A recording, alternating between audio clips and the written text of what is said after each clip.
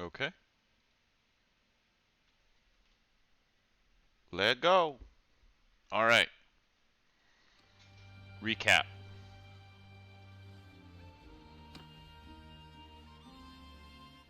The Kingdom of Puglandia. I'm gonna turn it down just a little bit. Turn down the volume. I still like the music. The Kingdom of Puglandia. We have two castles. In the middle of our imperial stuff, we have to keep the conspiracy bar down. If this goes all the way up, we lose. And our quest is to unify the empire. By that, we must take 13 of these imperial settlements. Now, what I want to try, we're a merchant empire. Merchant. You might not have to win a couple battles in the field. You might just be able to buy them. So, we'll be trying that. Of course, doing quests. And if people want to tussle, we'll tussle back. And of course, we're going to be playing some Asmongold in the meantime. Got a bunch of videos lined up. So, they go. At the time of Final Fantasy 15. Oh,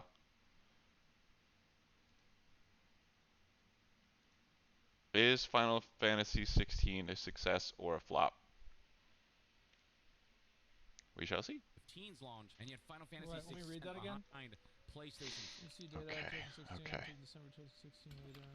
Oh, so he accounted for PS5 and PS4 sales. Oh, okay, that's good. That's good. So even whenever you account for the difference in sales of PS5s, it's 10% less. It's still massively below. It's not a good argument, in my opinion, because PS5 is not in shortage anymore. It's like Yeah, 6 I months. just want Gerda. Everyone else can do whatever the hell they want. Like, he literally, even if it was a good argument, he accounted for it, and it's that differential is it's defined, and it doesn't make up the difference. At the time of Final Fantasy 15's launch, and yet Final Fantasy 16 sales in Japan are I got top men. Final Fantasy 15. And somebody also brought up a good point in chat, is that 7 also sold in 2020, which was during COVID. Despite the 10% difference in the install base Pandemic of PS4 buff versus PS5. So while internationally the game has sold 3 million units, in Japan, things are a little rough. You can tell that Final Fantasy 16's shift in style to something more action-oriented with RPG elements taking a backseat did have an impact on Japanese players' perception of the game and whether it's a game that appealed to them. It might have isolated some, fans and players. Yeah, I'm actually really curious to hear what Japanese players actually think about it. What up? Hello, my sweet Navani.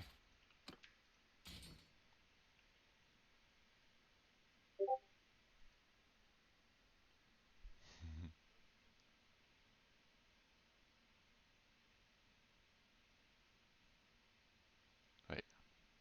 Hold on. Say stuff. Stuff. Cool. What? Fantasy to be more. Oh, I keep messing up the audio stuff. Alright, what we got here? What is this? Cover? It's a... Click it, dude.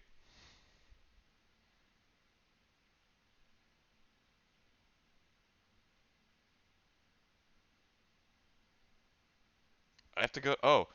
Video unavailable. This video contains content from UMG who has blocked it from display on this website or app. They blocked it from Discord? I literally... Wait, they blocked it from... Hold on, no. From Discord? I can't just play it through Discord. Oh, shit! I mean, I'll click it. Organic? Oh, I'm gonna get copyright. Yeah, Faux show. Wait, are you streaming right now? Yeah, I just started playing some... I mean, can you really get copyright Hold on. for Let me do. a cover. I'll just mute it in the. I muted it in the audio. What the fuck? I've been trying. So like, I'm trying to make sure the Discord audio comes through, the game comes through, and the YouTube comes through, and then my mic come through. So there's like 4 things of audio I want to come through, and I guess I just keep failing. Keep fucking it up. Yeah. But say stuff. Stuff? Yeah, you're coming. But now I switched that one to Arctis game, and now it's not coming through. Like this one, I switched to the headphone, to the chat, like to specifically for Discord. And then I have the YouTube one set, and then I have my mic set. So now I guess, do I need to add another one?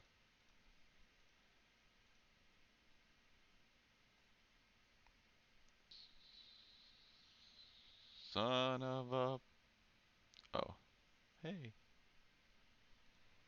But it should come through on this. Rah, rah, rah, rah. Yeah.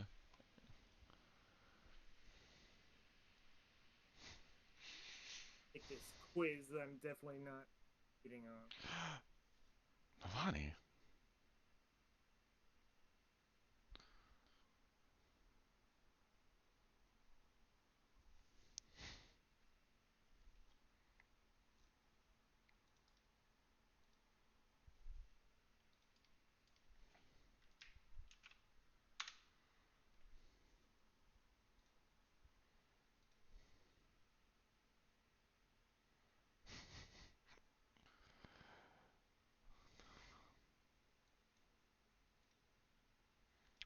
Up inside.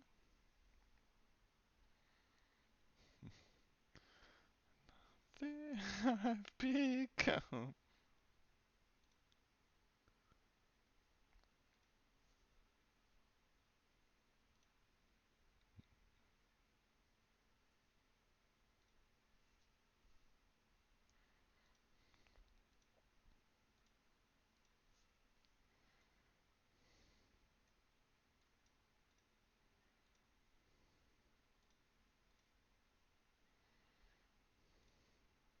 Alright, I'm gonna win this tournament with this playing.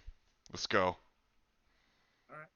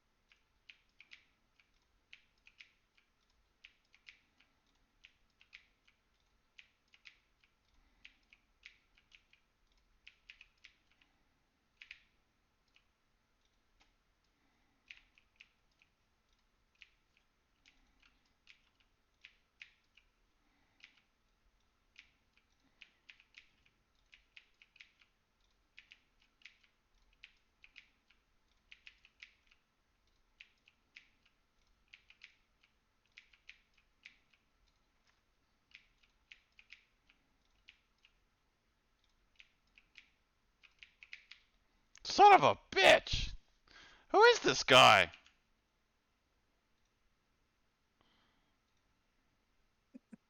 It was really funny to watch.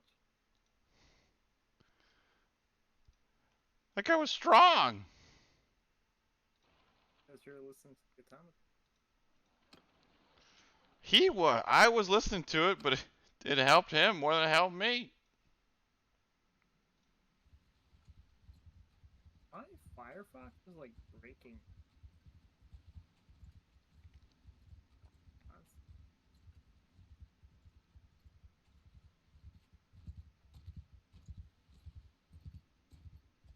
This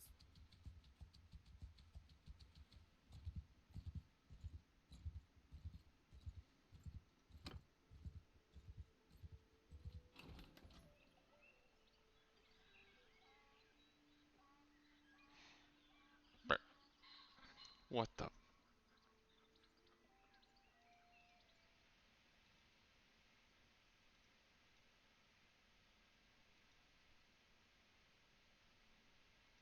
I don't understand audio settings.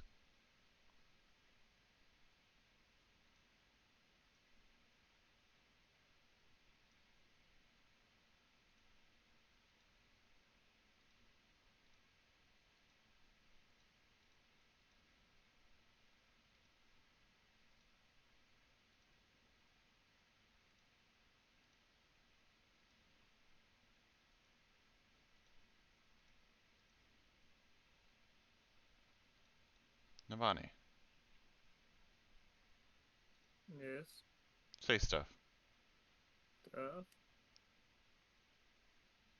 What the?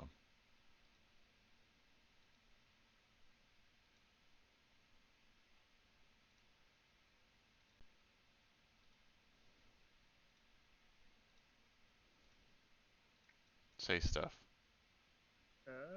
Stuff. More of that, you know, traditional 1500 say RPG. Mark.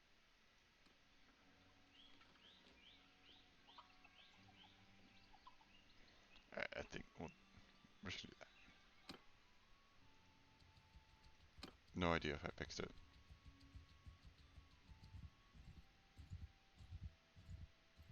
Tell me your name.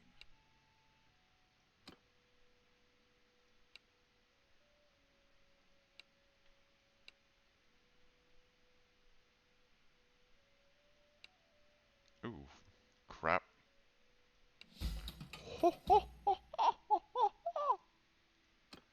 Okay, okay.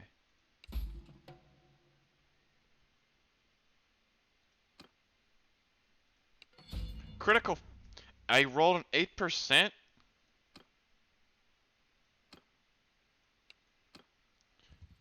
Jesus.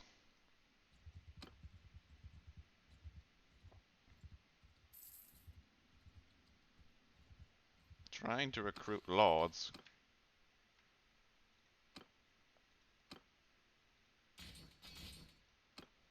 It's not going well.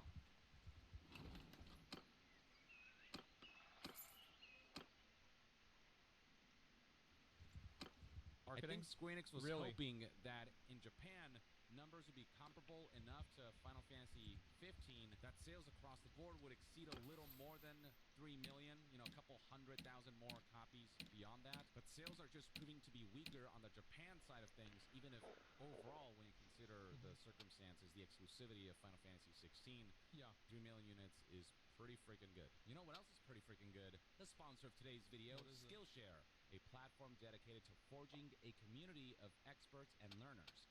As a content creator, voice actor, and artist with myriad pursuits, the ability to quickly... Speaking of that voice actor, you know, Yong actually got a important role in one of the new. I think it's one of the new Yakuza games.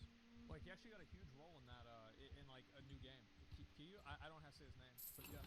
access useful classes to accelerate my proficiency with certain It's a starring key skills role? is really Fuck, important. really? And Skillshare Wait, has really? been a really convenient hub for me to absorb that type of knowledge. He's the main character? For example, I've wanted to expand my Oh my expertise God. with creative digital programs like Adobe Photoshop and After Effects, get better at vocal techniques like singing, and even learn instruments like the guitar. And there's so many great classes that are readily accessible here for these disciplines. There seems to be a class for just about anyone and anything, and the video classes I've discovered have all been pretty useful and have genuinely enhanced my progress in developing my desired skills. Beyond that, Skillshare Skillshare also features classes that help optimize general aspects of your career, including classes that guide you on how to find confidence in your creativity, how to become more productive and better at time management, or how to start a business. It's a genuinely useful library of knowledge and insight that could develop your skills and help propel your career no matter what your goals and aspirations are. And by using my link, the first 1,000 people to join If will you get a please. 1-month free trial of Skillshare that will allow you to give it a test drive. You'll find my link in the description box and comment section below. Minus 2. Advantage of this offer. Now, zooming out and looking at the international Well, these picture people of don't Final like Fantasy 16 sales, this is William R. Aguilar. You get my takes us charm through up. the whole analysis that he did. He broke this down in a way that does paint a picture when it comes to Final Fantasy 16's trend and how when you look at things internationally and not just the Japanese market, it's doing about as well, if not better, than Final Fantasy 15. So he broke it down as follows. The sales of Final Fantasy 15 were 80% on PlayStation 4, 11% on PC, and 9% on Xbox One. So it was like even Final Fantasy 6 or 15 was pretty much all PS4. In its first week, FF15 sold 5 million copies worldwide. Final Fantasy 15 did eventually sell 10 million copies, but that took 6 years for it. Final Fantasy 15 sold 5 million copies, and so you take 20% away from that, so that's obviously going to be 4 million. So even in the context of this, Final Fantasy 16 undersold Weird you'll go that way. by about 25%. If you compare only PlayStation to PlayStation, and you could take that 10%, you could take that 25%, reduce it a little bit because of like how much fewer people have a PlayStation 5. So like if it's a 10% differential in the lifespan of the console, then it would be somewhere around 22% to 20%. Can y'all hit me through this thing? We'll see how long it takes for a Final Fantasy 16 15, 20, to reach maybe those not that sales low. figures. Aha! Once FF16's time exclusivity ends and it comes out on other platforms like PC and Xbox, that'll accelerate FF16's ability to reach that coveted 10 million units sold. Faster rate than Final Fantasy 15. Your friends left you. But I think that it probably will over time, maybe. I think so. But it depends. Final Fantasy 16 being an exclusive title to PlayStation only sold 3 million in 1 week. And so when you look at the overall install base of those respective games, again, outside of Japan where Xbox does play a factor, now we're looking at a situation where the install base of PlayStation 4 users and Xbox One users worldwide, and many more players had access to Final Fantasy 16. Significantly fewer PlayStation 5s are out there at the time of Final Fantasy 16's launch, and suddenly Final Fantasy 16's international sales start to look pretty decent. In a follow-up It's a whole camp. William R. Aguilar broke things down as follows. So for Final Fantasy 15, 80% of the 5 million units that were sold on the first week were sold on PlayStation 4. So that's 4 million units sold on PlayStation 4 and its install base at the time. PS4 sold at Black Friday was 53 million units, which is significantly higher than the 39 million or the roughly 40 million PlayStation 5's install base right now. Oh, I really like this. So he's using the percentage of people who owned a PlayStation and what percentage of them actually purchased the game. Now, so when it comes You to see like kind of like PlayStation, what he's doing here is he's showing like it's 4 million out of 53 million. And then there's 39 million PS5s and there's 3 million. Yeah, that's actually really good math. That's better than what I did. PlayStation 5 install base right Oh, now. So it's actually better. like you heard about the WoW guild, right? The hardcore WoW guild? The one that got wiped by the troll that they let into their guild? Yeah, I linked the Asmund. He got an interview with one of the people that was in the raid too. Like so he had been with them for a year. Everyone's saying he plotted it for a year. I mean, no, he got him. Yeah?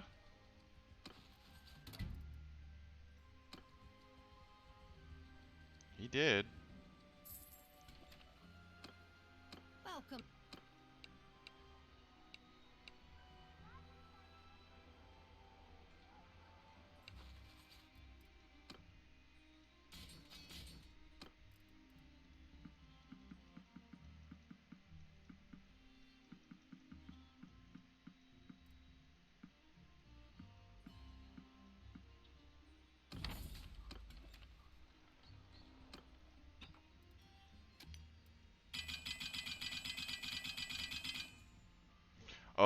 and what he was saying too, like, so they could, people are saying he did this so they couldn't appeal it. Like, he was claiming, oh, this is an accident, this is an accident, this is an accident, just to be like, oh, they can't, it was just a mess up in raid. No one's actually, they can't make an appeal process if it was just an accident in raid.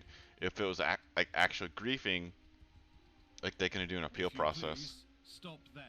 I would ask you for your name.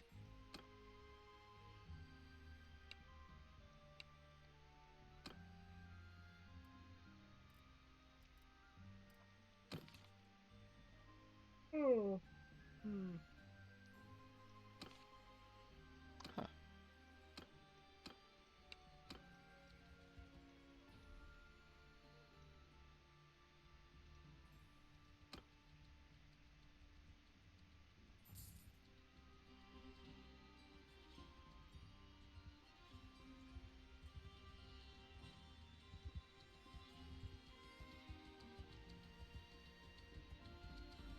Forgive me what may...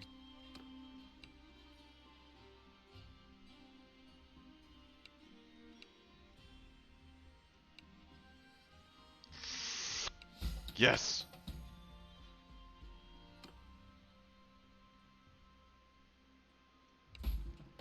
Come on. See.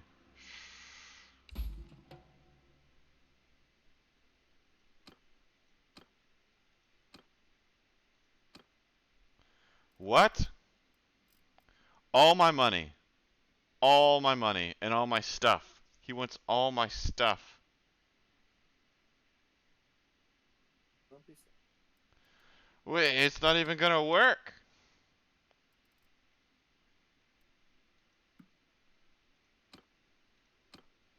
I need more cash. Oi.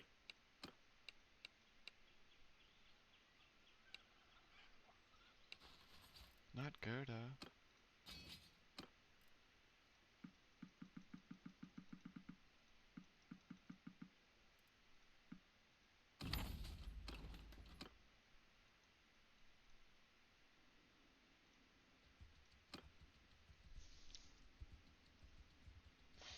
Look at it in that perspective. Zoom out of Japan and look at how overall sales are doing. Sold the same. Final Fantasy Kind of. 16 is tracking pretty well overall.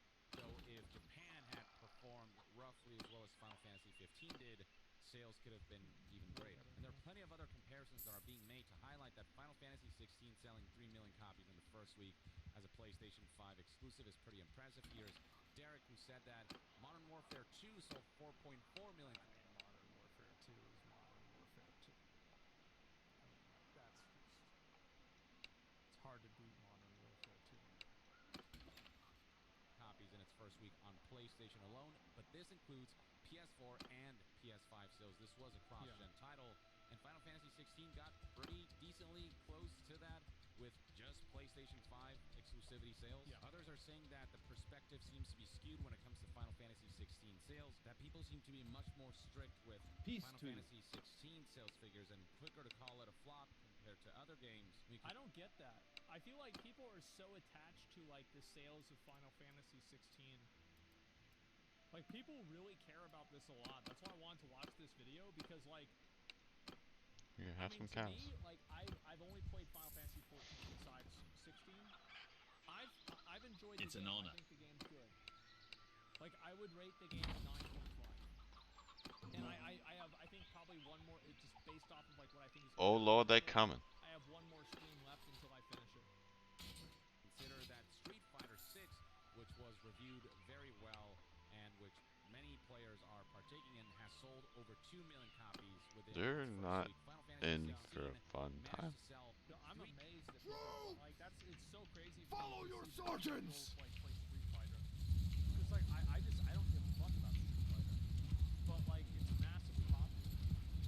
8 million copies within its first Seems week. like sports. Keep in mind that Street Fighter 6 is multi-platform. It did come out on Xbox, PlayStation, and Yeah. PC.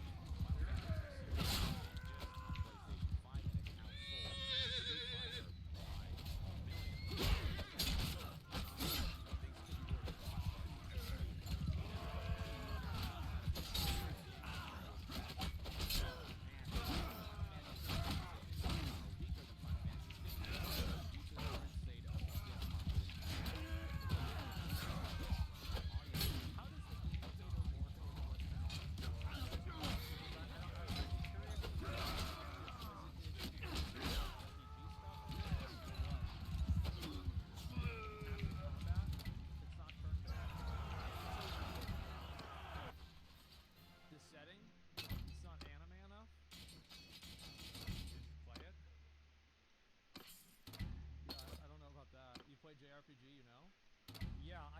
like I haven't played any other games, so I'm not sure. Oh, we could turn. Setting faces being more Caucasian than Asian overall, and a priority on the English setting. Yeah, and I think like obviously a lot of like they talked about Game of Thrones themselves, right?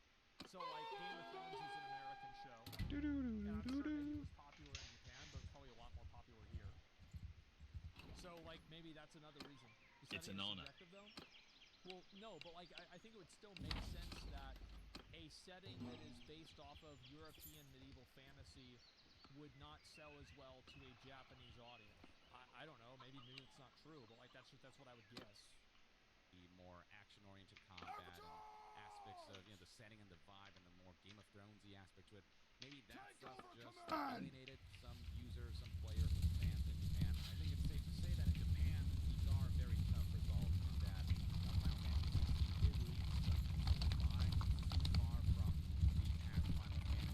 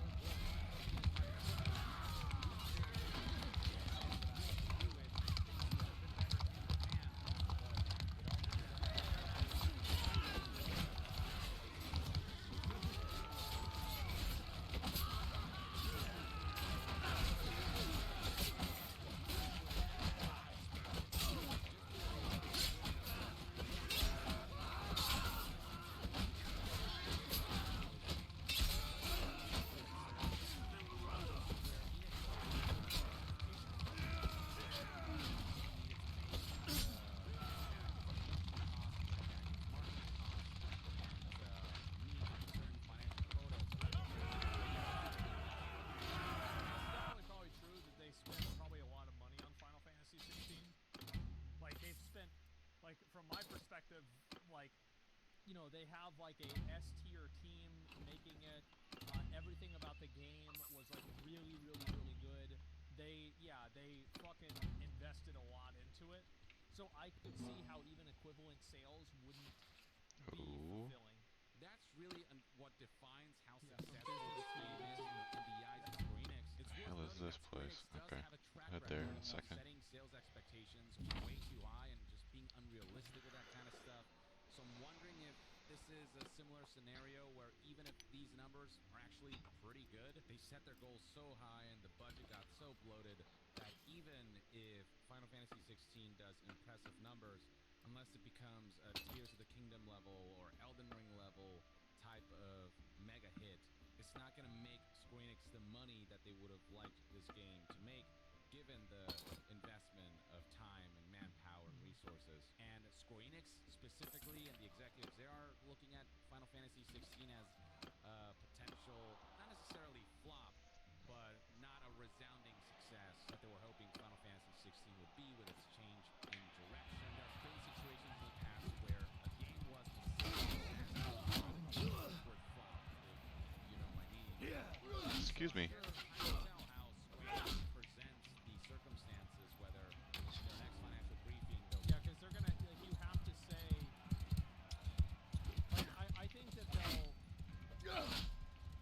Yeah, I'm not sure. Wait. Taking into account Japan couldn't get a PS5 until like 2 or 3 months. Yeah, but he already accounted for that in like his numbers for Japanese. That was already considered.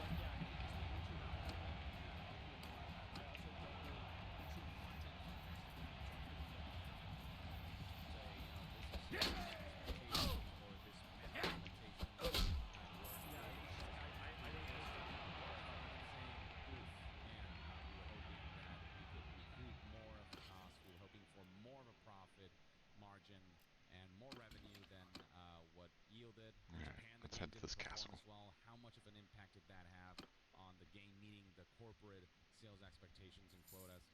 Those are the questions that we still don't have answers to, and that's ultimately what will define Settlement is people rebelling. the company Hell yeah. making this product Hell deem this yeah. a successful product.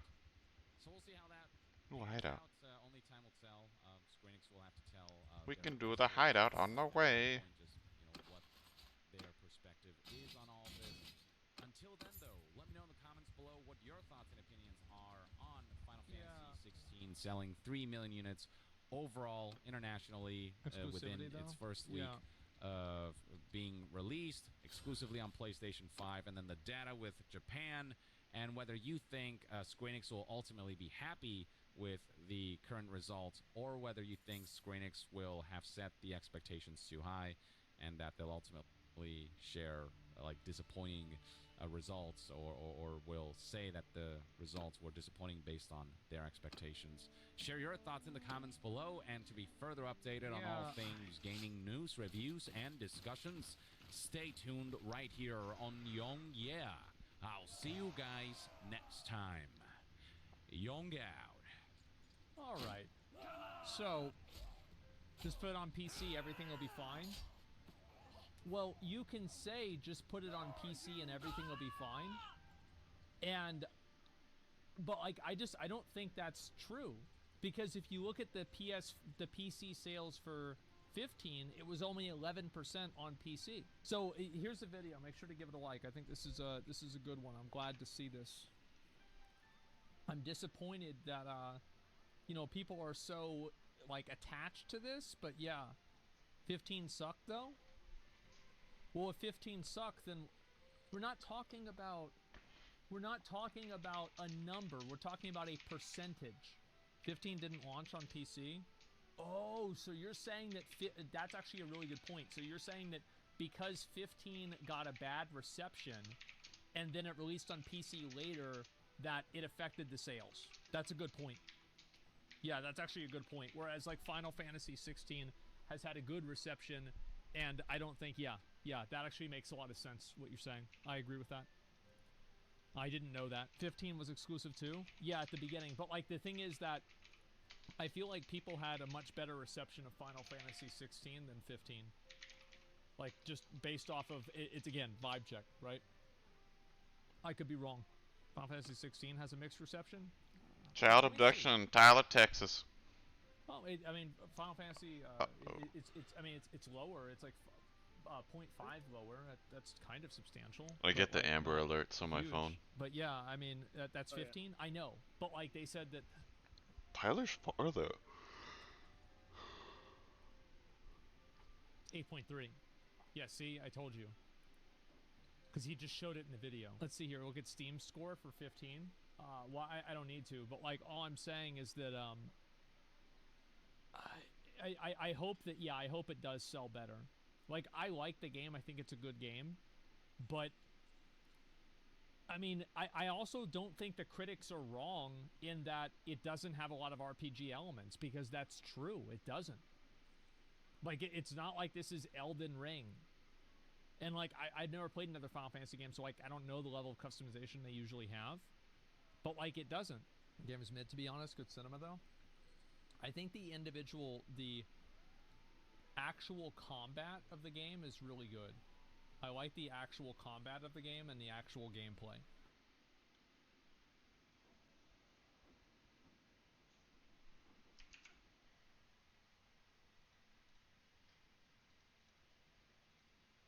It's your boy Asmongold. I remember this. Fuck you! What the? Fuck you! If you're a true man, you know what to do. Oh god. You grab it. How do you win a rivals match? You play like me, dude. Dude, what's it like being a celebrity, dude? Guys, great. I remember that was was the day that what do you call it? That was like the day that the first day that I like met Pink Sparkles too. Let me see if I can find the part of it. And I remember, I think that she at this point didn't like Greek, or like Greek didn't like her. I don't remember what it was, but I remember there was like some element of like friction or something like that. Dude, what's it like being a celebrity, dude? Oh, give me a fucking break. Yeah. Oh my god. I also really like how they didn't show the scoreboard there, because whenever I was playing DDR with them, I missed pretty much every single one. Oh, that's good. Hey, look at that. McConnell has in the flesh. Holy shit, dude. I forgot all about this. Yeah, Stay Safe came down to Austin. You know McConnell? No, it's not McConnell. It's just it's just a viewer. And yeah, Stay Safe came down to Austin, and we went to like an expo. I think this was like DreamHack or where's something. this? No Dude, way. this Is that was Imperial? So fucking good, man. No, it's SRI. I don't want that. Yes. Oh, it's almost like you're giving her kisses. That was such a good stream, by the way. Like, I do think that, like, that was actually a legendary fucking stream. Did anybody watch this whenever it happened?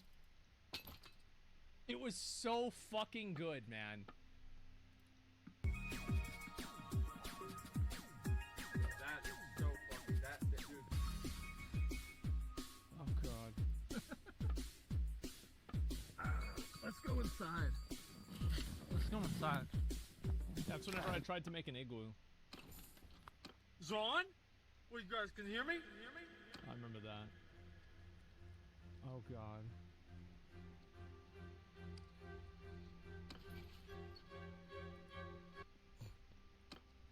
We really got into some pretty stupid shit, huh?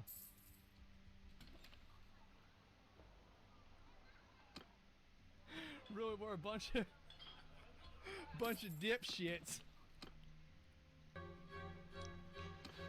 Boy, the Great Turkey. Yep.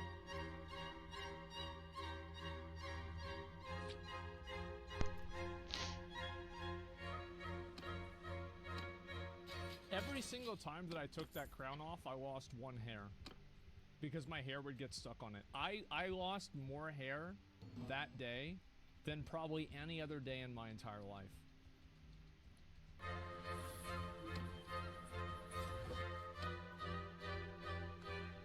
Well, not anymore. Because today, I would like to announce our partnership with WePlay. Well. Back at it again, boys. And we figured that we would take our shot. We're making... I'm gonna be honest, the Starforge announcement, like, I'll say this now that the company is, like, very successful, I think I fucked it up. I could have done, like, 10x better with the announcement, and it just wasn't that great. It was good, it was fine, but, like, it wasn't super good. Oh, son of a... Our own PC I would say it's like a 6. Integrator. A polarizing feature, but I for one appreciate that they chose a penis rocket. Okay, all right. Let's. Okay, all right. That's where it began. So here's okay. That's, all right. Look. Yeah. The best MMORPG streamer of the year is Asmongold. Next time that if I win again next year, I'm just gonna submit the exact same video. Yeah, I'm just gonna. You with me, submit boys? the exact same You with me? That's about You're it. on my team? Oh,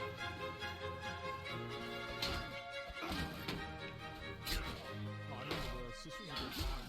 Oh, bro, I remember this shit. Nice, good job. Oh my god. So this was a. It's crazy to think. It's crazy to think how much of a different world it was back then. And this was in like I think 2019 or 18 or something like that. And I remember. So I knew Train was doing this, and like I wasn't really sure exactly like what was the you know, like what was gonna happen or anything. I just knew it was gonna happen. I was gonna watch it.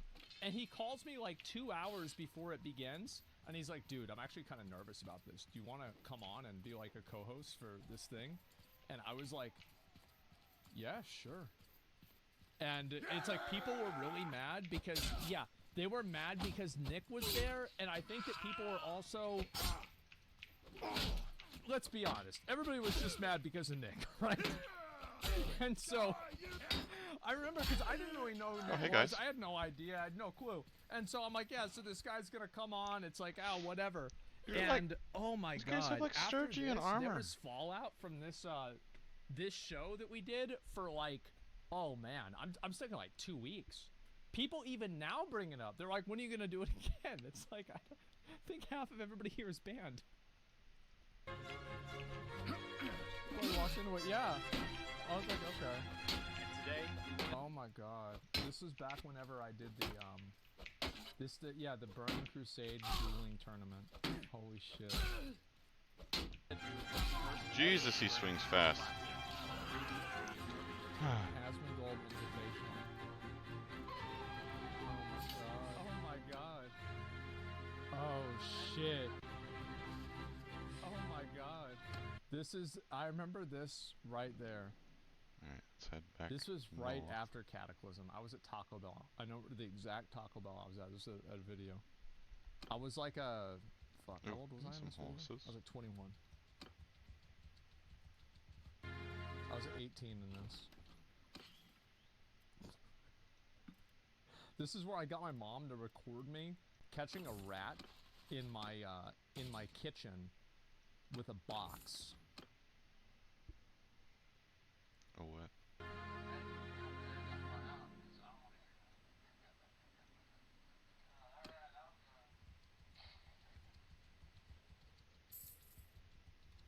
Hey guys, I don't really even know how to begin. Oh, I don't want to watch this. This is about the video my mom died.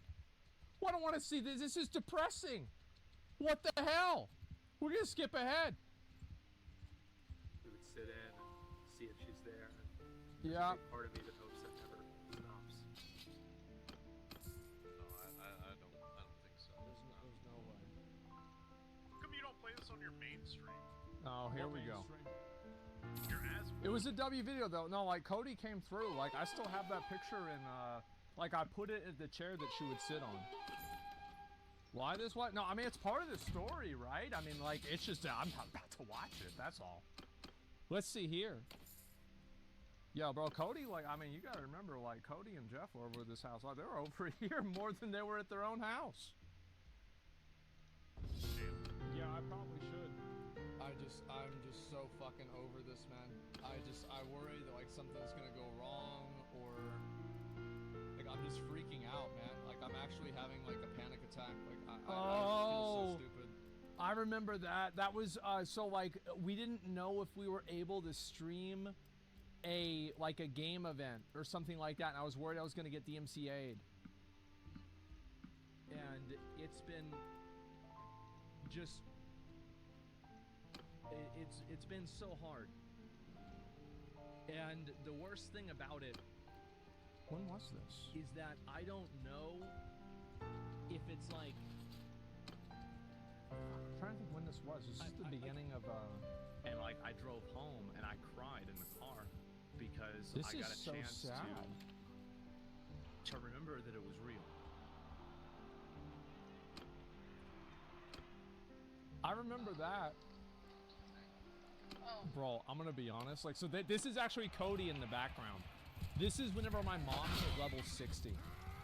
She took 50 days. And like, I remember memeing on her for it. Like, I was like, how the fuck did it take you 50 days to get level 60? Like, you need to be raiding with us.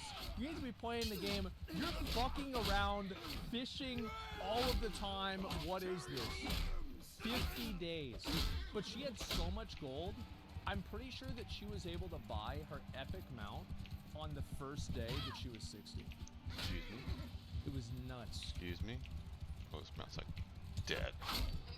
And then she would give Cody gold.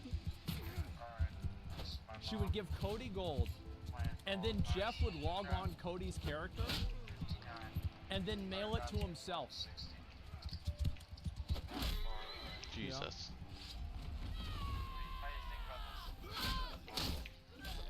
Yeah. I'm so glad I recorded that. That was such a good time. I recorded her hitting other like milestones too.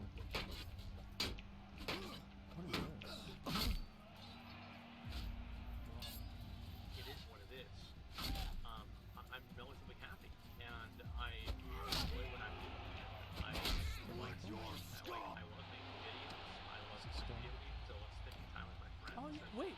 Oh, that was me playing BDO. See? Where is it? Yeah. Holy shit. Oh my god, I forgot all about this. It actually happened, yes. Whenever it came out. Time with my friends, and I love creating. Oh, bro. It was Cody, Jeff, and John, yeah. I love talking about things that I'm passionate about, and I love I was mauling so hard about doing that. things that make me happy. And I focus on doing things that make me happy rather than having things that make me happy. This was the same day. Because, like, so XQC didn't know if he was able to stream it either, and I didn't know. And, like, we both do the exact same thing, where it's like, I check my channel, and then he'll check, or I'll check his channel, he check my channel, or, like, we'd check Lyric or Hassan or somebody like that to see, like, okay, well, if they're streaming it, I mean, they're not going to ban all of us, right? And so, as soon as we would realize, like, at least one or two people were doing it, then it's like, okay, well, it's fine. But then he was doing the exact same thing, and it was so fucking funny. Yeah, open up a black hole. Yeah. Having things more or less earned for me now than actually a reward. I don't really live a very materialistic life at all anymore. I don't really care about almost any. So how do you get over a breakup? Jerk First off. thing you want to do is jerk off. There we go. Get that loot, bitch! I'm going as fast as I fucking can. Oh! Best map.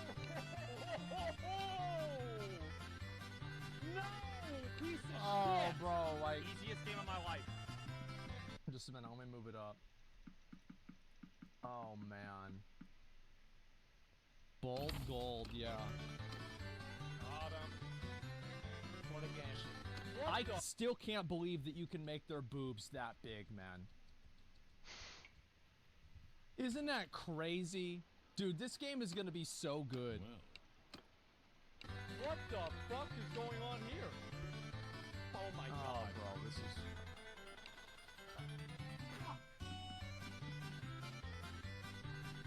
Please, both fans. Damn. What? Are you fucking kidding me? If that was a gun, it would have popped. I remember I played this. This was so... Dude. I kind of, like... I actually really want to go back and play Elden Ring again. I actually think Elden Ring is one of the greatest games ever made. I know people think that, like... They like to be hipsters and talk about how, oh no, it's not actually that good. I think it is. I think it actually is, like, one of the greatest games ever made. There you go, there you go, there you go. Take him out, take him out. Good. Oh, bro, that's when me and McConnell did the two-man. Oh, I remember that. Oh, shit. Bro, I was so mad playing PoE. I remember that... So I had to play Toxic Rain to level up in order to play Wardloop.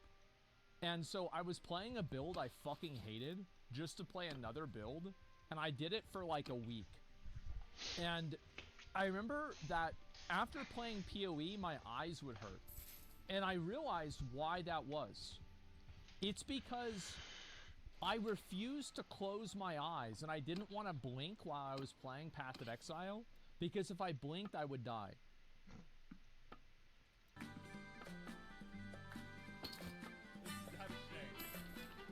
bro, like, remember that? Remember the Diablo Immortal arc?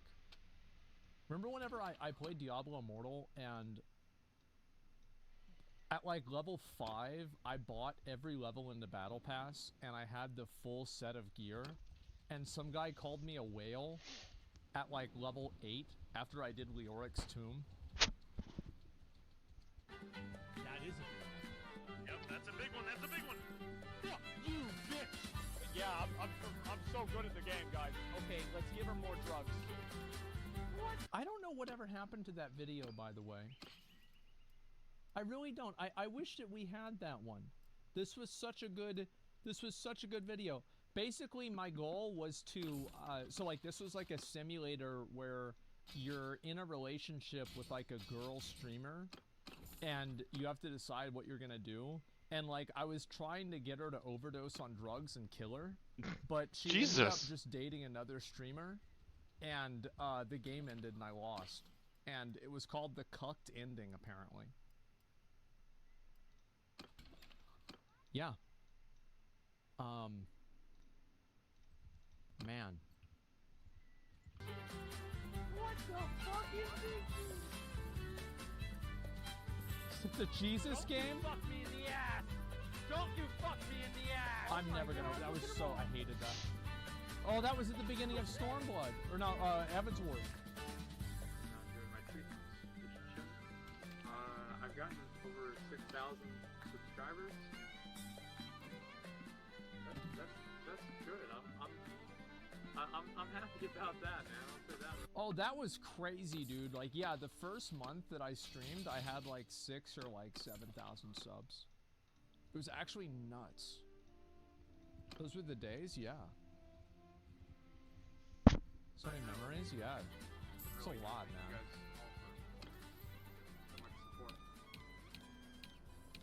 I don't understand. I don't understand why. But I'm very happy about it. Pretty much it. Peace. Damn, that was a really nice video. Wow. Ooh. That was so nice. I didn't expect it to be so wholesome and positive. I'm actually very glad that I moved away from like just streaming only gaming content. Like I think it was probably the best decision of my career. Oh crap.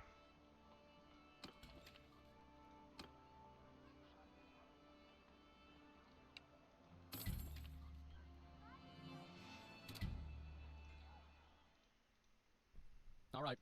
Okay. All right. Here we go. Now, I will say that just looking at that pizza, it looks like he did it right. Now, I usually add on a few more pepperoni. However, that is a decent amount. Usually it's 4 bites to each square, and there's 4 pepperonis. This is good optimization. Here we go. He made my $2 pizza. The saga continues. So I was at the grocery store the other day, and I'm walking through the frozen food section, and it literally jumped out at me. Like, it was like, boom! Now, this is the wrong kind. It is. I was about to say, yeah, it's the wrong one. The picture. Did you know that there's more than one kind of party? I sure didn't. Yeah. This triple meat, that's not the one that he went with. He went with the party pizza pepperoni. Yes, that's right. So, I had to go back to Walmart and get it $1.97 a piece. So, he's $1.97. Where the fuck is he at? I thought they're like $2 now. Right on. $2 now. I got the oregano. Okay, good. I got the Hormel pepperoni. Yeah, that's just it. That's the standard right here. And I got the Kraft mozzarella. Right. So here we go. So he's got pretty much the exact stuff. Like he doesn't have the McCormick oregano, but like it doesn't really fucking matter. It's a leaf is a leaf.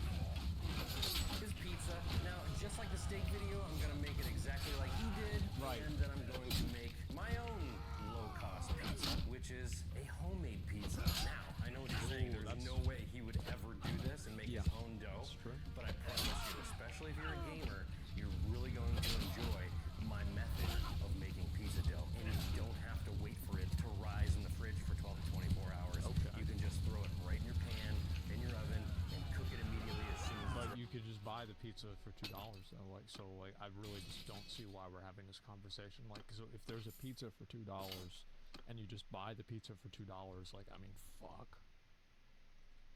Ready. So make sure you tune in for the rest of the video after I make his pizza. All right. Let's get going. But there it is. I went over to my grandma's house and I asked her, can I borrow the roaster that you make the ribs in? The old school roaster. That's exactly right. This is exactly what we're looking for. This right here is the, I think my mom used to call it a convection oven or something like that. And this is what we used because our big oven was broken. because my dad and I thought it would be a good idea to repair and replace the element in the oven while the oven was on. Wow. We broke it. And so the oven was broken for years until we replaced it. We got a new one eventually. I can't use it. So I just use the old one. This is the one that I know how to make pizzas on. So I put it in the wheelbarrow. I didn't have it in the wheelbarrow, but I did. Yeah. And you can see that we actually use our wheelbarrow for gardening and such. Yeah, it's a pretty dirty wheelbarrow. Right. There's no clothes in there, but there's dirt. So yeah, it's about close right. enough. Looks good to me. There we go. The oven is on the oven. This looks authentic. Both pepperoni party pizza and the triple meat. I like how by the way he put, yeah, this is really good. The oven is on the oven. He put it directly on top of his oven. You know, I'm pretty sure we used to have that oven. I think that's the one I broke, actually. So close enough. Yeah, we used to have that one. That's the one I broke right there. There it is. I broke that oven. Alright, there we go. The oven is on the oven. We're gonna make both. That's actually crazy. Pepperoni party pizza and the triple meat, because I'm actually curious what the meat to cheese to bread ratio is on both. But we're gonna start with his. It's because the sausages taste like shit. Okay, looks good. Now, that's delicious. Judging by the picture, I'm disappointed. No, you don't have to be. See, this is exactly, and I know what he's saying. He's saying because like they act like there's a lot of pepperoni on there, and there's actually not. That's true. That's why you get triple pepperoni. And I can see why he would add his own pepperoni and cheese, because they cheap out on it. It's a joke. Let's do that again. Where are they? I see not that many, but that's well, I wanted to go to the fucking grocery store and buy 10 of the normal ones, and then buy 10 of the triple pepperoni ones, and then pull the pepperonis off of each one and see if it's actually triple pepperoni, because I don't think it is. I think it's like 1.5x. There's no way it's a 3x. We had a $5 bag of pepperoni. Yes, $5.59 for this whole bag. Now you don't use the whole thing, so it's not going to add to the price that much. But on first, 110 average. It's looking pretty good. All okay. Right. Oregano on. No, cheese. Yeah. He hates cheese people. So let's make sure that we don't. Well, we don't want to have. It's not that I hate cheese people, but like, I have never. This might upset some people. I've never seen a person who eats cheese just by itself who wasn't a fat ass. Yeah? What you? Ultimate cheeseburger? Yeah, I think this is for that's just how it is. Like, I'm sorry, but like, it's just what it is. Too much cheese. I am a cheese person, and I bet if we met that we'd probably get them. That's just my guess. There we go. That looks like a good amount of cheese for a non-cheese person. You can like cheese and not eat it by itself. Because if I were a piece of cheese, I would eat myself. Hopefully there's no gray pepperonis in here. Let's bomb this city. They actually turn green. Yeah, they turn green, and then like the side of the how did you die? The package turns gray. It's kind of like a weird thing. I've had this happen like many times. We bombed this city. I really love pepperoni. I was just on vacation. We had this conversation about pepperoni pizzas. Nobody wants just a pepperoni pizza. I do. At least this was a discussion at the beach. So nobody wants just a pepperoni pizza, but everybody orders just a pepperoni pizza because everyone thinks that everyone will eat just a pepperoni pizza. They will. I'm not sure where the conversation ended, but that's pretty much it right there. How many times y'all ever had a pizza party at work or like a fucking school or something like that, and they order a cheese pizza, and there's like pepperoni pizza, and like a sausage pizza. Nobody eats, like, there's always leftover cheese pizza. There's always leftover sausage pizza. There's never leftover pepperoni pizza. Every fucking time. All right, now that is a masterpiece. If I say so myself. Nah, it looks really Let's turn good. this That's oven amazing. on the oven to 400. Yeah, I don't even know where to turn it up to. I gotta plug it in. I had to move the oven onto the countertop because the cord is on this side and the plug is over there, and I couldn't. You have good gear. How are you dying? Should we discuss the cobwebs? I'm not gonna put cobwebs on mine because this daddy ain't gonna eat any cobwebs. No, the thing is, like, look, I didn't even have, I didn't really eat the cobwebs. They were just on, guys, look, they were just on the grate. Like, that's all. It's not like I was eating them. It's not like I put them on like it was flavor. It wasn't seasoning. It just happened to be there. No matter how good they taste. Now this may affect the final product, seeing as how I'm putting tinfoil on the bottom, because this is my grandma's. And if you got a grandma and she's a big cooker, like an Italian one like mine, and I were to get burnt pizza crust on the bottom of this, you know what my fate would be. You'd never see me again. So what would be the problem with the pizza? Because I mean, you're not eating it off. You're not eating it. Like, what's the problem? I don't know. I mean, I never put that shit underneath it. Army. Dirt on the stove? You don't eat it. Don't eat the dirt. We're on the way. What are you doing eating dirt? I'm putting foil on the bottom, but he cooks it for an hour, so it's gonna be fine. All right? Yeah. We've got one pizza in. All right. There's even less meat on this. See, they fuck you, don't they? They fuck you. See, it used to never be like this, by the way. Well, let me show you something. See, back in the fucking day, I'll show you this.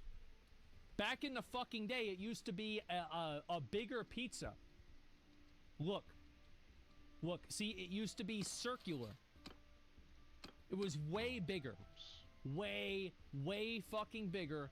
And then just eventually, they just shrunk it down, and they took the Wendy's route, and they made it a square. They were way bigger, man. Look how much bigger this pizza was. Look how much more pepperoni this was. You see that? See how many pepperonis that was? Look at this. This is what it used to be. It's cheaper though? No, it's not. These used to be literally, who remembers, 89 cents. 89 motherfucking cents. And that was less than 10 years ago. Look at this. Look how big this was. Absolutely massive. And then now you have this. So look at this. See, it doesn't even fucking fit. And then back in the day, you had this. It would fit on the entire plate. See, they think they're fucking pulling some geometry shit. I can tell immediately what's happening. I could see immediately that we were getting fucked. All right, roasting to catch an animal and turn it into a pizza and eat it? Okay, sure. The rat got in there and it died. And so I was like, man, this smells really bad. We've got to deal with this problem with the dead rat in that room. So I closed the door. I used to use a dead rat as an alarm clock. Whenever the sun would come up, it would start cooking the corpse of the rat, and then the smell would wake me up. And I stabbed the rat. So anyway, I go back, this is like 5 or 6 years later, I'm going to clean up this room. No, it sounds a great idea. We'll see what animals Maya has, and, you know, maybe we'll try to get one of those. Inflation's a bitch? Yeah, it is. It's ridiculous.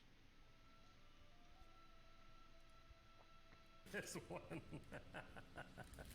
Now this one also has sausage, Canadian-style bacon. Ooh, we talked about that. Ground pork and pepperoni, seasoned pork, chicken, and beef pizza. We're going to add our oregano. Chicken and beef. Kraft mozzarella. I have a tendency to go overdo it, so I gotta stop myself right there. That's fine. Pepperoni in the oven. That looks very good. And look at that. Oh, shit. Ooh, that's hot. Wow. We've got two pizzas in our oven top oven. Yeah, little fun fact is like if you if you're on the struggle bus, if you get one of these ovens, it'll save you a lot in electricity, I'm pretty sure, and it also is like really cheap. Like you get one of these things for like $40 now. Rather than like spending like $400 or like 200, like I mean probably like, how much is an oven now? Like I don't even know. How much is I think it's like $400, right? Like I know it's 2K at Home Depot, but I'm talking about like some fucking it's 400. Like so yeah, it's like 400 or 500 now.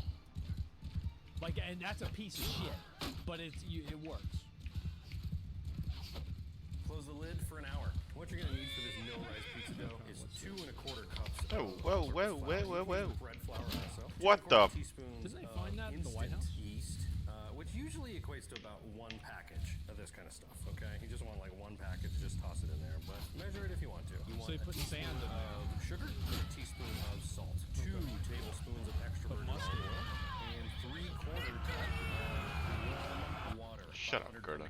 If you don't have a gooseneck kettle, water. Why the hell would you want warm water? or anything fancy like that, don't worry. Just run your warm water under your finger. You don't want it to burn your finger, okay? That's way too hot. You just want it to basically feel like you don't feel any heat at all or any cold at all. Okay, now we're gonna take all those dry ingredients, take a whisk or a fork or a spoon, I don't care what it is, or use your mixer if you want, and just mix it all up. And while you're mixing it, start to think about all the game developers that have done you wrong in the past. Just start building So up. he really wants you to put a lot of work into it, a lot of energy. Basically, like beat this shit out of this yeast. That modern warfare style anger, just mix away and let your anger build, okay? Because we're gonna use that anger pretty quickly here. After you've got your dry ingredients mixed up fairly well, you just want to basically create like a little well in the middle, okay? And now you're gonna take your olive oil, put it right in the center, and then you're gonna take 3/4 of a cup of your warm water and mix that in there. I'd recommend like a spatula like this one, and just mix it. And we just want to make like a shaggy dough. Once all this stuff is incorporated, then we're going to let all of our anger out. You may have to dig in there with your hands. No big deal. Your hands are clean. We know this. Ooh, it's nice and warm. See, that's satisfying. See, you'll find when you start doing this that this is actually more satisfying than you think. If you need to add more wet, like I actually think we may need to add a little bit more warm water, a little touch of olive oil. Yeah, there's not enough liquid. A dab of water. Okay, a little bit goes a long way at this point. So I guess like the I guess like the benchmark is like making sure that all of the flour is stuck to the main thing. Anger is building.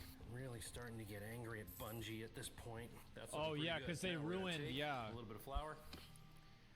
Plop it on that flour. Right. To get mad. Let me introduce you. Let out that fucking anger. Artifact weapons. You just want to fold. Random drop Legion legendaries. Activision. Bungie, give me every ounce of silver. Fucking Smilegate Lost Ark ruined it. Willingly gave to you. AGS wouldn't listen to me during New World. Was able to participate. They fucked up the game. Yep. Oh yeah. It's starting to feel good. You got to give this a try. Ooh, Dark Souls 2. It's starting to really soften up. Now, we don't want to make our dough too hard, and I think that is good, okay? One more smack for Bungie for good measure. Okay, there we go. Uber unique. There's our dough. Okay, now this is a cast iron pan. We're going to take... why do people have cast iron? What's the difference? Why do people have cast iron? It's heavy? See, like... y'all want to know, like, maybe, like, a weird thing for me? Is, like, any pan that's, like, non-stick, I don't want to cook off of it, because I feel like it's chemicals. It's, like... I don't think it's normal. It's not natural. I mean, maybe I'm crazy, like... Yeah, I mean, look, I'm not... other way around? Cast iron is the most natural? Maybe I should get one of these, then. Yeah, actually I should. That's a good idea. Straight fucking iron. So that way you're making it the way that, like, dwarves used to make it back in the Middle Ages.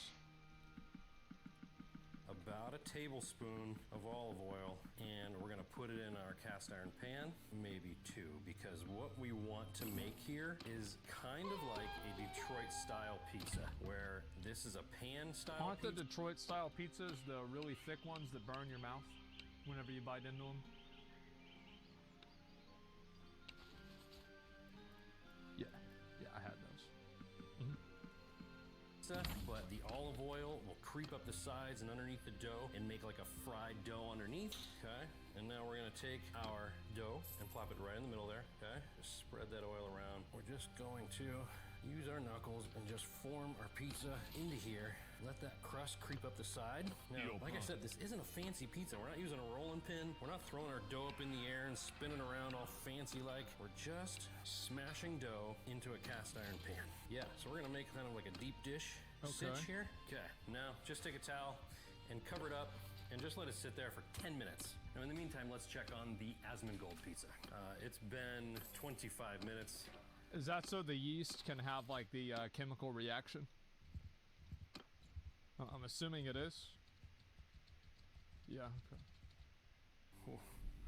Okay. That's getting there, but it's not ready.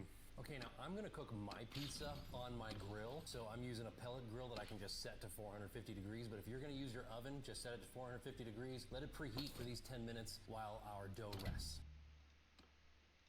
Okay. Wait.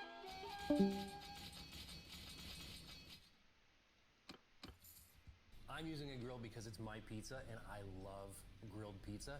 Now this dough, you should also know, is not a high heat style dough. If you're gonna use a fancy pizza oven like my Wildfire grill or like an Uni or a Gosni or one of those things that cooks at like 700, 800, maybe even 1,000 degrees like the Wildfire does, this is not the dough for that kind of pizza.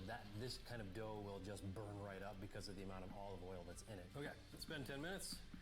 There's our dough. Time to add our toppings. Now, this is a local brand to where I live, Stanganelli's. You can probably buy it online. I like their Sicilian sauce for my pizzas. Okay. I'd probably say 3 spoonfuls. We'll add more. I feel like that sauce is a little bit watery. I guess that might be different. Usually whenever I see sauce like that, it's much thicker.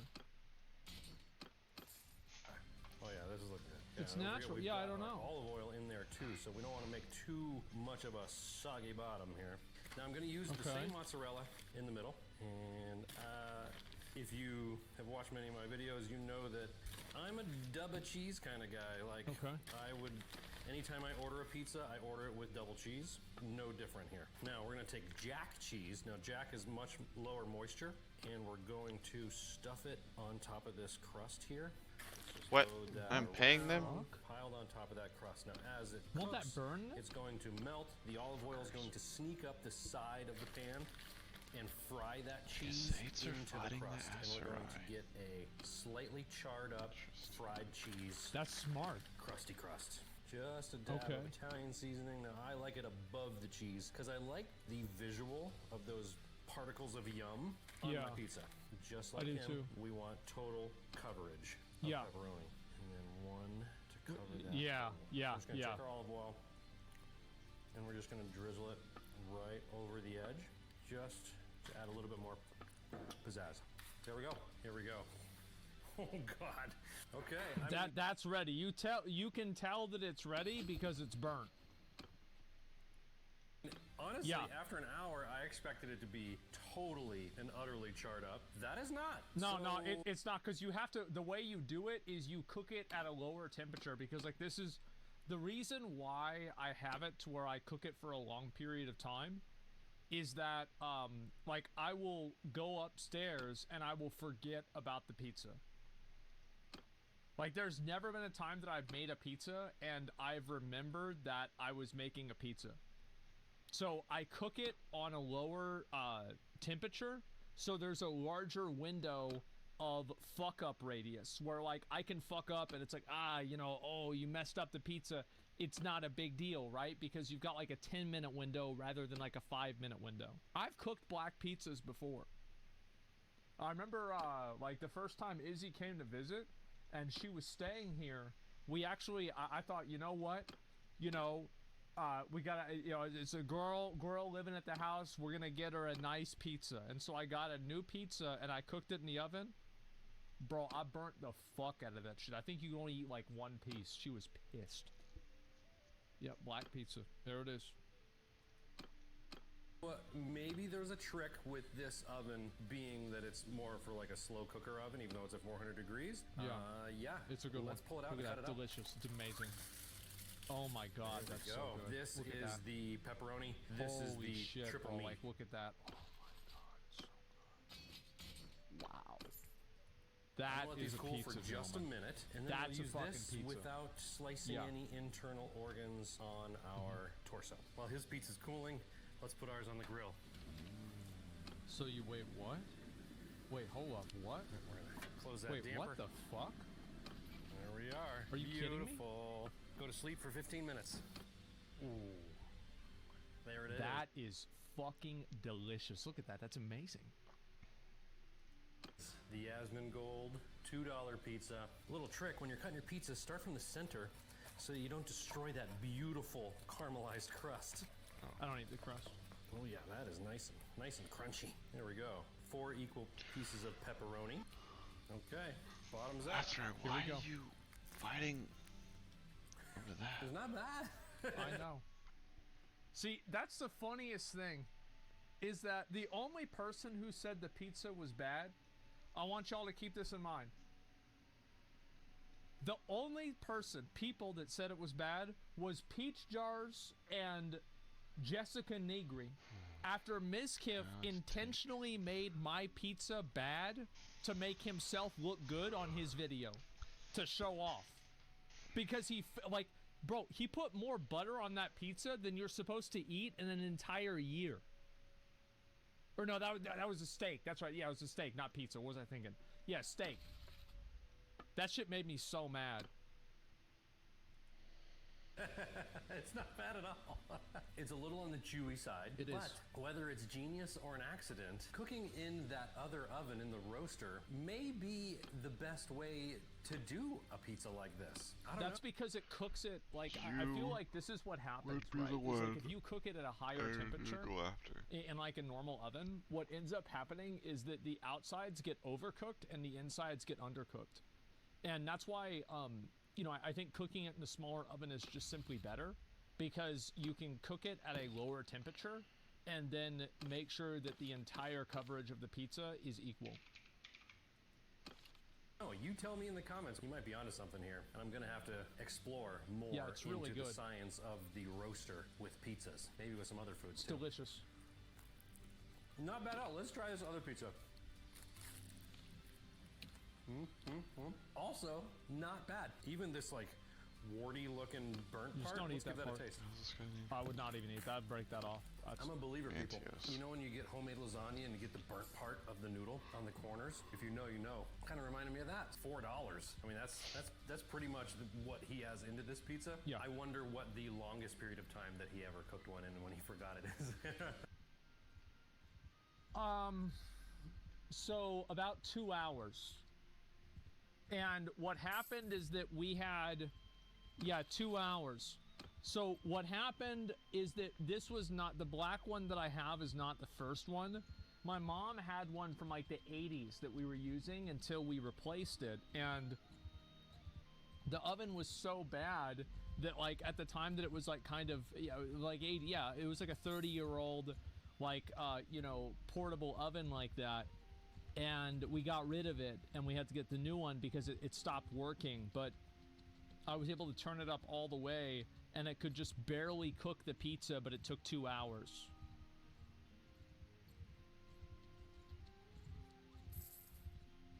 Let's see how this baby's doing. All right, It's let's been see it. about 15 to 16 minutes, somewhere around there. Oh, yep. Look at that. I'm You gonna be can real, I would have put way more pepperoni on that shit because like I would want to have more pepperoni on the edge. see our crust has really risen up. That's close Now, if enough. I would Who have are used you? a larger pan, I probably would have gotten a little bit more even distribution of my I feel crusty like crust. also like I bet if you put bacon bits on that, it would be really good. You know, like the ones that you get in the refrigerator and shit. I bet you could probably put that on there, and if you do it on the grill, that'd be good as fuck. But let's check and see how. All right, we've got a ways to go on our crust. So let's give it another. Aren't you my friend? 10 minutes. Yeah, it hasn't like fully. Bada bing. I think that the way that you tell if it's like ready is if it separates from the edge, right? If you Separates from please, the edge of the stop. the pan. Just see the fried cheese along the side. Okay, take There's two also color. spatulas, Yeah. one on each side. Okay. Yep, there it is. And carefully lift it right out of the pan. I would have liked it a little crispier, but that's okay.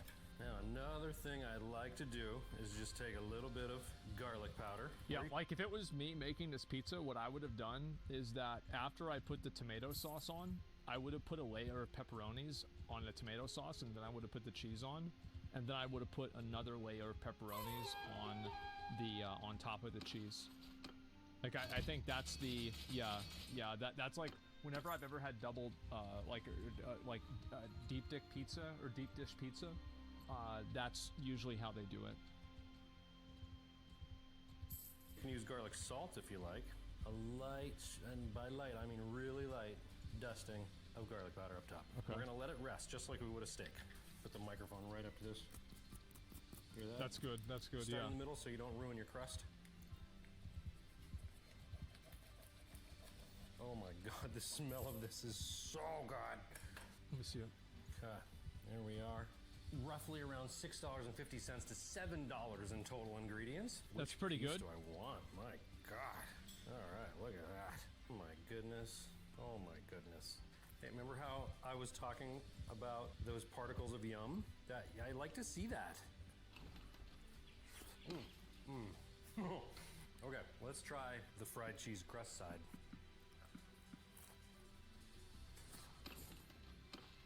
It's just another level of pizza. Not that his was bad, because obviously it wasn't. I was quite impressed with it. That's easy. That's an easy, cheap, homemade pizza.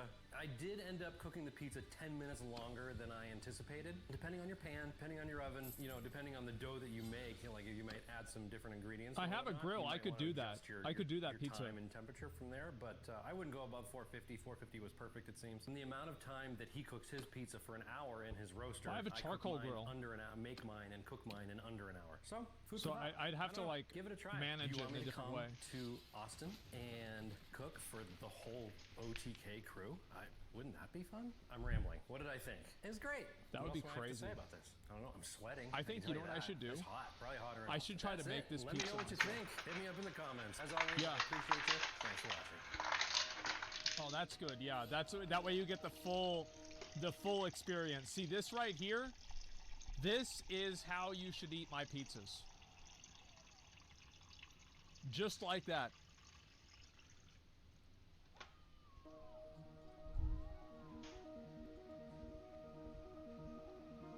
What's he watching?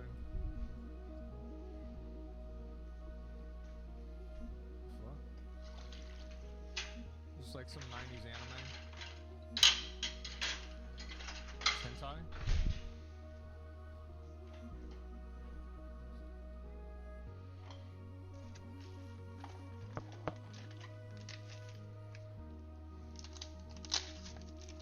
I actually do have, yes. The answer is yes. I do have a... Dude, this music is so extra, like, it's just like... Bro, this is like the music that you play after you rescue people off of, like, their fucking lifeboats of the Titanic.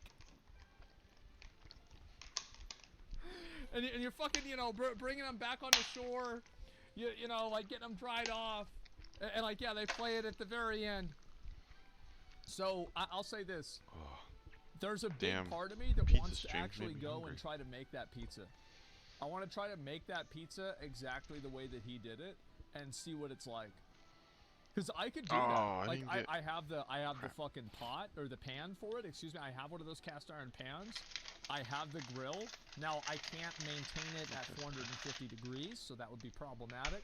And I could get, obviously, like, all the other ingredients. That'd be no big deal.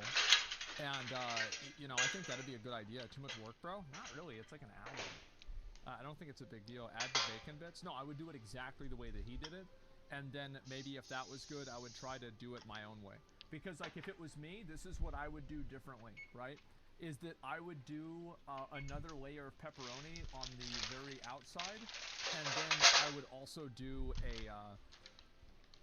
because, like, obviously, and here's the reason, right? Is that...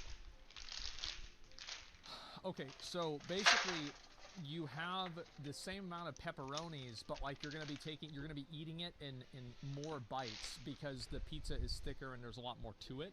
So you want to have pepperoni in every bite, and so I would add in more pepperoni for that reason. I'd also put pepperoni between the the tomato sauce and the cheese, and then I would have a second layer above the cheese, and then I would put the bacon bits on top of the pepperoni. That's what I would do. The only problem is that, like, maybe I wouldn't be able to do that, though. Because if I put the bacon bits on top of the pepperoni, they might be too exposed to the heat. And because of that, they would just get cooked so much that they would lose all of their flavor and they'd be too hard. So maybe I'd have to put them underneath the pepperoni. I don't know. I'd have to think about it. But, yeah. Or a Bandit Yeah, box. I think I'd have to do that. No, this video is fucking amazing. Like, I'm so glad. Like, after watching the fucking Mizkif video, I'm so glad that he actually did it right. There was a trick. Like, he actually did the right pizza. Because it's so easy, right? It's so fucking easy, but nobody can figure it out. Yeah, there it is. Those were so good. I'll give you guys a video. This guy also did a review of my steak. Make sure to give it a like. This video is amazing. Yeah, there you go. He did your steak right, too? Yeah, exactly. Do a collab with him, do a cooking show. I'd be down maybe for something like that, but I think the first thing I should do is try to cook one of these things myself. Because he also made a different type of steak than I did. And I would be willing to do that, too. Take him up on a chef offer? Yeah, let's see what happens. Let's see what happens, dude. Hey. Dude, he should take him up on that chef offer. To grab the WoW cookbook and do cooking streams with it. Me and Train and S-Fan did that back in the day. Pizza Hut would have one like that. It was like $1,000. You want to make one at 20, right? But it's pretty good. Yeah. Try and make your own burrito. Oh, I know how to make burritos. That's no big deal. My mom would make me burritos back in the day. These are the foods that I can make. Okay?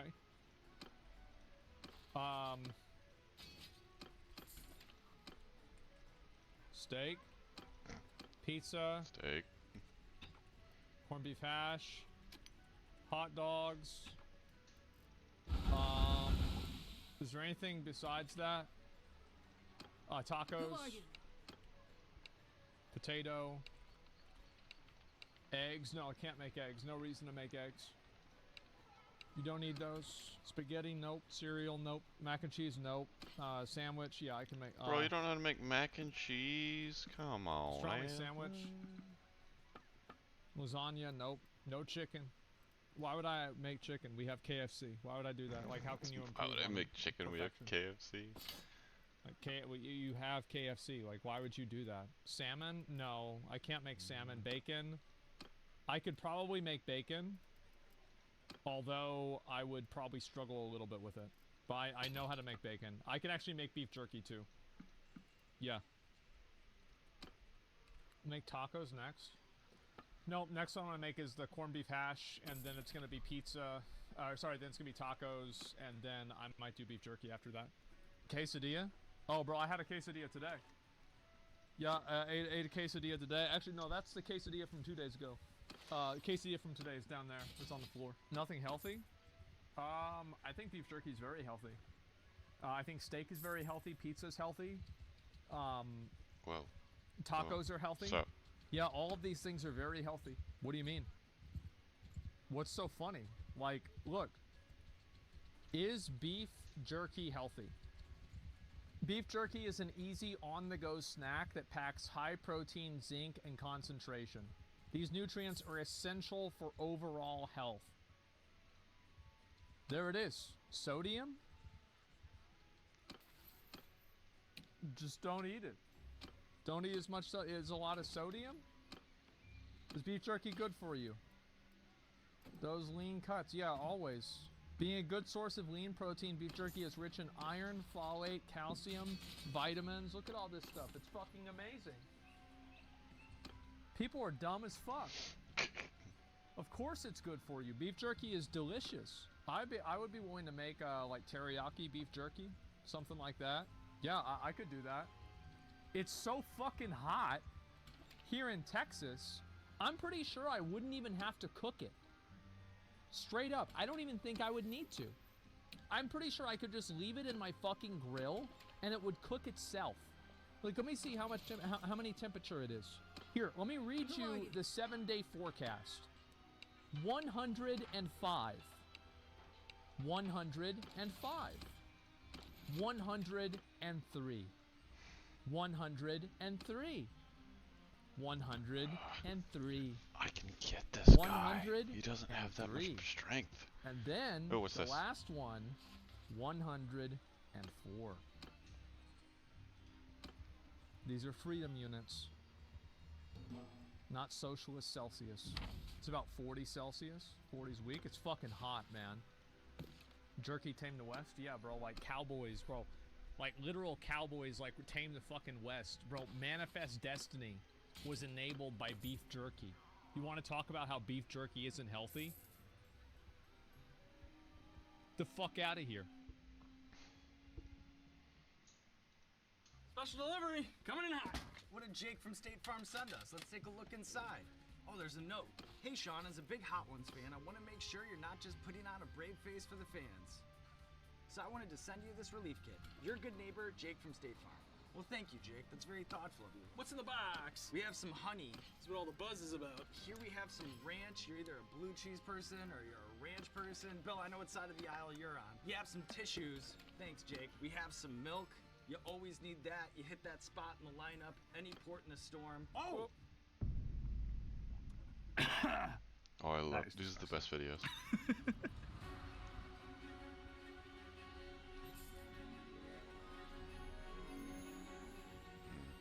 Hey, what's going on, everybody? For First We Feast, I'm Sean Evans, and you're watching Hot Ones. It's the show with hot questions and even hotter wings. And today we're joined by Harry Kane.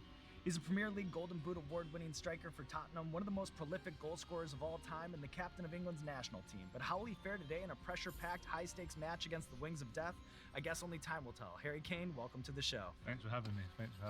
How are you around spicy food before we get started? Yeah, I'm not great. It's not something I normally have a lot, so I'm interested to see how I'll get on today. Well, are you ready to get started? Let's do it.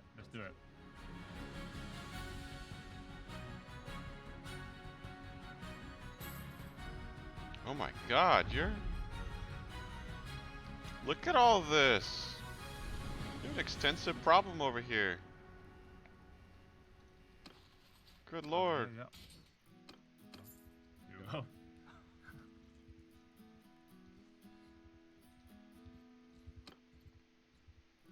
Oh my God. Okay. So far, not too bad. There we go. They're everywhere.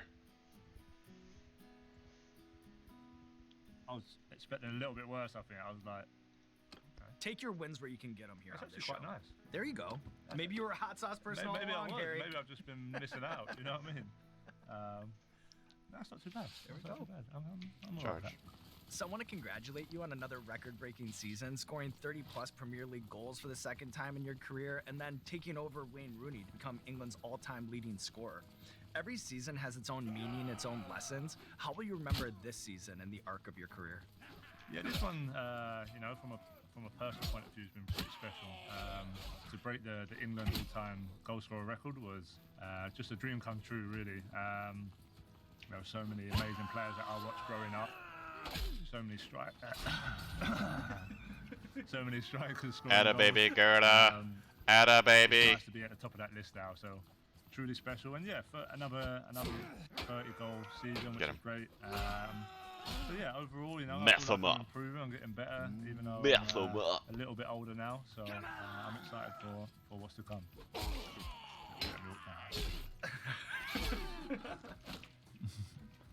It's happening. Yeah, just little tingle on the throat there. Okay, let's do it. Yeah. Mess them up. Right. Did you? There's a little lever pulling that happens, you know? That's like I feel like the first one was a little bit of a little kick, and then this one's just not too bad. You know, it's like a game. You know, you settle into the game when you get that first contact. You know what I'm saying? That's what happened. You got your first hit. Now you're And I in. feel like the curry. I do like a curry back home in England. So it's kind of familiar. Yeah, I think I'm quite familiar with that taste. So yeah, that's okay. I'm sorry. So far so good. There we go. It's all right. So, as an American, it's wild to read about these European youth football academies where, you know, at such a young age, the next Messi, the next Ronaldo, the next Kane is anointed. At what age do you think talent can actually be observed? And then, what's the first memory you have of yours being recognized in a meaningful way? Yeah, that's a great question. You know, like someone like me, I've been at the club I'm at now since I was 11 years old. Yeah. So that's 18 years I've been there, and I think that's too early to really tell. How big is this place? If a player's going to be a great player or not. I think, yeah, that 15, 16 mark was when I started seeing like a difference in me, and you know, my confidence started growing, and you know, people started looking at me maybe in a bit of a different light, and was like, okay, this kid could have a future. So, yeah, when I'm talking to parents or with young kids who want to play football, I'm just telling them that up until kind of 14, 15, just let them enjoy it, let them kind of feel their way into it. Because the most important thing is that they're happy, right? They want to be enjoying what they're doing. And then once you kind of see physically how they are at 15, 16, that's when you get to know what they're going to be like. And then it's rather remarkable that you and David Beckham both came out of the Ridgeway Rovers. That's right, yeah. What's special about that youth academy? Yeah, I'm not too sure. That was our local. So me and David were both from a place called Chingford in East London, and yeah, we kind of both ended up at this team. Obviously, he was 10 or so years before me, maybe, and yeah, they just had a good setup. You know, they had good coaches there. They had a good environment. You know, when I went there, I just went there to enjoy it, play football with friends, and that was kind of the start for me. So I think that's kind of good memory. There we go. Love that walk down memory lane. That's Are you it. ready to move on here? I'm ready. To wing number 3. Got Okay. a zesty lemon pepper Okay. wing here from the Krabby Shack.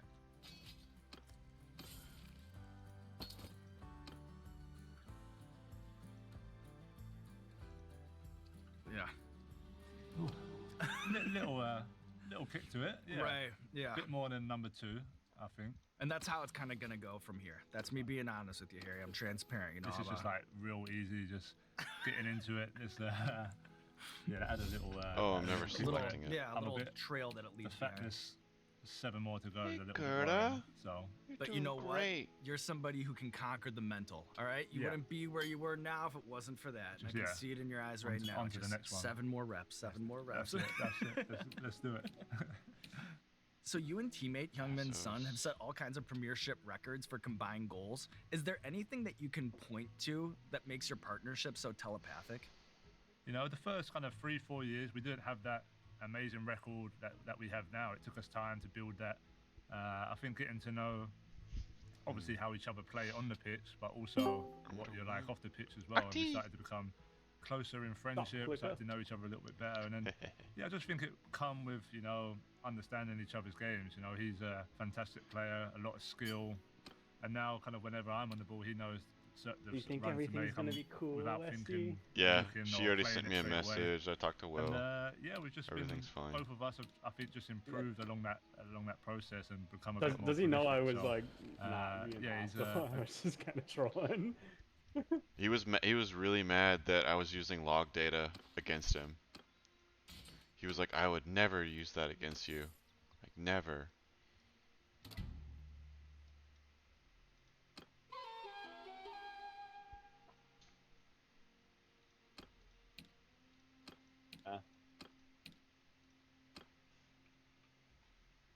It is generally rotten to do if you start doing that to people.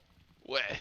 But in defense, every time he says like I'm the best in the world, you know what he's using? Log data.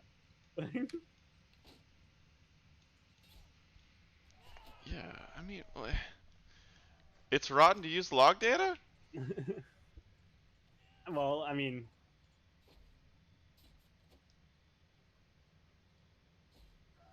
it's frowned upon. It's. I mean, I was just trying. Like, I'm getting attacked by him, like by Lady, and then in defense, it's purely it's logical and reasonable, I would say, but. And when he brought it in the first place, like you had every right to use it back against him. So whenever he put that message, like it's like, oh yeah, I totally agree about the clickers. I didn't see the second part about what he said about like challenging yourself, like to do better. I was just like, go and get the data, Because I was on my phone and he had that space in between. Yeah. So I was just like, oh, it's on. And then I found the Michael Scott thing. Tell me more.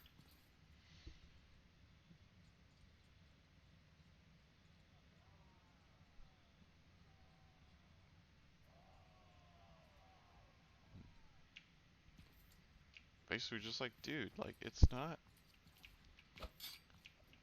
You like bring up the 95% heals, and like the second I said that, within like 30 seconds, I tried to post something else, and it was like, you are not like authorized to post in this channel. And then I like looked, and it's like, you're not authorized on this server. I'm like, oh no. Wait, you couldn't put anything else in the chat channel? I had one channel I could go to, which was the general, Mm-hmm. and I couldn't even see the chat. I could just see who was online. Oh. Um, I didn't try. After he said who's all in the click gang, I didn't even try to post anything. Yeah, it's like you do not have authority to post in this channel. I could still see it at that point, but when I switched to a different channel on the side, I Mm-hmm. noticed I had no channels other than general public, and I clicked on general public, and it said there's nothing here. And then I could just see who was online, and he changed his status to looking for new DK. Yeah, I saw that.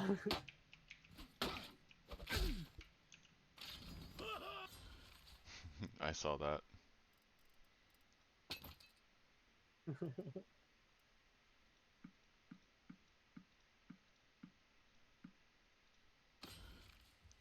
I thought that was kind of funny. I thought it was funny. I was laughing. I mean, I didn't think it. In the end, I didn't think it was gonna really blow up to the point where like a friendship was broken. You know what I mean? But I did see the tension happening.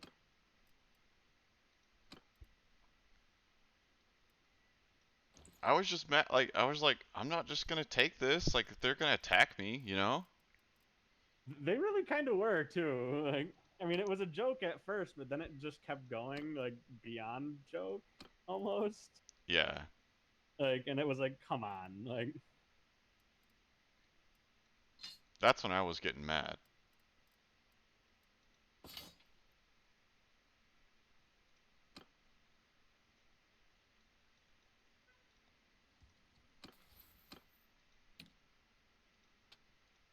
I did almost say anything when he's like, I know Heather and Jeffrey aren't clickers, and it's like, well, then why is it Heather on the top of the fucking chart? Yeah, I was like, I don't want to bring them into this. There was a lot like I don't want to bring them into this. They're not saying anything. Yeah. But I just wanted to show that I have good DPS and my numbers are comparable to everyone else's. That I should be able to just play how I want. In my And defense, people too, should be able to play how they want. Yeah, anyone should be able to play how they want. The way I look at WoW is look at like how you're doing and how can you improve, and then work on yourself. Like if you don't feel you can do the like button combinations, or you don't have time to like map every fucking E combo you want, like don't. Like, it's up to you. Yeah.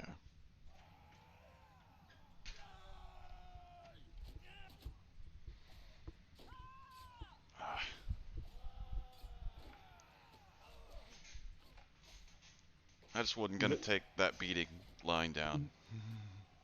I'm okay with criticism where it's like, hey, you could try this. Like, hey, this isn't working. Like, I don't know if you've noticed it, but this isn't working.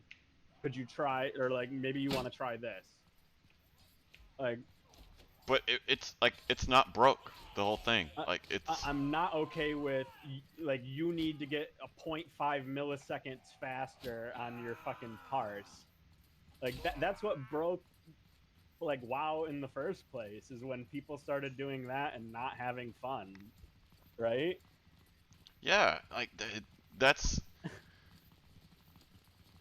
like there's no way I'm going to like parse like the way he wants me to parse. It's not gonna happen. Just because yeah. But I do think whenever it's like, bring the rain, and he's like, I'm a clicker. And he's like, what?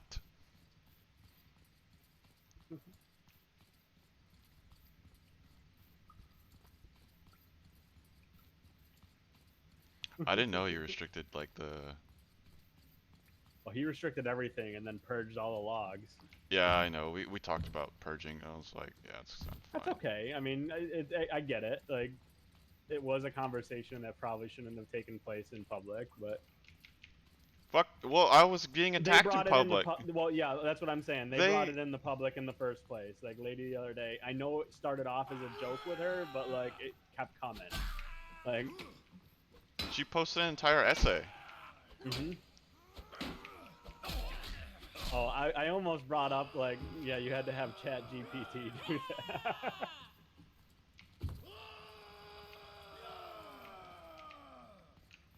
I was trying to like work in that troll at like angle about how Chat GPT sucks, but like.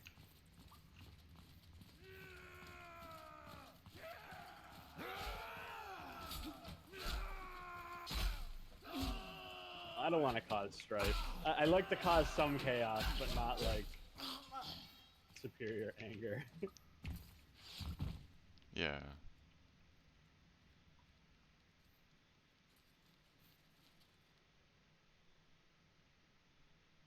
You got.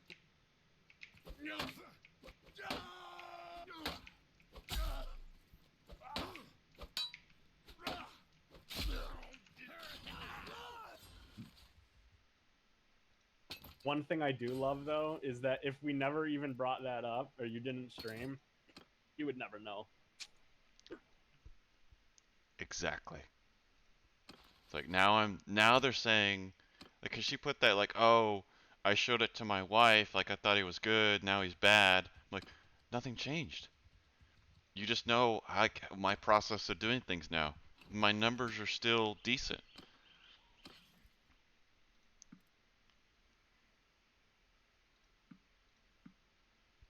But now it's a thing, you know? Yeah.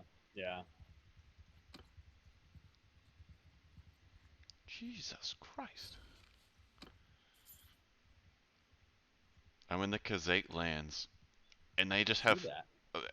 See all these hideouts? Yeah. I'm just gonna clear them out. Wait, I don't have any quests. No, we're good. We're good on the quests. Oh, you're watching? Yeah. Cool. I'm like making. Dude, you know what I really want to do tomorrow? Since it is literally record heats, I want to go to the store, get some cookie dough, and just put it in a cookie pan in my truck and just let it bake. It is 100 degrees outside. 100, and they said wet bulb was getting to like 95, or wet bulb is 95 degrees. What that means is over that, like you can't, like you physically can't survive just by sweating. You need to get into some sort of air condition. Humidity. It's 81% humidity right now. Oh wait, what? It's 57% humidity right now. At 7 a.m. it's 96% humidity. But it's too much. What were you saying though? You can't survive? There's a thing called wet bulb temperature. And it's 95 degrees Fahrenheit. What that means is like when it's a true 95 degrees, like outside, like not going any lower than that, your sweat can't evaporate, or it evaporates so fast that you're not cooling down. Oh, okay. So your natural cooling process of your body can't overcome the heat. 95 degrees, like, and that humidity, like, at the same time. It's wet bulb is what it's called, if you want to look it up. So when the feels like was 114? And Texas hit 94 the other day. It feels like 114 or 115.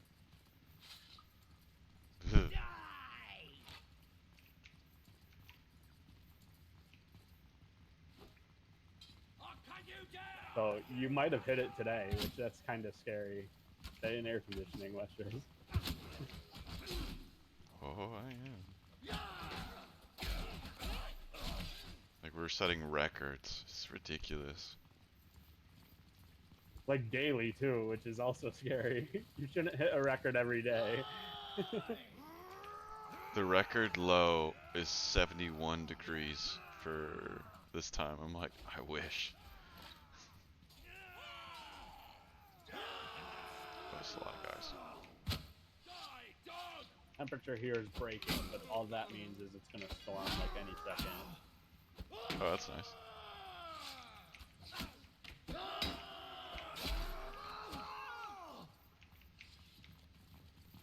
Colder outside than it is indoors right now.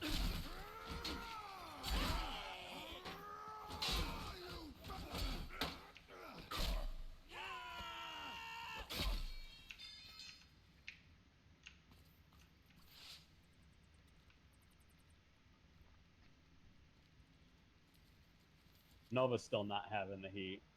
He's like, no way. Waits till it gets dark out before he goes outside. Did he get in the fridge? No, he's never done that. Oh. He does know Grandma has dog ice cream though, and he let her know today. I saw a thing where it was a husky that they just kept wanting to go outside, and the owner's like, you can't. So they went and got a ton of ice and like a little baby, those like plastic pool things, and they just put a bed of ice. Let the husky get in. They just started putting ice all over him. It's like, there, now you're having fun outside. And he just looked up and like licking the ice and looks happy. I think that would still get hot though. We did that once with Nova, where we put ice in a like kiddie pool, but he didn't do any. Like he just kind of licked the water out of the side. He doesn't eat ice either, which is weird.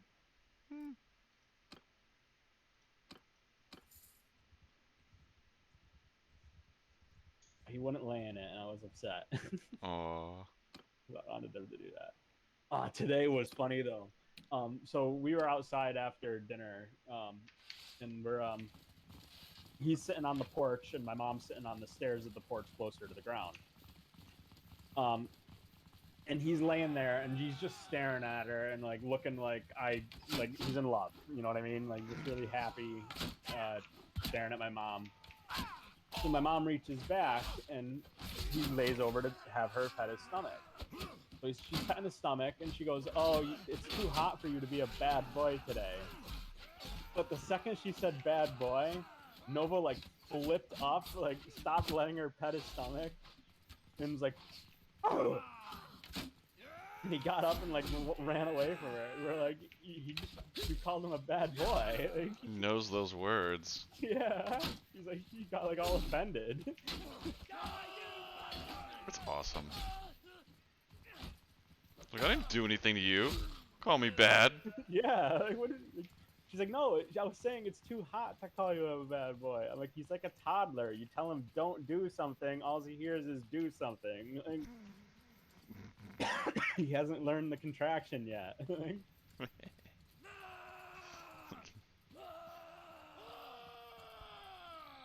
That's awesome. Yeah, I might actually, like, after go get some cookie dough and just bake it. I could make a YouTube video! How hot it is in Texas right now. So.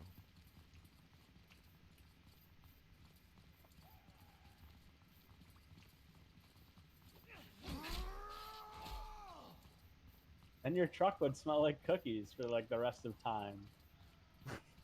That would be nice. Come on! It doesn't smell bad, but I always gotta like cookies.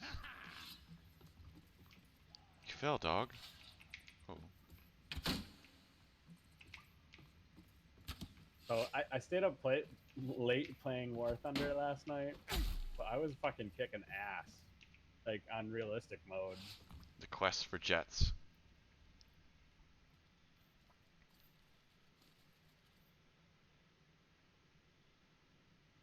You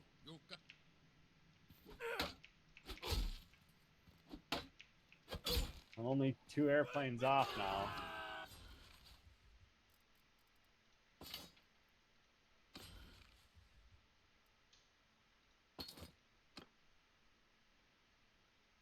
I need to go to a town and drop off all these prisoners. 2 planes? 2 planes before I can start doing rank 5 ones. I still have more to research in the lower area.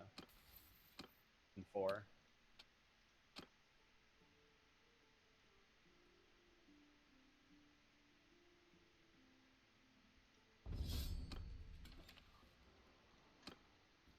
Oh, I think I told you, but they added like a couple modifications for the lower tier planes that you have to re-get now to re-ace them. Yeah, you told me.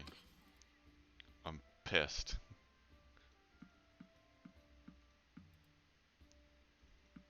I want to do it again.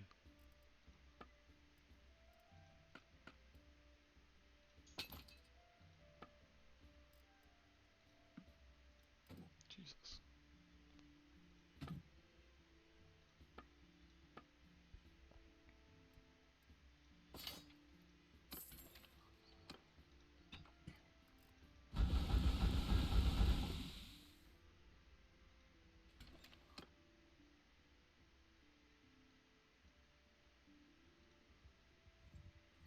Jesus!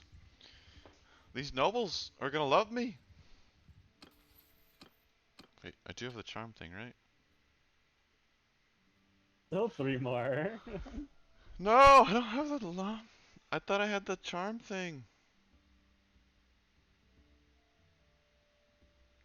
No, they still like it whenever I clear out a hideout. I just don't have like this one, the extra bonus one.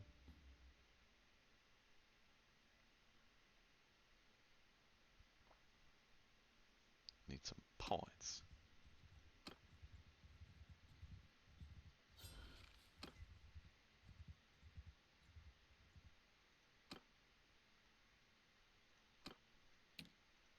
How do you get more charisma points? I think just by doing this stuff, like anytime you increase like relations, you get a little bit of charm. And then I think, what the? Where did I get hit? In my hand?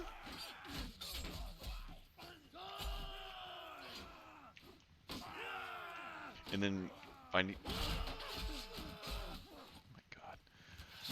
I really got to get it up because I'm having to start to persuade lords to join me. So you can have a kingdom? I have a kingdom. I have 2 castles. Oh, nice.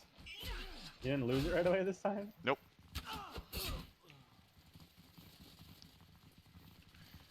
And then, but the Southern Empire faction has only like 3 times my strength, and I'm like, dude,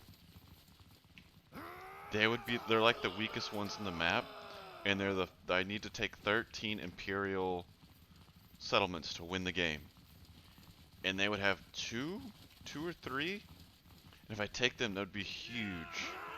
Did you do the trick where you're not at war when you gain your castle? They're not. No one's really at war with me. I thought there was a thing where, like, if you did something not a very specific way, like, you would go to war with everybody. Oh, no? Well, I'm doing a different way. Like, the way I'm doing it is where I'm like, I am reforming a true empire instead of, like, forming a non-empire thing. Did you take the banner? Yes, I said I am declaring myself the rightful emperor of the empire. And nobody else went to war against you right when you did that? Nope. They must have fixed that.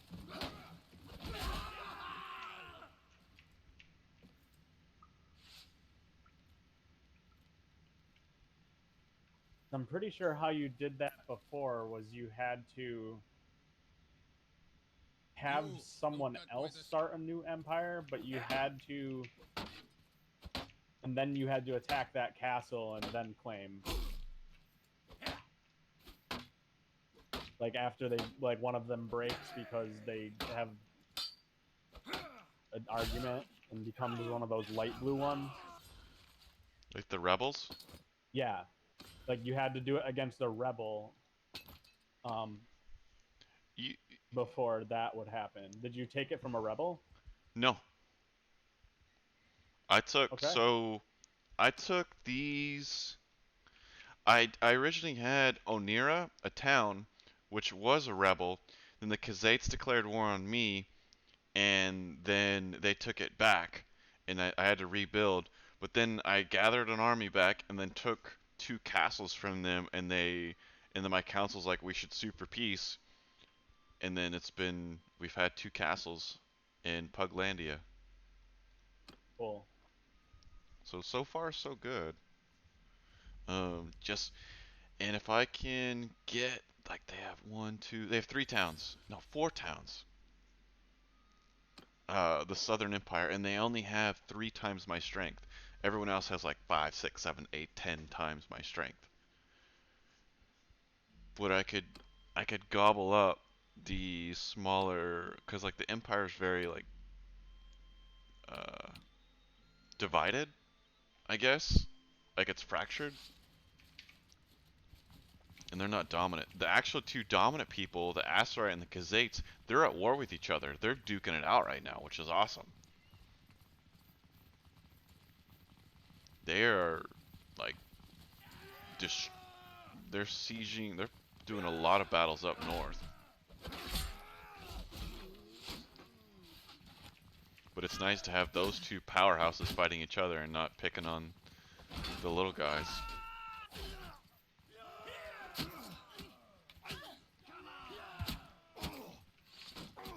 He's giving you a chance to grow. Yeah, but whenever they figure out like, hey, what if we just stop fighting each other?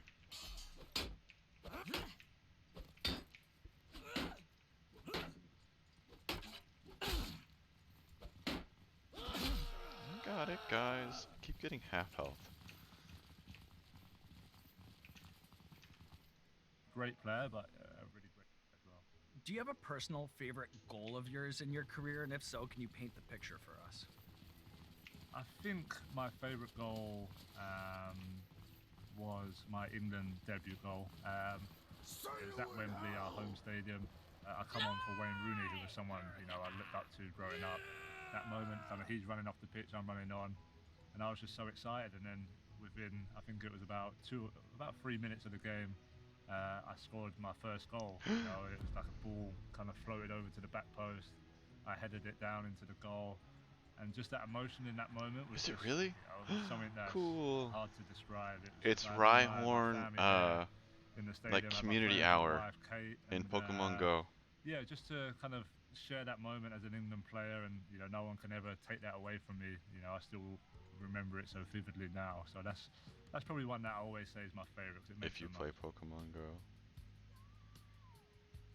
I'm fat. Pleasantly surprised, but I feel like this is just a real slow warm up into what's to come. So. Smart man. I did. Mean. And this is kind of. I'm not that fat. I'm like here. At 4. Starts off kind of nice, chunky, kinda sweet, but not fat. approachable, yeah, familiar. It's got like a little. And then it. Just. Yeah. I like it's got like a little. I'm still living off. Yeah. Barbecue sweet. It does, a little like sweet barbecue junior situation. Olympic it just. Gymnast at age like 12. Like, there's a sharpness it don't go to away. the aftertaste. Away, Exactly. yeah. Okay. So I'm fascinated by your dream to one day be a field least, goal kicker like, in the Turn NFL. Hall version. And I'm a Chicago Bears fan, okay? Okay. And a few years ago, Junior we lost a Olympics. playoff game on what was famously called the double doink, okay? It was a kick. It is a global or it was like a and then countrywide off organization. The crossbar, doinking rather loudly along the way.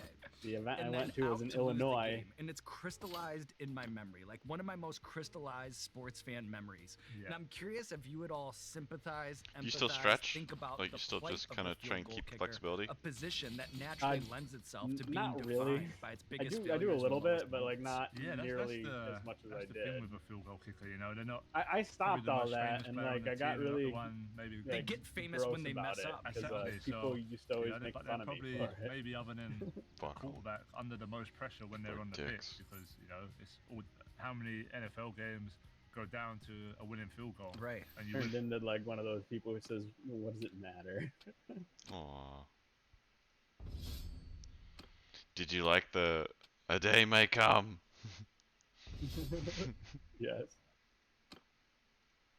So, what do you think about the tiny violin thing? Oh my God! He's a supervillain.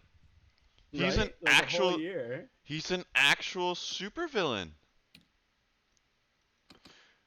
Oh my God! I was watching the Asmongold thing, and he did an interview with her, with the main lady of it, and like she was just like, I mean, like we gave him a chance. He said he like had changed, but he was a known griefer. He was a known griefer that I guess had cloaked characters at teleport points whenever mages would give teleports to parties to dispel their world buffs as people were gathering them, like for their raid nights. And so he was a known griefer. The people in the raid, they knew he was a griefer, but he was saying like, "Hey, I'm changing my ways. I want to be part of the group. I'm here for the long haul." And they're like, "Okay." And she said he proved many times that like he could have killed them back then. He could have killed them back then. He could have killed them back doing this. He could have killed them back doing that.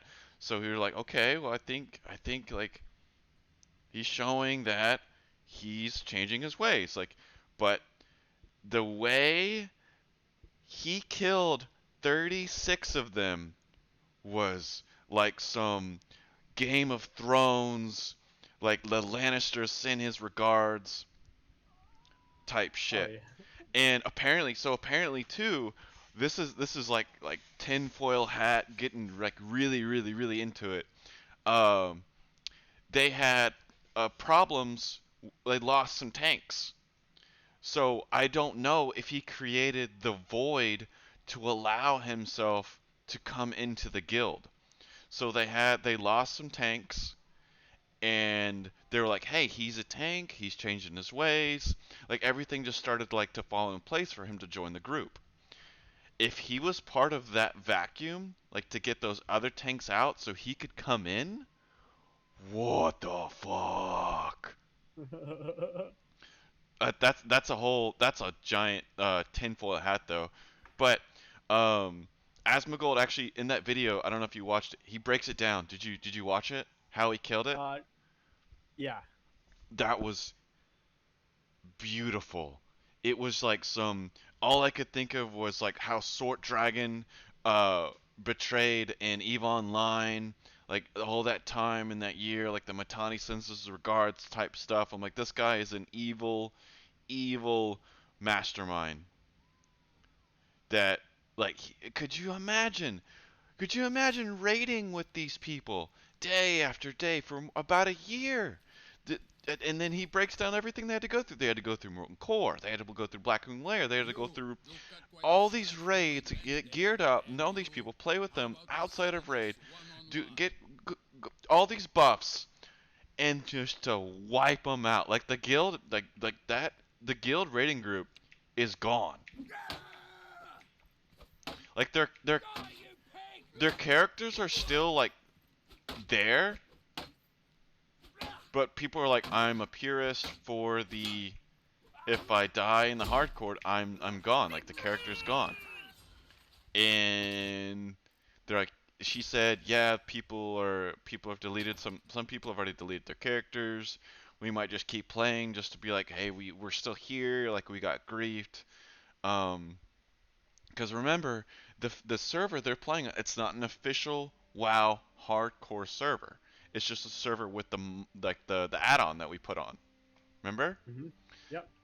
And so they still have the characters, but most of like oh my god, like that guy has problems.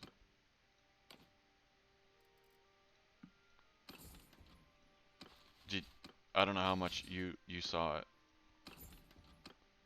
It was like evil person to do all that.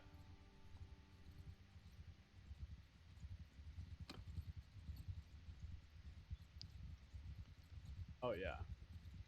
Asmongold thinks he was gonna make about 30 grand in like new subscribers, new viewerships, like new followers.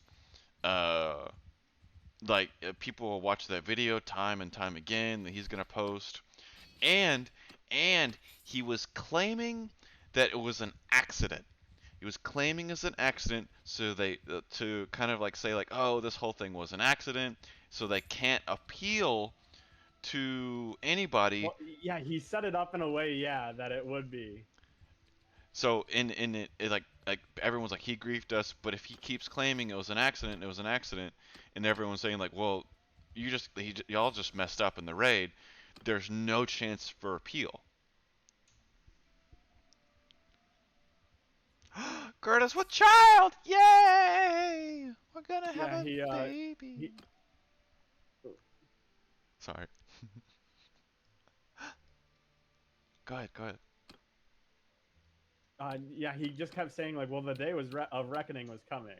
Yeah, but did you plan it? He's like, a day was reckoning was coming. He said that? The dude, yeah, when they interviewed Tiny Violin. When did they interview him? That's the Asmongold video I was watching. Oh, I haven't seen that video. I haven't seen that one yet. Them like interviewing him. I thought that's what you were talking about. He was interviewing. I watched the one I linked was a couple like it's further back. I'm still going through my YouTubes where he interviewed Calamity, one of the guild higher ups, I guess. I guess there is a no way. I'm getting to it then. I'm getting to it. I'm not to it yet. It's in my queues to watch it. But no, I haven't seen that one yet. That's the one I thought you were talking about. No, this was the first initial one where Asmongold found out how, and then like he broke it down how, because it happened like it, and then they were just like it was like a from the live stream on Twitch of Calamity's thing, how they did it, and it was like insta death for like 30 people. It was like he went to the wrong corner, right? And like.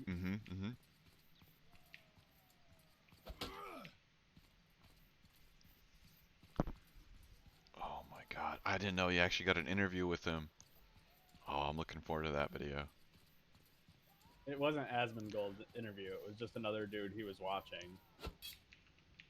Oh, Asmongold. He's like commenting over it. Oh, okay. Oh my god. Like but it was an interview with Tiny Violin. And the dude just like they're like, where did you plan it? He's like he just wouldn't answer. He just like a day of reckoning was coming. Like, bro, just own it at this point. Like what you have nothing else to gain or to lose. What he has to gain is like he doesn't want them to get reinstated.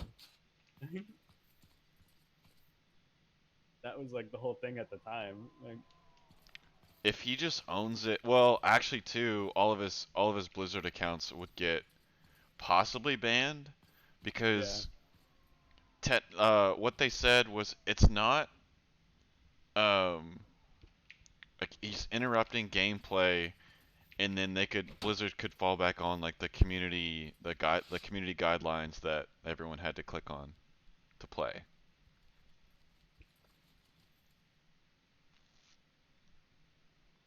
You got.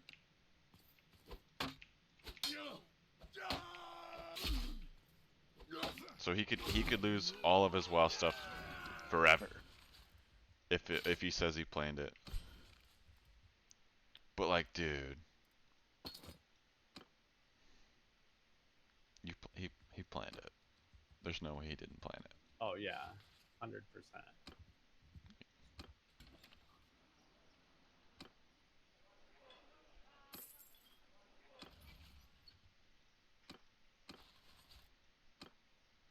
If he gets man,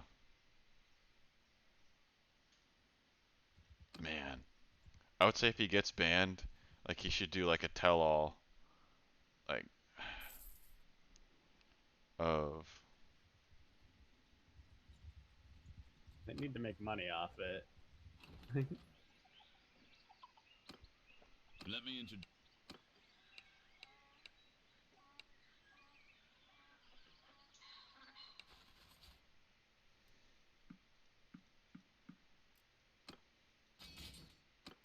But how could you?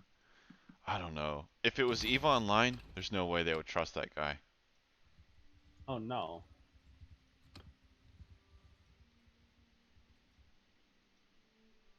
Or like EVE Online, you just wouldn't give access to things like that. Or I don't know. I don't know. You're not like that's a. They were in an exposed position right there. Oh crap. I just promised this guy 36 prisoners.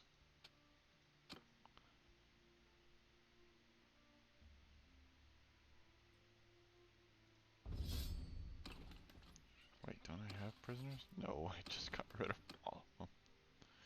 Great. Ah. This settlement, right? Like this, there's a settlement I've been watching, and it's setting. If it gets any lower in loyalty, they're like, we're gonna rebel. I'm like, please do it. Do it.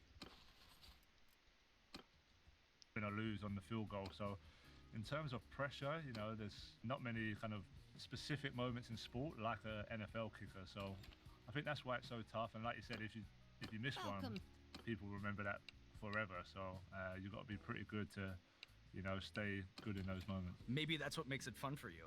Have you ever thought about that? Maybe. But it depends if I make them or don't make them. That's the really risk. cool, Maybe though. that's the I mean, feeling. in the end, Well, it is like a really fucking amazing. It's very, you know, It wouldn't be cool to be a part of, right?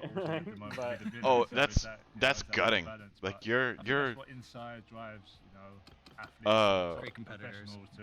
They did the hour calculation, like the average hours of played, and the amount of people that died. It was like 26,000 hours of game time. Yeah, it was due to like a year before, New Year's like resolution this for the or past something, decade a has couple been years to ago. improve. What are the They greatest lengths that you've somebody gone to in order to stole a master piece part of of loot it? that he You know, I wanted did read is about how it Scare- started. for Scarab Lord. Yeah, Scarab Lord. Yeah, that left foot one, I was. So he made a whole bunch of alts on the other side to do that. Like, and like, I could use my left foot. I was good with my left foot, but I looked around and I looked at the top players and I thought, well, if I want to be, you know, the best. if someone's known for that behavior, pretty much score with my left would foot. you let them raid with you? Start Like, with my left foot, and I said, look, fucking I'm get just millions miles away. I'm just going to use this. I'm going to use this time to just practice my left. So in training, I literally every shot I hit was with my left. Every time I touched the ball, but to the person, that took Scarab Lord from him, what is he in that guild? I had a finish on my right, I think so. I felt Yes. yeah, stuff like that is really kind of excel. I don't know. Like, Oh, okay. Like if that was like this, I think that's what he said, but I can't. I'm not recalling. Oh, okay. Whenever I watch it, I'm gonna listen for that. Hopefully they ask him. I think it was their leadership is what he was all mad about. I don't know if it was one specific person, but Oh, that was so planned. It was so planned.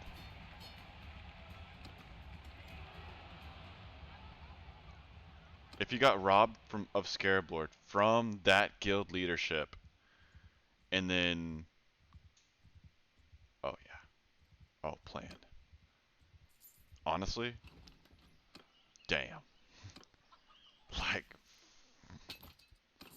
Yeah, he was saying like how they like we would have to plan it like in a way that it looked like I didn't do it on purpose if I did it that way. If I did do it, like you know what I mean? So yeah, we were thinking, do I go to that corner and wipe the raid? Thinking like, oh, I went to the wrong corner, and you were all supposed to use your cooldown to save yourselves, but no one did. Because he was bitching about that their parses and like not using an ability that they should know how to use. Specifically their like leadership. He's like, leadership should know that, like not argue. Oh my god. He's like, they all appealed deaths previously, so like not all of them are guilty of not being a true hardcore character. No way. That's what he was saying. Oh my god, the plot thickens.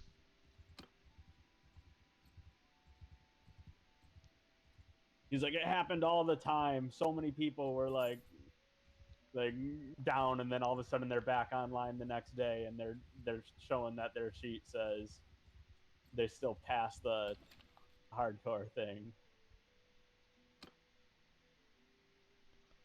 Dude.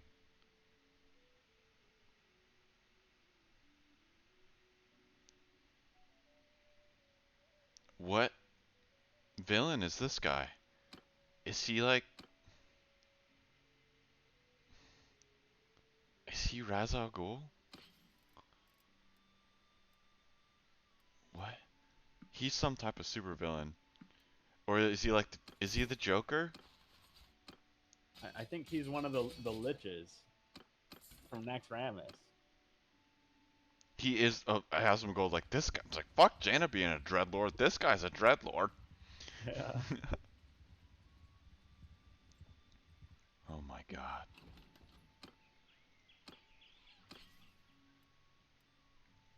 All this is amazing.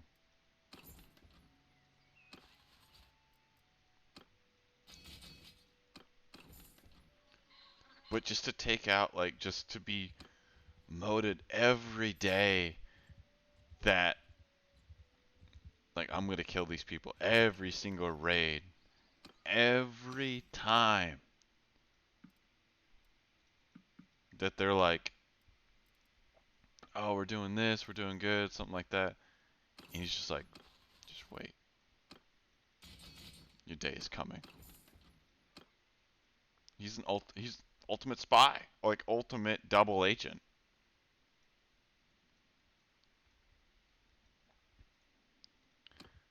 I wonder what Blizzard's gonna do.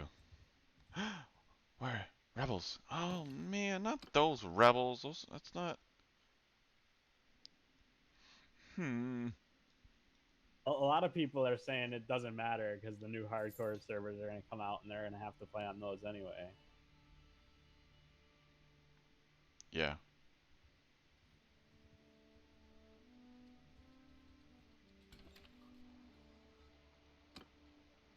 Still though. Like, what if all of this, he was just writing an injustice. He was taking out those who had abused this. We don't know the whole story, Octet. Oh my god. We don't know the whole story.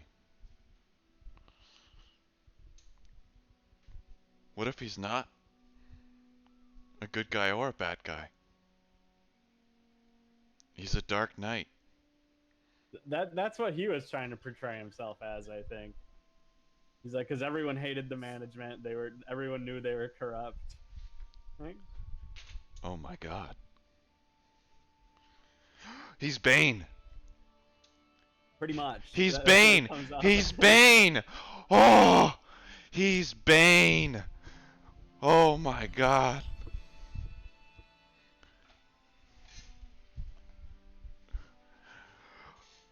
No one cared who I was before I started dispelling. Oh my god. So him losing Scarab Lord is Bane like losing his face in the hole, and then he's just motivated by rage and trying to just right an injustice of corruption and give the game of hardcore WoW back to the people by nuking it. To the people. Oh my god. He might be Bane. What happened to you, dude?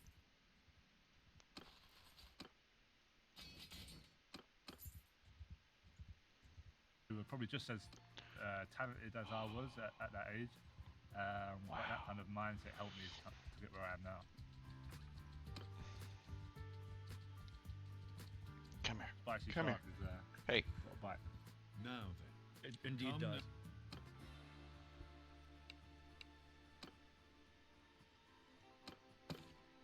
Yeah.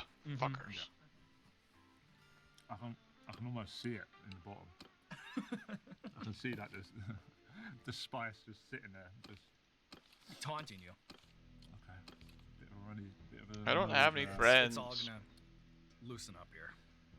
It's that time. Are you at all envious of how American sports stars position themselves in the press? Like, have you observed a difference between the British and American media in terms of how they treat athletes? Yeah, I think so. I think, you know, I'd probably say American athletes are a bit more open and a bit more, maybe just say less guarded in their approach to how they talk in the media. Maybe over in England, you have to be a little bit more careful with what you say and how you say things. I feel like, you know, the public ain't silly. They know when someone's kind of guarding against certain questions, or they don't want to say the honest answer, and they say maybe the correct answer if you want to. But yeah, sometimes you want to just say the truth. Yeah, pretty much. Yeah, pretty much. Yeah. But obviously, I understand how it works, and you know, sometimes you can't do You know that. what? But I definitely feel like Who's the Lord of over Onira? here in the States, you can, you know, the athletes are a little more open to doing that. Tansor, where the hell are you at? What? Still got a spicy shark on my tongue, so. I know. Wait, you're where? Huh?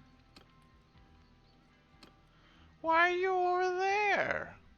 Captured. Maybe? Did it say he was captured? Yeah. Similar to the spicy shark. Oh no, you're right. In that world. Oh no. Nope. Jump. Oh, he just The shark escaped is a captivity. very spicy number 6 for this lineup, so it can be kind of jarring. You know, you're like, this Are is they how at we're starting war? the second half. We got 4 more to. Hold on. Oh, they're not at war. Damn it.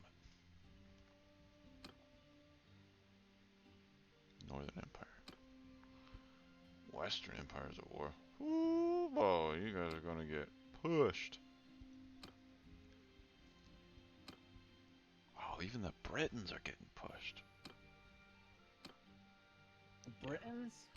The Britannians. These guys. I'm about as equal to, like, as the Blues now.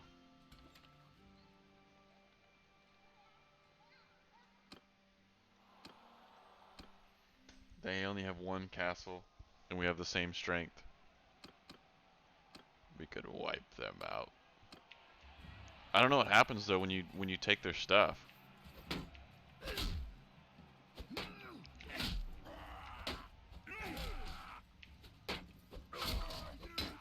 I guess they exist all the way up until all their lords like change sides.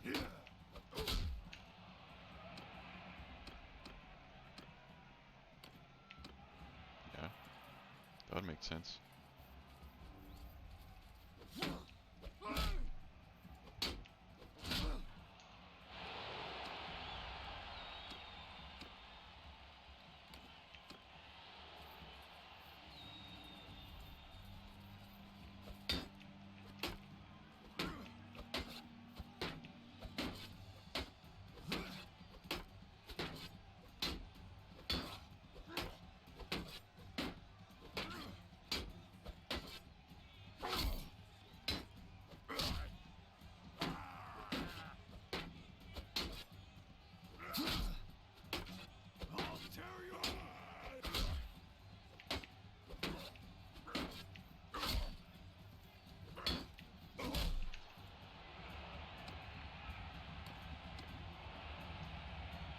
go. So it's kind of nice. The thing about the Chico over here is it kind of kicks in a little bit later. You know, like as I think that you're catching. Yeah. Like the lip tingle now. Yeah. Reflecting back on your career from the youth game to now, what's the most memorable trick play or elaborate set piece you ever recall participating in? Oh, good question. So, there's one for England we were playing Panama in the World Cup in 2018. We had like two guys on the ball, about 40 yards out, played like a pass to the right side, to the left side. We all had our like position, you know, thinking about now, we all had our set positions. He kind of crossed it over to me on the far side, and then I headed it back across goal to one of my teammates, and it worked. We worked on it in training the day before the game, and you know, sometimes you work on this stuff and it's like, you get to the game and it never works. You know, people are in different positions, but this one just worked perfectly, and we ended up scoring from it. So that's one that, you know, I always remember. I've heard about this. The bomb. Beyond insanity. What have you heard? I've just heard it's brutal and unenjoyable. Well, I guess we'll find out. We will.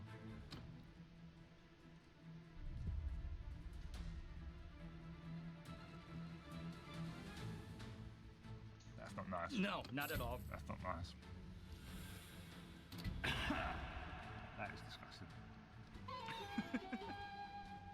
Like the others, I felt like you could have with a nice bit of food or like right. Even some when they were spicy, you saw some sort of redeeming culinary quality. Not in this one though.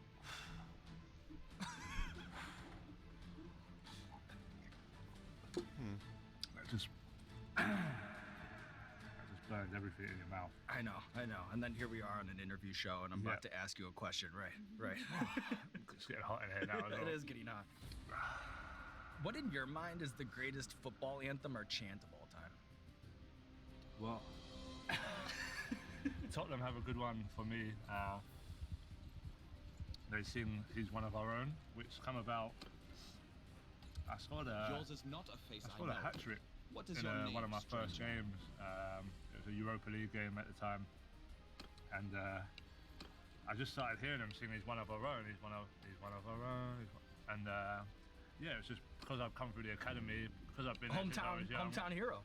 That was it. It was kind of their way of kind of singing a song for me, and it really like hit me hard. It was amazing to hear, and you know, I was local to the stadium. That's pretty rare in our sport to have that. So yeah, to have them sing "He's One of Our Own," you know, feels like I'm part of them. I'm part of the fan group, and that's pretty special. And the way that you just took the bomb to the chest, I think your man of the people legacy is only going to grow from here. I think so. I hope so. After doing this, I'm doing this for everyone. I'm not. Wow, that is like it's crazy. It's intense. Always a part of the show where you don't know where it's going to go, because that has to be the spiciest thing you've ever eaten in your life. Without a doubt. And probably the most disgusting thing I've ever eaten as well. There's no way anyone would ever eat that to have like an enjoyable meal. There's no way. There's two more to go as well, by the way. Right. Critical fail. I rolled an 8%. This next one is the watermelon ghost. I feel like my mouth can't be any more burnt. Right. So. Oh my god. How bad can it be? Hey, what the? These guys are lightning fast. I feel like I can't do anything. Come no closer. I feel like my mouth is just completely. One cannot be the hard work is over here. I would ask you the hard work is all over. You know, once you get through the bomb, you can take on anything. Yeah, I feel like. But again, that was like. You could eat that. Right. There's people something who like to spice, they could maybe put that on. Find something you like. The bomb one is just a disgrace of a sauce. Do you have any sort of strategy or rules of engagement when it comes to working the refs during a match? Or is that kind of communication just purely visceral? Yeah, I feel like it is part and parcel of the sport. You know, you have to be able to try and get help in any way possible. And, you know, sometimes if you're just shouting at the ref all the time, or, you know, he's got to maybe take that the other way and almost, you know, just put you to one side, give you no decisions or whatever it may be. You know, the ref is always there to, you know, do his job, but he's a human at the end of the day. So Yeah, I'm someone who likes to talk to the refs and try and understand some of the decisions they make, because I know they're not always going to be perfect. Yeah, ultimately it's just about, you know, figuring out what type of ref you got and then trying to like do some armchair psychology and see what works for you in any given situation. Yeah. All right. Oh. We had a bit extra, did we?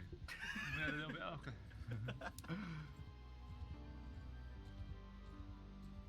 If you please. How much are we talking? What was that? Is that good? Yeah, Oh that's my actually God. that's perfect. That's perfect? That's perfect. Right, well, cheers. Cheers. Going in. I love it. I love it. Wow. Yeah. Another crazy one, but I know. But it's all over. Straight up my nose, pretty much. It's all over. You did it. The worst is behind you, and just one more question to close things out. You know, I came into this experience with a new, greater appreciation for the sport and for you, Harry Kane. Forever a Harry Kane supporter on this side of the table. But over the course of the research, there's so much just strange lingo, things that I needed definitions for, and I think now is the perfect time to bounce some of those things off of you to see if you can define these things while your brain slow roasts in hot What? sauce, okay? Yeah, when did this go away? What happened here? Fox in the box is like just a shop. When did they take like that? Kind of player scores the goals, Oh, but man. don't do much else. They're just a fox in the box. They just score goals close by, a few tap-ins. Yeah. What's a dead ball specialist? Dead ball. Dead ball specialist is like a free kick. Yeah. Or a corner kick. Yeah, and they're like top of their game in that. So they always score loads of free kicks. And their corner kicks and stuff are always just perfectly in the box. You'll find a caravan. What's a howler? A howler is like a real bad mistake. So if you're like a goalkeeper and you let one through your legs or one you're supposed to catch, that's a howler. Kick it behind you? Yeah. Well, let me tell you something, Harry Kane. No howlers today. Taking on the wings of death and living to tell the tale, and now there's nothing left to do but roll out the red carpet for you. This camera, this camera, this camera, let the people know what you have going on in your life. So... WoW has a big problem, and it's not going away. You know what it's called? It's called everything. Like, literally everything in the game is a problem. It's a completely degenerate game. Probably the most degenerate game I've ever played. I've been thinking of making this video for a little while now. As of today in WoW Classic, we have the whole hardcore scene that's been growing, and the official servers for that on their website. Until yesterday, right? Because, like, that guy destroyed hardcore. I heard from Blizzard, they said they're going to cancel the servers. They saw what happened, and they just think it's better for everybody to just kind of completely... just kind of forget that this happened. Blizzard is going to cancel those servers that they're playing on. For some of that original vanilla flavor, and in Wrath Classic, the penultimate phase in Trial of the Crusader has recently dropped. All in all, there's quite a few choices for the classic WoW enthusiast. But what happens beyond these new game modes and Wrath as an expansion is not... So it's just the best thing to do to get people to move over to like the dedicated servers?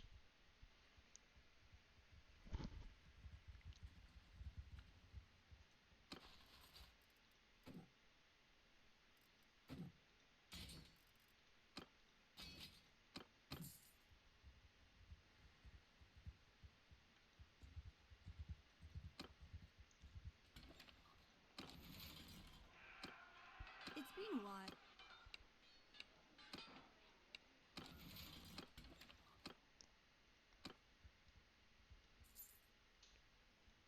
Yet confirmed. We do know Blizzard are planning another seasonal, presumably vanilla server down the line, and it certainly feels as though Kata will be a given, right? And I don't think they should do Cataclysm. Like, if they do Kata, I'll play it for content. Yours is not a but like, face I I don't really give a fuck about Cataclysm.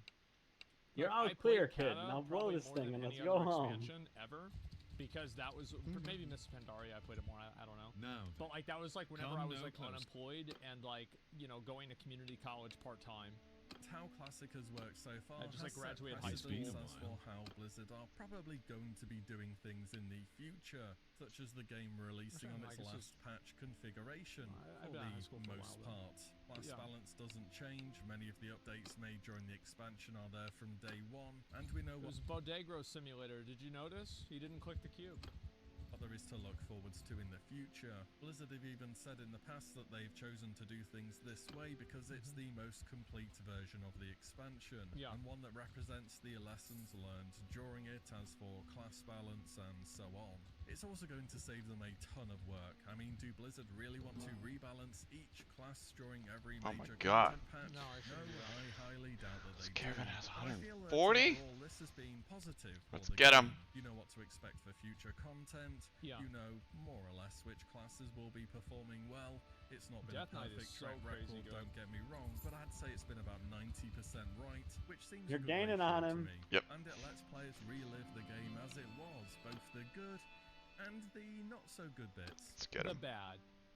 One of the side Oh, it's effects all of this trees. design decision is a sentiment that I've been hearing a bunch since TBC, and now even more in Wrath. And that is, outside of the launch phase, for those playing the game, Oh, geez, they're like right there. regularly, there isn't a ton to do in the game. Got one. Besides the raiding content. People wish that there were more goals that they could throw their character out beyond finishing the raid lockout for the week and thinking, maybe I should start an alt. And it's not an unreasonable point to reach, even for more casual players. After all, there's an Jesus. I hope that they don't. It's freaking chaos. Because this is what happened, right? This is what already happened. Is that players are like, Blizzard, we're bored. We're bored. There's no content. There's no I'm bored. I'm bored. And Blizzard's like, okay, you son of a bitch. You bored? All right. Well, I'll give you something to do. Here's artifact power. Here's Legion legendaries. Here's Titan forging. Have fun. Aren't you happy now? Fuck you. Absolutely not. Please do not do this shit again. Please. Just let people finish the fucking content and enjoy it for what it is and move on. It works in Final Fantasy. It works in other games. Works kind of in Lost Ark. It works in many other games. Please stop trying to make these pseudo-endless grinds for people to just waste their life over so they can have some semblance of... Who the hell is you know, still like, alive? I'm not ruining my fucking life playing this game all day. I'm getting something out of it. No, stop it. If you want to play another character, play another character. Do that. But please do not give us endless MacGuffins to chase after for no fucking reason like you did in Legion, BFA, and Shadowlands. Please fucking stop it. I do not want to see this. I want to be able to play the game, beat the game, say I beat the fucking game, maybe I come back and play an alt, maybe I do some achievements, maybe I play another game. But you know what? I stopped playing not out of apathy, not out of anger, not out of frustration, but out of completion and satisfaction. And that means that I'm going to come back the next time and I might just do it again. That's what I think. Actually good shields. I've seen this shit happen. It's happened once. Feel as though there was enough content in the game to justify it, as well as to pay forwards for future updates. And whilst there will be costs for rebuilding the game onto newer infrastructure, bug fixing and so on, it's not going to be anywhere near on the same level as the development costs back in the day. Sure. And I'm just going to say, Blizzard during Wrath has made attempts to create more content outside of raids too. And If this was just a plain no changes Wrath, it would be even more raid centric. Wrath as an expansion already made significant content pacing changes through the incredible abundance of well-itemized epics from heroics, raids, badges, and PvP. This was always the casual-friendly expansion, but nowadays we have the You can hammer the astral plane? What the fuck? I didn't know you could get that. Rune dungeons or heroic plus or plus plus or whatever we're calling them. Yeah, these were nice. These drop Ulduar gear and Sidereal Essence, so you can work towards 10-man hard mode gear from Ulduar. Wait, is it actually called Sidereal? The Sidereal actually is actually a word? Because that was the name of the heroes in Lost Ark. Yeah, is that actually a word? Gerda got a laugh. Really? Okay, that makes a lot of sense. Yeah, I thought it was just a bullshit made up word. Okay, cool. Trial of the Crusader drops extra badges now that you can't run the same size on multiple different difficulties each week. End of zone quests give badges and so on. And the Heroic Plus dungeons have been good in my opinion. Yeah. The alternative is dungeons at this point would be pretty I have a dead as they question. were in every expansion Where's ever my sister? until challenge modes appeared in Mr. Pandaria. The changes to Ulduar agree. are very Leia. positive as well. Once you get Trial of the Crusader on farm, it'll be 30 to 45 minutes for 25 man and even This less guy. than that for We need to 10. talk to this And that could guy. have been your entire raid content for the Where the week. hell are you I at? think Blizzard has made a lot of very good decisions with Classic WoW and Classic Wrath. What's his name? The WoW Faron? token was like, not so good of a decision. But other than that, in terms of like content pacing, releasing the item levels, the Heroic Plus, all of that stuff, I actually think was really good. Wrath has extended Yeah. classic I content in general. I There is a require mountain your companion allegiance pet now. tab, there are achievements, there's PvP of course, and so on. And now that we're definitely in the second half of Wrath, I've already seen posts proper. You don't know me? You married my sister. I think they should just add it. The reason why I think they should add it is because of Bro, dead you're gonna die servers. first. Like, if there were no dead servers, then I would say you don't need it. But if you have dead servers and you can't play cross-realm, then I think it's so fucking unfair that people are put on a realm that it's like randomly 5x or 10x harder to just get a group. He didn't even know who It's I just was. not fun. I hate the Yet- entire idea of servers to begin with, by the way. Servers should have been left in 2010. They are a technological limitation. They add no gameplay. They don't improve anything. And anything that people can get out of servers, you could get out of channels or phases, and it would be a lot better. And the positives vastly outweigh the negatives. I hate servers. Oh, they were destroyed. Up about opinions on this expansion, which would have, well, let's just say been very hot takes about 12 months ago. I've even heard people say that now apparently this is the expansion, which was the start of retail, not cataclysm, whatever that's supposed to mean. I mean, I don't think the modern design of World of Warcraft... I think that Wrath of the Lich King had a lot of the things that retail WoW has. Like, Naxxramas was effectively LFR. It had hard modes. It had, like, you know, like different, like actual hard, like actual challenging fights. It had random dungeon finder. It's retail light. Yeah, it's effectively retail light. I don't think Cataclysm. I think Cataclysm was probably less retail than Wrath was, because like Cataclysm, I know people might be like, well, that's a weird take, and like, yeah, LFR aside, right? Because they added LFR, that kind of changes things. But Cataclysm was like, here's the difficulty curve. Right? Let me see if I can pull this shit up. Right? So you had... This is like vanilla. It was like vanilla. And then it went up to... Burning Crusade. And then it went up to... It probably went up a bit more. To Wrath.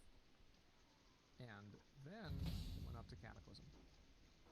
Cataclysm raids were like 5x harder than Wrath raids.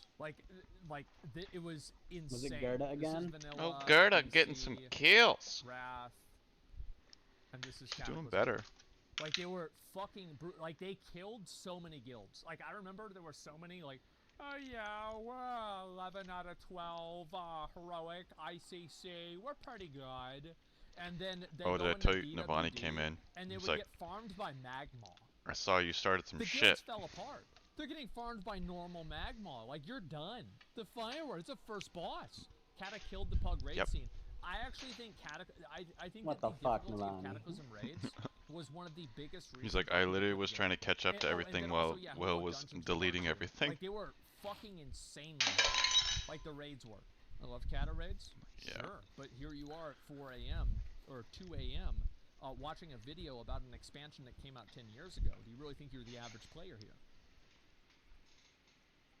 Started off until Legion, and we're still a while off that, but anyways, maybe this is just a me thing, maybe it's not, but I do have a hard time really getting into anything that isn't just raiding, and I've been thinking about it, and I reckon I understand why this is. You see, if I wanted to do collections, reputation farms for older or existing content, I can do that on retail, and retail is far better suited for it. It has collection logs, legacy raid scaling, account-wide collections and progression, updates. Retail WoW, out of any MMO that I've played, haven't played all of them, Retail WoW has a better collection meta than every other MMO put together. it's just infinitely better than any other game. Did you eyes? Professions being split into expansions and tons more. This part of the game What are hasn't you held up doing? for me because it's competing with what retail can offer, and I think retail just hanging does out? a better job of it. Yeah, it has does. more of the lessons learned over the years Me? and what makes this No, I'm type of just trying to content figure out like work. what do I have this guy There will be doing, but I people think who he's have just in the started their party. collections and achievements in Classic for the first time ever who won't have this, and that's good. Yeah. More power to you for Yeah, that. I have no intention, and also like for a lot of people that play Classic, Classic is mainly for people that have already played like Classic before, right? Like a lot of the people that play Classic, I think probably have like they didn't come into WoW because of Classic. They probably played retail and now they're playing Classic. So a lot of these mounts, like the Ravenlord or like the White Cockstrider, or like any of these other things, like all of these are things that you can get in WoW. Like most people that farm mounts have these mounts because they're the easiest ones to get. We're gonna lose this one because both of our team and their team is out of bullets. They both have to go back to the airfield. Well, current. To have appropriate class balancing and spells. And they're arguing who should J off first. To have raids release and be some level of challenge, and meaning to have people getting out of their as play. as they once were. Basically, what I'm saying is if I want to go make a Valanier or farm myself a Thoridal from the Sunwell, I can do that on retail, I can do it solo, and it's going to be much easier than on Classic. Well, I think that with Valanier, like, I actually disagree with this point because I think that people want to have Valanier for the power it gives you. Like Valanier, especially now because it's 258. Like it used to be 245. So like Valanier's going to be the best weapon in the game for the entire game.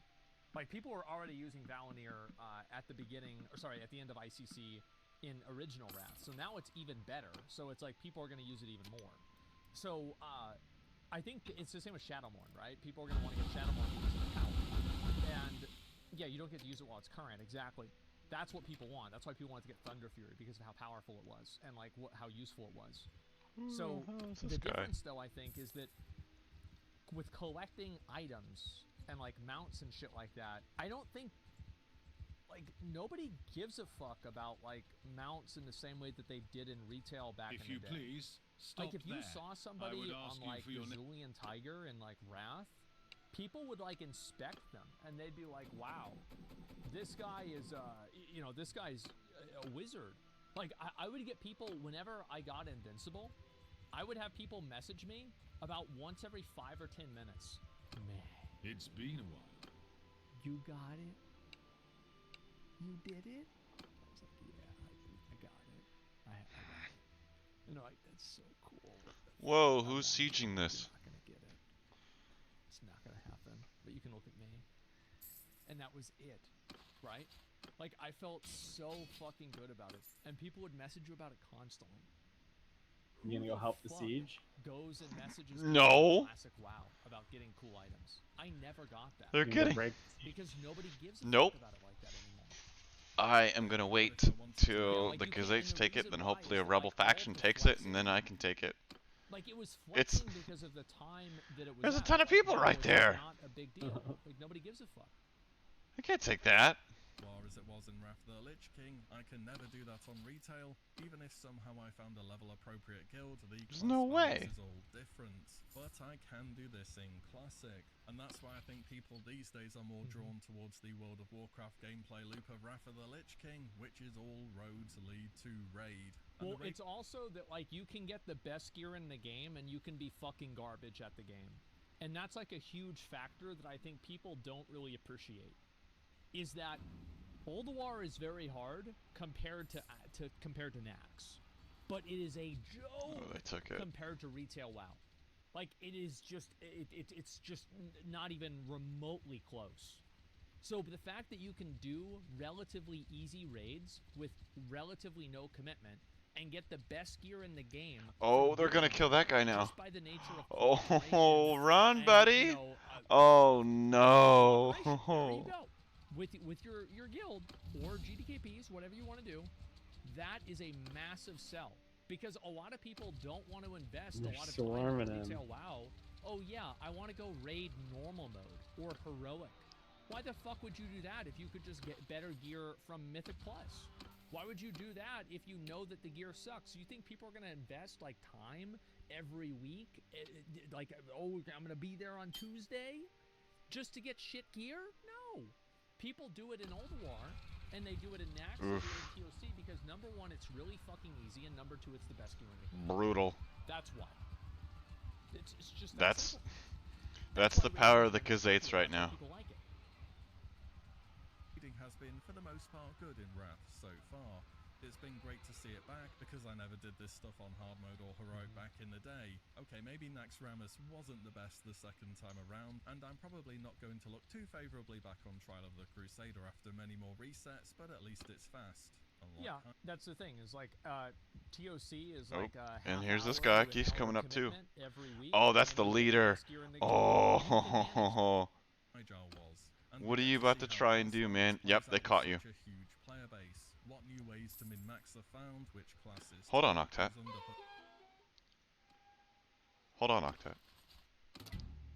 I'm gonna propose something. We have just witnessed the Western Empire,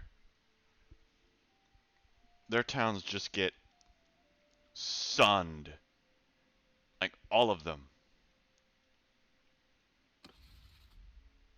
Right? Yeah. Who should I go to war with?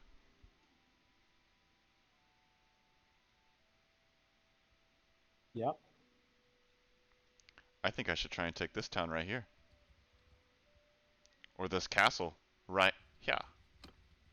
They're dark purple though versus the light purple. they're the dark purple. They're right here. So the places I would want to take is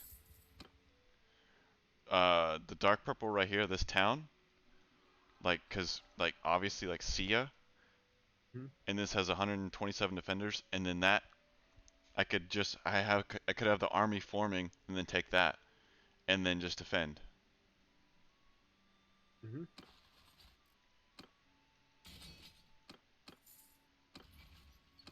Yeah, I would definitely. Yeah, I think that's a great idea. You have more of a foothold there. It's time to declare war.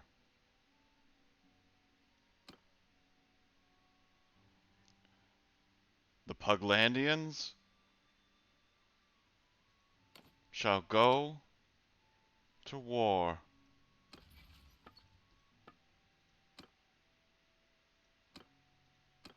You shall form the Grand Army of the Republic. We shall have a grand army. Misa propose. They went through in the latest episodes from that bread circus thing I was telling you about. They went into how the most important line that like changed the entire rest of the movie was when Jar Jar told the Queen, like, oh, Wisa not going down without a fight. Like, why is that one? Because she had no idea what to do at that point. Like, she was literally just gonna go home to like basically capitulate, because they had no other like way out of, because the Senate wasn't gonna help them. Yeah. She wanted to go home, and like that was the flashpoint where she's like, holy shit, wait a minute, we can fight back and cause like basically a ruckus so that the Republic has to act. And the Emperor didn't know about the Gungan army, did he? No, he didn't. Or if he did, he thought it was insignificant. He didn't think it's a band of it. Yeah, like tribesmen, like nothing.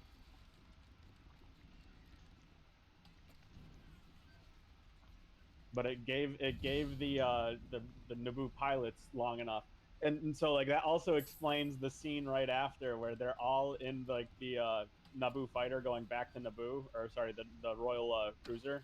Yeah. And she's like, everybody out. I need to speak to you, Jar Jar. Like, there's a lot of like nuance that you don't catch, but you like, it's well written.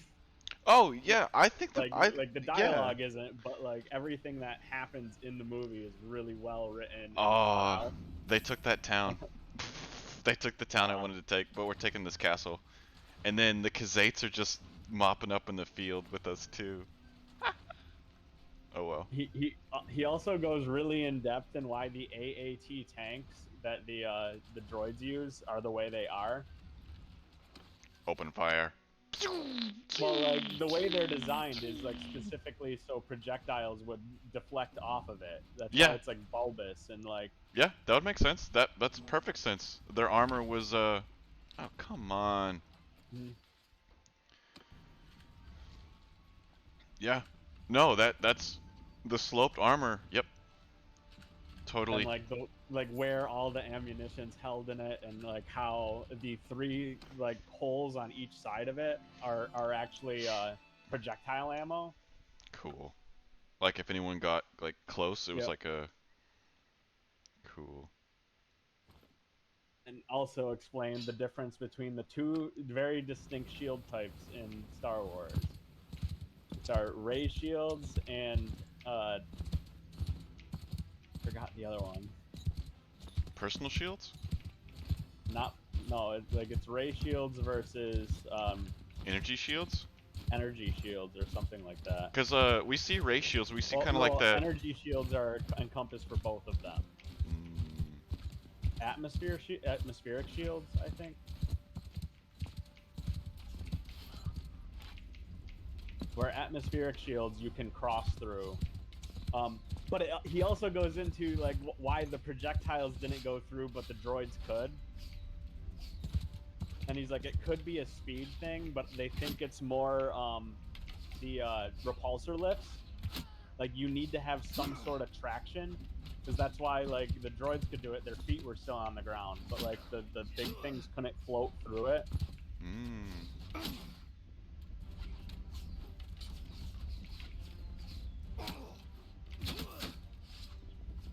For Puglandia! Oh my god, this ram has to come far. And that would also explain why like the balls could roll through it, but they couldn't really like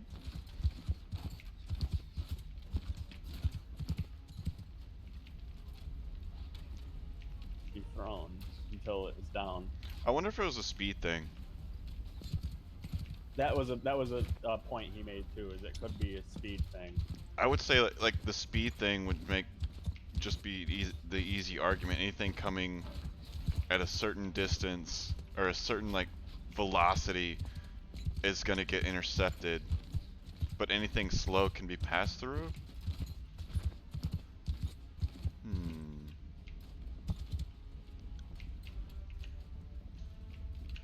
But how to explain that? But you have to like explain both projectile and plasma. Yeah. It's like, well, and if it is just pass through, why don't they make a missile that can retrograde right at the shield thresh point to go slow enough to get through and then speed up again? Possible.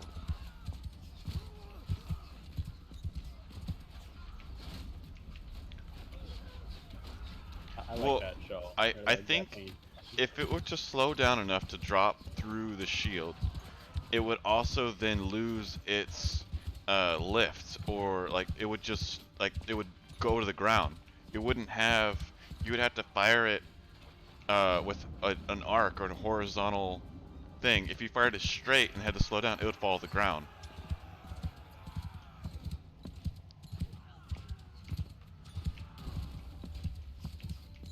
It'd also be really difficult because the exhaust from the missile, even if it was doing that, would be moving too fast. Yeah. Because he went through like how a breeze could make it through because the grass was still blowing inside. But like he's like, what would a heavy wind blow through?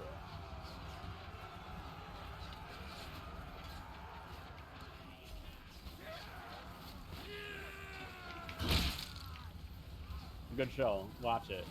I like it. The only one I don't necessarily agree with is how he thinks when the first movie was written, Lucas didn't have planned a immaculate birth. It was just a conversation she was having between Qui-Gon and herself, where basically she was saying the father's not involved and he never was. Well, I thought it was Qui-Gon's more asking about how his relationships have developed, not.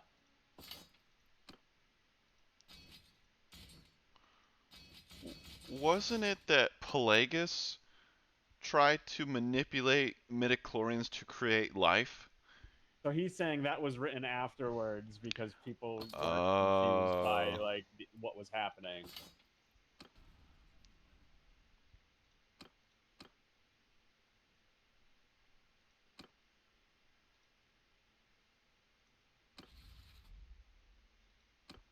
That's just his theory, and I actually I get it, but I still like the Anakin was kind of influenced to have that. Yeah, but the guy's idea was like Anakin's father was a nobody, and she was basically saying like he wasn't force sensitive, so it shouldn't matter. And he's not in his life, so he hasn't influenced anything. He doesn't have any influence over him. Because that's what the Jedi were worried about. Like the whole beginning was like he developed a relationship with his mother, like, and he cares about her. And like to be a Jedi, you kind of have to release like all ownership and all like relationship. According to the Jedi. Yeah. How'd that work out?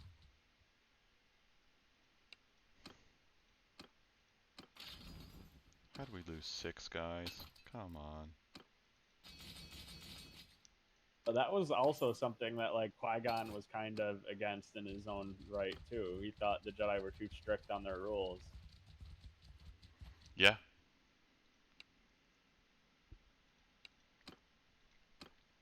There was, I think they were living in a time of like gray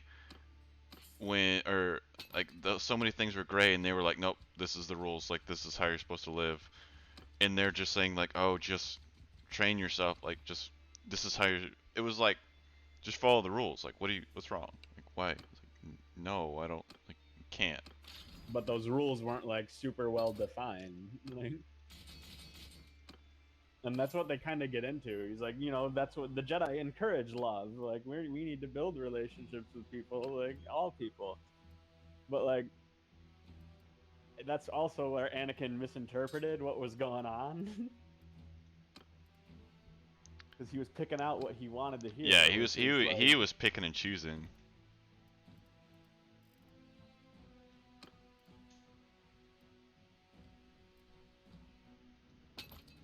And that was more of an influence from Obi-Wan than anyone else. Because Obi-Wan was like of that ilk of like that thought. Like, be friendly to everybody.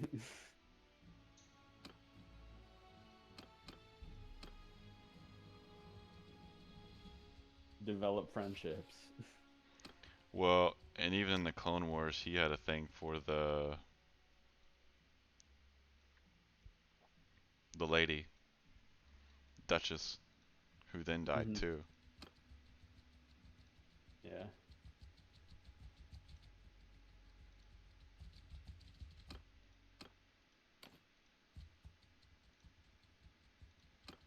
But whereas he accepts death, like it's inevitable in any way, right? Obi-Wan atoned with it, whereas Anakin couldn't. Well, Anakin was still scarred from his mom dying. Well, again, he developed that relationship, whereas the Jedi were like, he shouldn't have that if we want to train him. And he was scarred from his mom dying, and then now he's getting visions of Padme dying. And they're just like, oh, well, you just have to let go. Everything you love. It's like, he's like, I'm not down for this. Yeah. You guys can eat a dick. Like, we have magic powers. Let's use it. Can influence. But that's the dark side. That power. We now have 3 castles in the kingdom of Puglandia. Shall we go for another?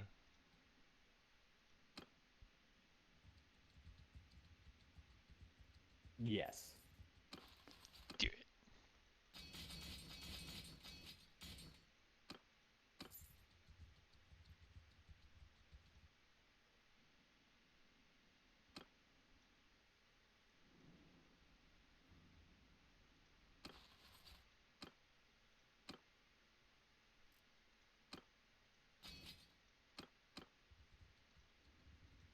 Drop these prisoners off.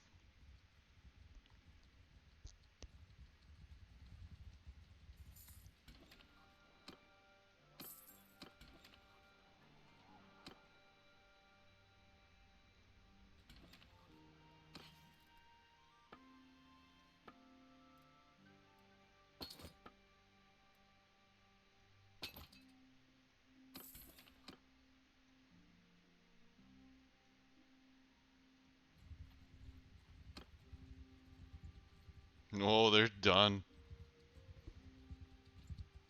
Forgive me for... And not just the men.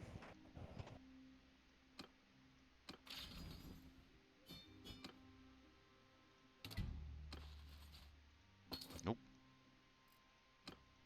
But the women and the younglings.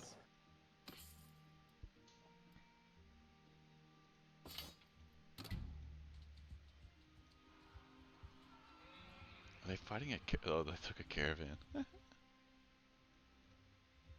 Besties. Hmm. I'm not gonna do it. Never mind.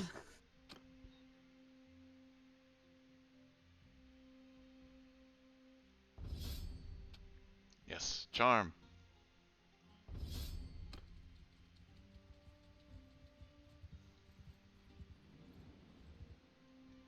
Oh, did they take it? Oh my gosh, they're pushing in.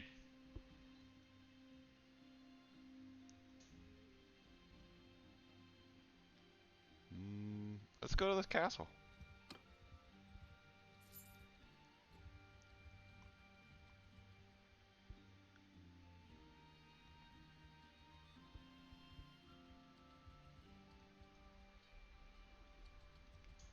You're attacking your own people. Why? Why sack that town?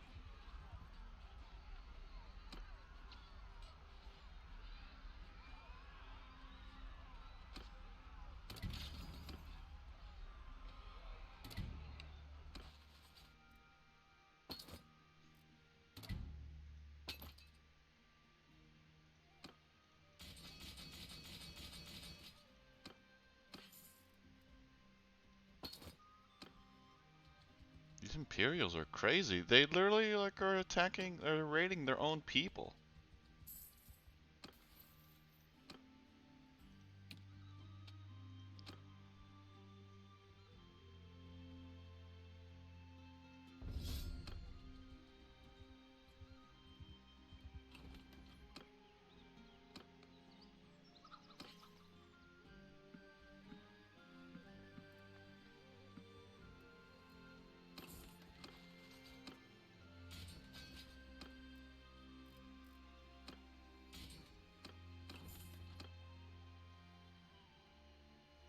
Oh, did you see the Kathleen Kennedy stuff? No, what's going on with that? Oh, did you see like they're like, oh, she's getting fired kind of thing? Yeah, it was insane. Yeah, but I'm not really paying close attention to it because, like, I didn't see anything substantiating it. Why? No, I was just seeing. Oh, let's go, let's go. Those are easy kills. Ooh, those dogs are mine.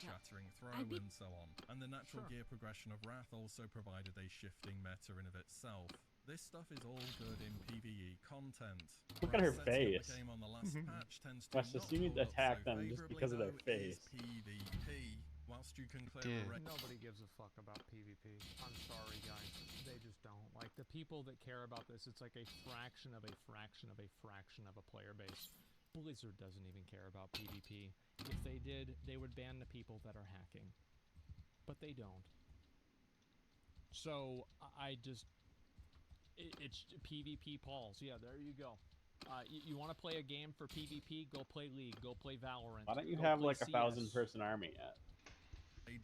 I mean, I could form and get pretty close. Ooh, I gotta be careful. Against other players, and other players are Get going this to pick guy. the best thing more often than not. This leads to a very narrow meta of viable comps, often against the same people, with the near guarantee that the established meta will never change. This just kind of isn't how PvP games work. And Wrath of the Lich King's PvP participation is somehow lower than it was in TBC. I expected what do it to they be have? higher as an absolute What is that? given. 84, 88, Why is it higher? 40. It's about the same strength. Why is it lower? I think that another reason is that I don't know. I think it's harder to play. If I could just pick off one from the pack, than it is in BC. like this one. I bet you probably had way more people doing PvP in Vanilla WoW. It's because you hit This you hit fucker. 2 buttons. That was it. Like maybe it's because of the balance. Like I don't know. TBC Arena gear was better. That's another factor. You're right about that. So like, you're gonna die. I lived in a single arena in all of Rapid It's Elixir. been a while. A duelist often has to be above 2k rating in 2s, and Gladiator and Rank 1 have been inflated through the roof due to Quest 2. No, I think this, by the way, like this ranking is totally fine. This is completely okay. There's nothing wrong with like these cutoffs. And Gladiator and Rank 1 have been inflated through the roof due to questionable practices by top players. Questionable, TBC that's called PvP, hacking. Can I remind you, had Stun Resist, Wind This is Fury early RNG, season, Mace yeah. Spec RNG, Heartbeat Resist, and random tornadoes that would break CC on Ring of Blood. That's on top of PvE players not doing Arena for gear anymore as they did in TBC. In fact, it's the other way round now. Oh, and how gear works in these old expansions for PvP is such an enormous barrier to entry that just doesn't do the game any favors at all. A mandatory battleground grind where you get demolished for hours and hours upon end before you can even begin to see how your class actually plays in the content. It's unfortunate. Well, yeah, people don't. The thing is, like, I just think that the idea of MMO PvP, it's dated. It's just dated. And I think MMO PvP is totally fine. And like for a game like Ashes of Creation or like one of these like large scale MMOs, I think it's fine. But the truth is that nobody is ever going to care about it. Because it's always going to be worse than an actual PvP game. It's not going to be updated as frequently. It's not going to have the same level of depth. It's not going to have the same interest from a player, from like a viewer perspective. It's just not as good. Like that's it. It's not as good. And if it was better, then people would play it. But people don't play it because it's not better. BDO is the exception? No, it's not. Nobody gives a fuck about BDO PvP. What are you talking about? If so many people cared about BDO PvP, then why isn't anybody watching it? Why is nobody watching it? It's a simple question. If so many people care about it, then where do they care about it? Do they care about it on YouTube? Do they care about it on Twitch? Do they care about it on Twitter? No, because they don't care. It doesn't exist. It doesn't matter because they're playing it. So you think that people aren't playing League or Valorant? Like, what's the logic in this? So you think all the popular games... I'm gonna need y'all to hurry up and get here. Popular games, but they are playing the unpopular games. This is just... What the fuck is wrong with you? This is... It's copium to the max. Oh my god. One of those armies get Nobody here. cares about We're BDO sitting PvP. good. Oh, that could be bad. I think the main How many thing is that? the That should is have for over PvP 200. That is they should comparable make it to my unbalanced. force. They should make it large scale. I am and They should nervous. make it fun. That's Oh, it. they didn't You're attack. never going to be able to balance PvP. Like, I think classic WoW was the right way of doing it. Do you do the trick where you put your things away, like as they're built, so they don't get attacked? We speak Oh, with my no. friend and colleague, In reserve? Alma Shields. There we go. She's an associate professor of astronomy. No, because they get engineering specializing in points for biology like at building UC stuff. So I was like, And we whatever. talk about the search for life Oh on shh, planets that's a. that are already known to exist. Do I disengage? In orbit around their host stars. We're going to learn what M stars are. We're going to find out what the color of the star has to do with what I think I life have might to. be like on Probably a engage planet's that one, surface yeah. that orbits it. And we'll also Put take that 245 coming up, cosmic and this journeys from our 127. Patreon members. All that and more coming right up. Oh, hamburgers. hamburgers. This is Oh, Star hamburgers. Talk. Neil deGrasse Tyson here. Your Oh wait, personal my astrophysicist. buddy, I got Chuck really, Nice. Chuck. really in bad Always good to bad have you. shape right now. Doing again. Listen, the universe is nonstop. Okay. That's right. And it is Oh, is it really though, continually. Neil? Is it really? Yes. Does it? I mean, seriously, can we say with Uh-oh. certitude that the universe does not stop? I mean, If there's anything in the universe that doesn't stop, it's the universe itself. There you go. Bam. Okay. I'm gonna see your statement and raise Hold your on. hand for peace. We can do a couple things. We can do a couple things Today we're talking to about life help on this. other planets. Yes. Life on other planets, and we're bringing in a friend and colleague, Almawa Shields. Thank you so much, Neil. I'm excited to be here. So, she's an astrophysicist and more specifically an astrobiologist, which is kind of a new field. New in the last few decades. I'm old enough to call that new. Also, on the landscape of science communication, she's there, and she's a force. She's an associate professor in the Department of Physics and Astronomy at UC Irvine and founder of Rising Star Girls, a program dedicated to helping girls discover the universe. What? I know. Watch out. Also a trained actor. What? I know. Wait a minute. I know. Wait I know. a second. Wait. But I'm not done. Oh, Shut up okay. until I'm done. All right. Now she's got a new book out. Wait. Now you can react. What? Sure. And she's got a new book, Life on Other Planets, a memoir of finding my place in the universe. Whoa. Almawa, welcome back to Star Talk. I think we've had you on before, haven't we? You have. Thank you. It's Yes. wonderful to be back. Last time we were talking about terraforming Mars, and now we get to talk about more life on other planets, places where there actually could be life, although maybe Mars. Yeah, plus I want to get to the bottom of what it means to have a book titled Life on Other Planets, and now you call it a memoir. Chuck, I think she's an alien. Okay, that's what I'm saying.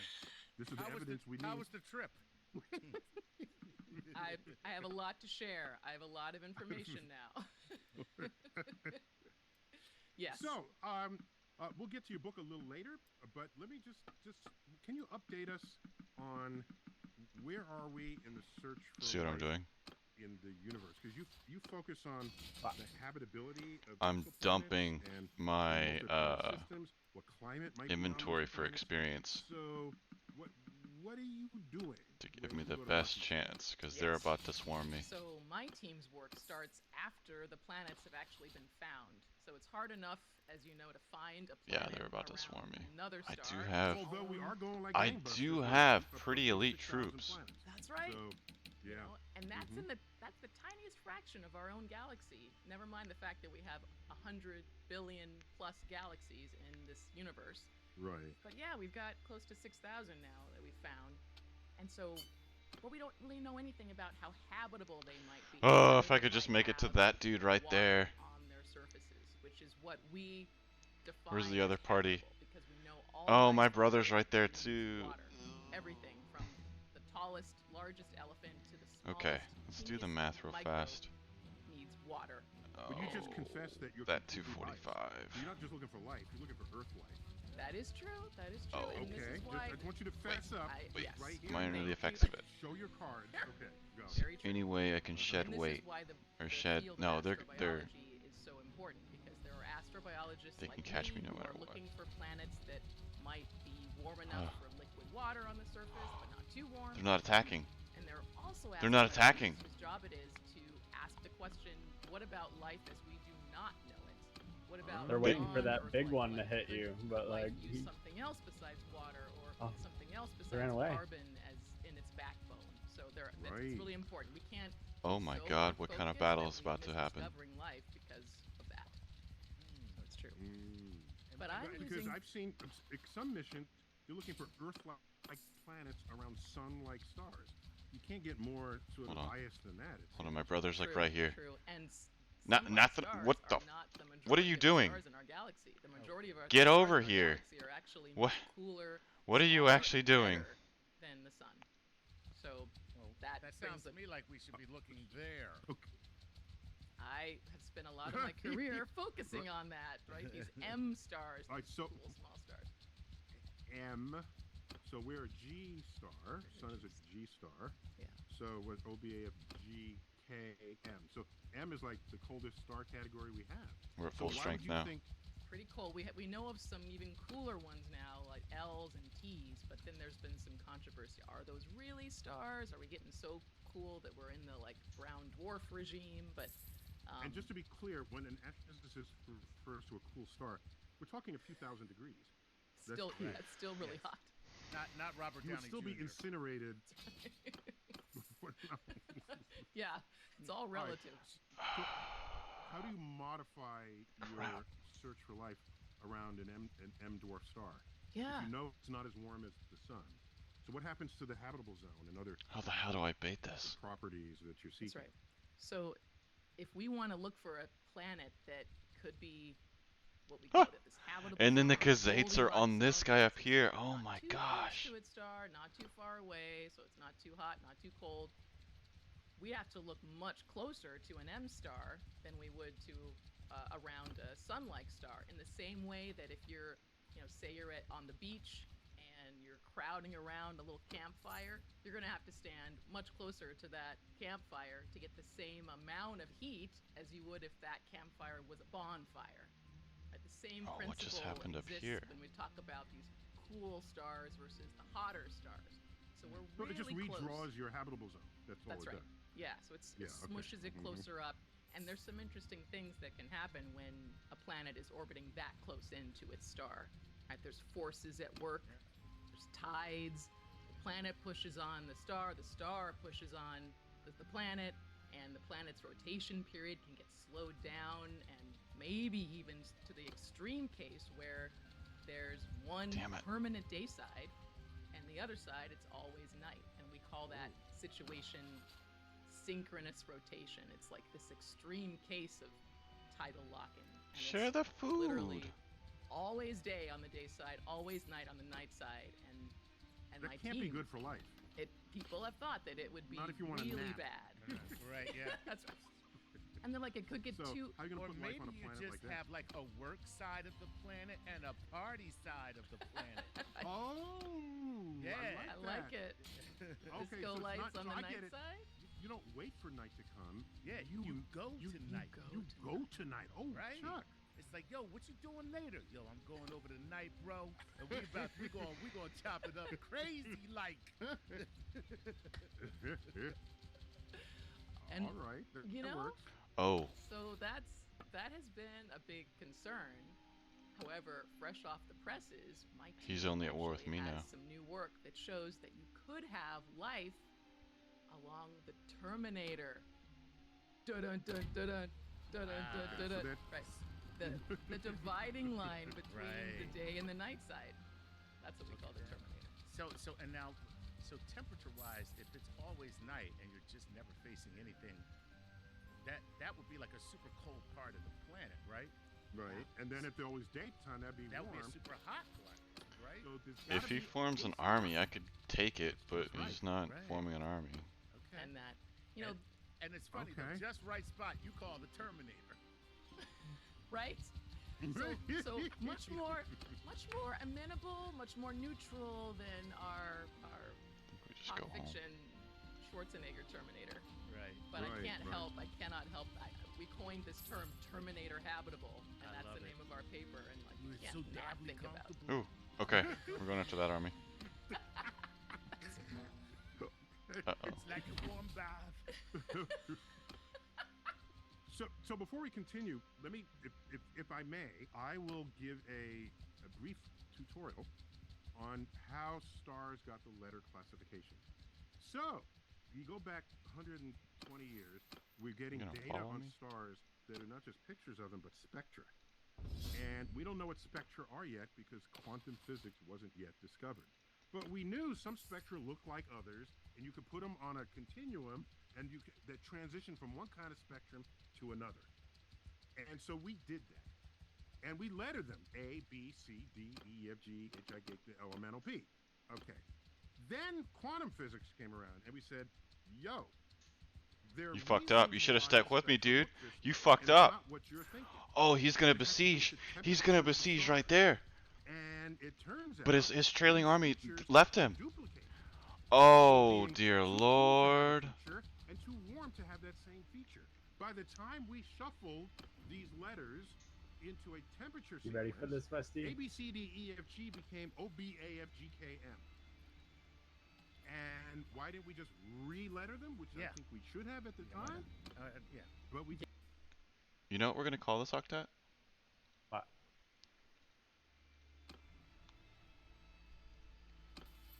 Arise. Arise, riders of Theoden. A Rise of Skywalker? Shields shall be splintered. Spears shall be shaken. A sword day. A red day. And the sun rises. They're attacking a town, and they're besieged. Assault the siege camp. Yes. A sword day. And the sun rises.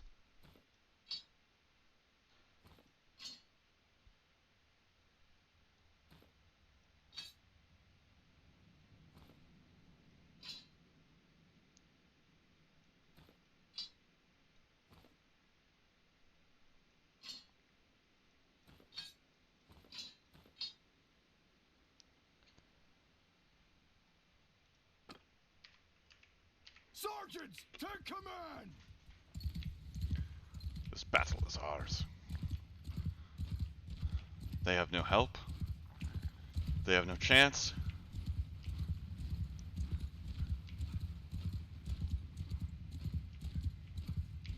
This is ours. Hey, go, get back in the line. Cabaret. Oh, look at them. They're spreading out. They're spreading out. I don't know what the fuck that dude up there is doing. They're spreading themselves thin.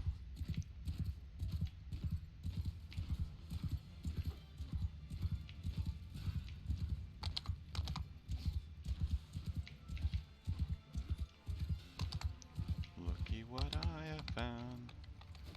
It's over. I have the high ground.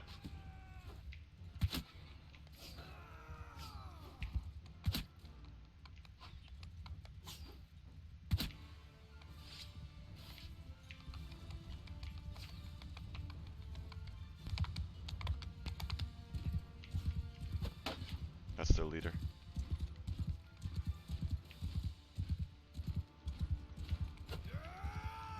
He has led you to death and ruin. Cabaret, charge.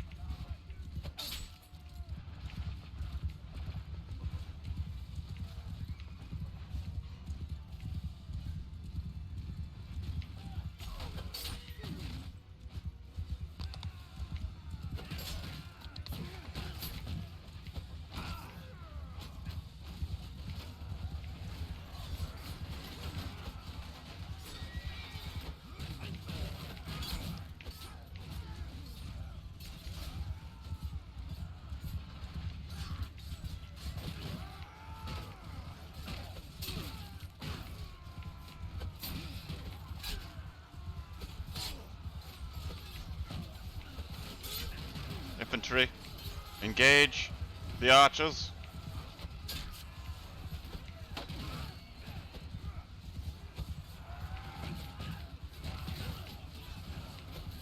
Damn fine job, cavalry.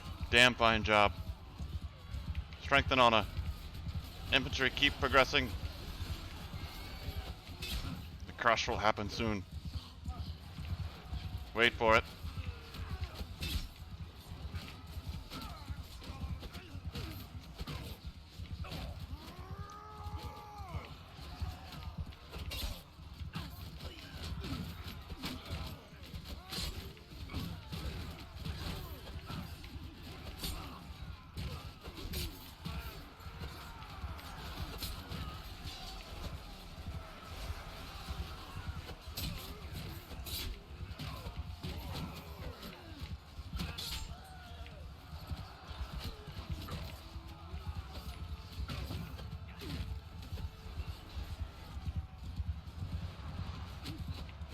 Nice.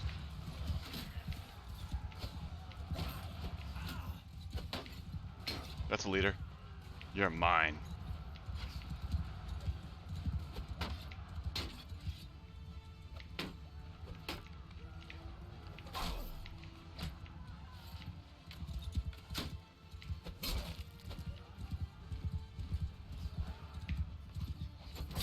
You and your pitiful band.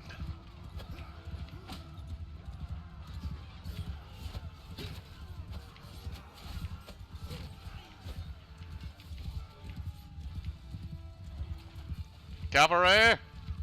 Charge! Oh my god, it's a crush of elite cataphracts. Let's fucking go. Charge them. Right into them. Show them no mercy. Oh ho ho ho ho ho ho.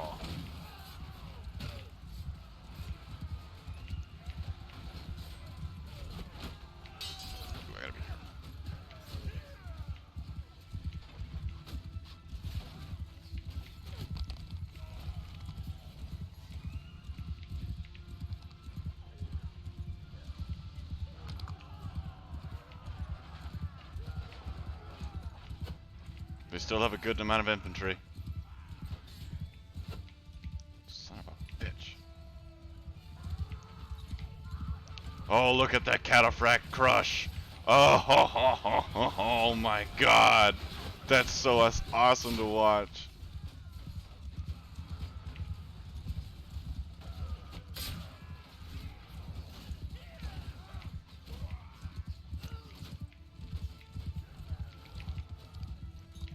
Where's their leader? He's here somewhere.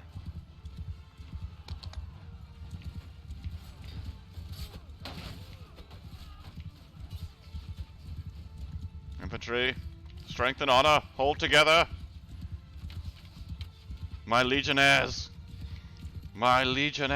charge the field. Charge the field.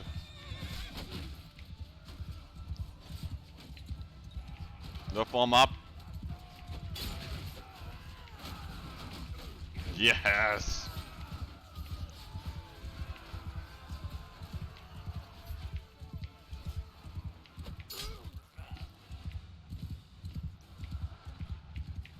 Oh my god.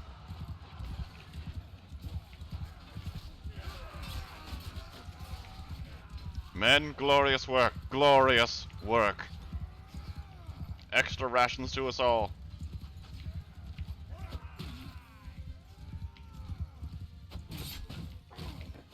Oh gosh.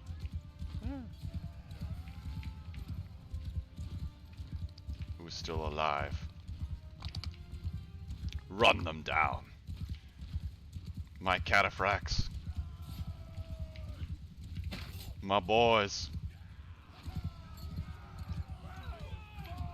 Hell of a job. Hell of a job. Looks like you lost a lot of people, though. It was an even fight. It was a straight numbers fight.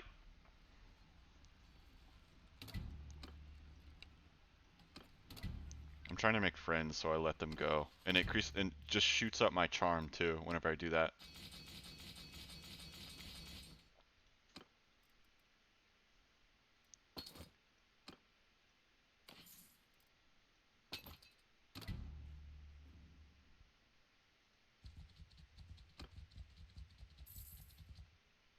Oh yeah.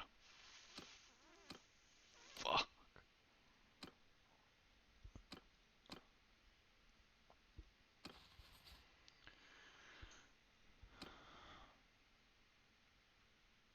Where is the garrison?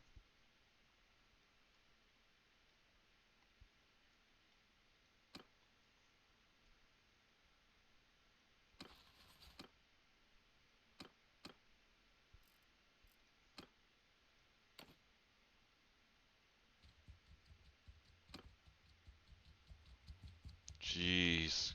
That was a brutal fight.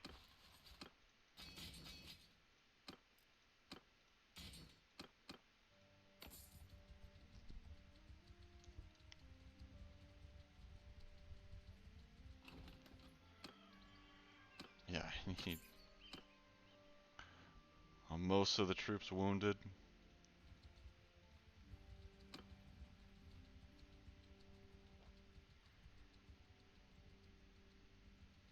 futile. But we succeeded.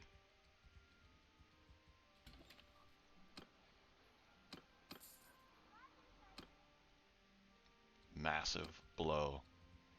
And we have this castle. We took a castle right next to all our other castles.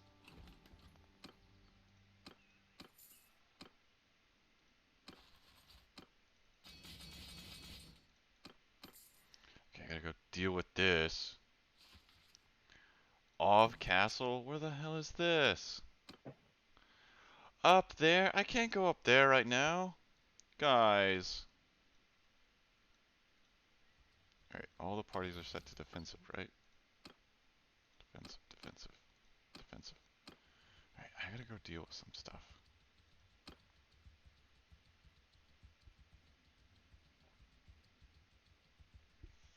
Peace treaty. Peace treaty with who?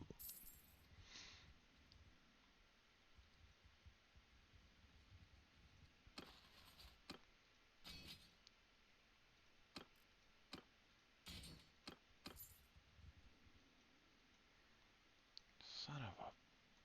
It's gonna suck. Just hold on, guys. I'll be right back.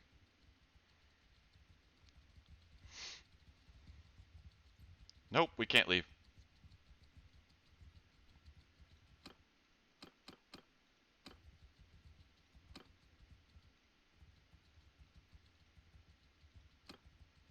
Why can't you leave, Westy? You got one big reason right there. 1,000 reasons. Yep. Alright, get.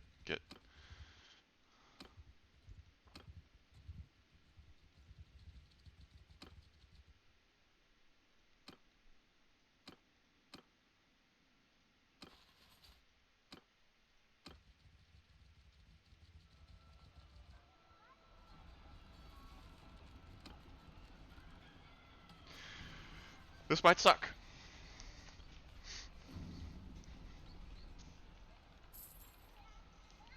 Maybe. Fuck, I need archers.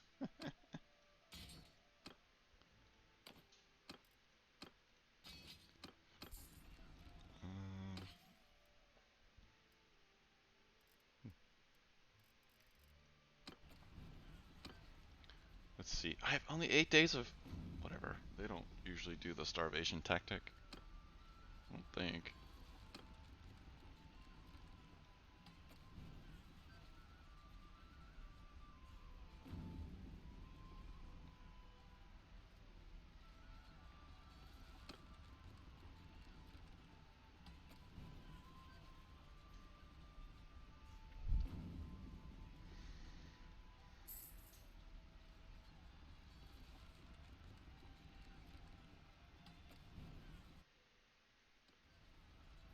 Let's see what they do.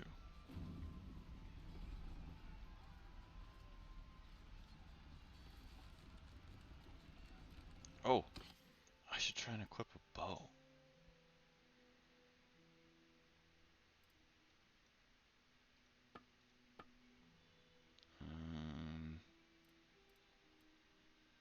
Dang. We don't have any good bows.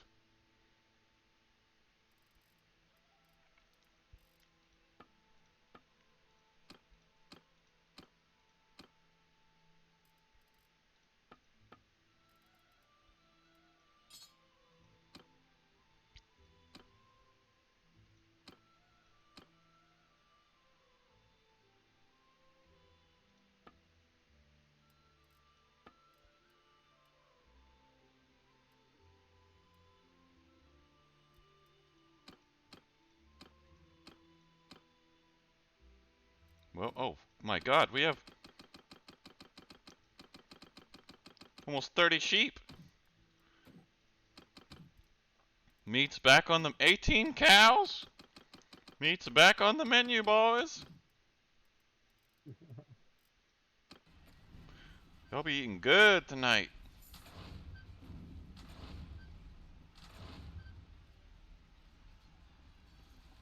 I don't want to see this 6 days of food bullshit. I got 31 days of food.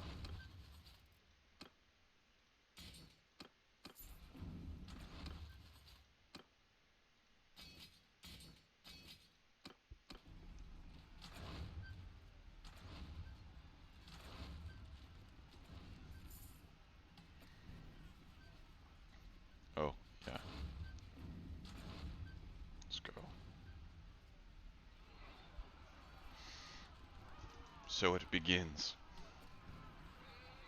The great battle of Giles Castle.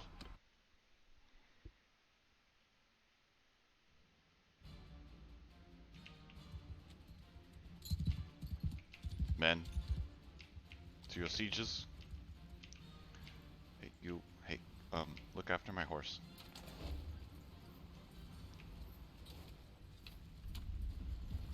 Archers.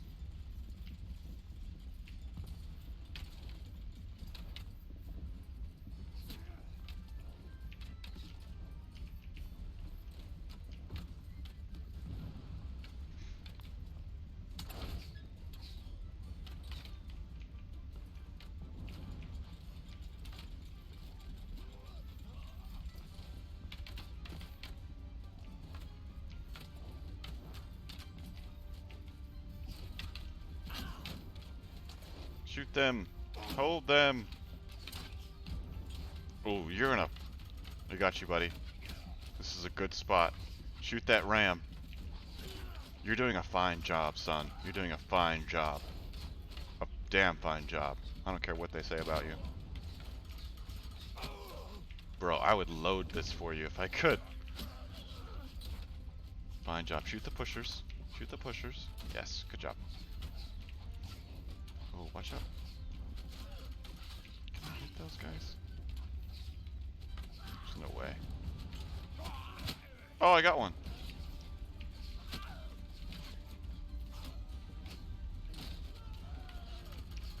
God, they have really good archers.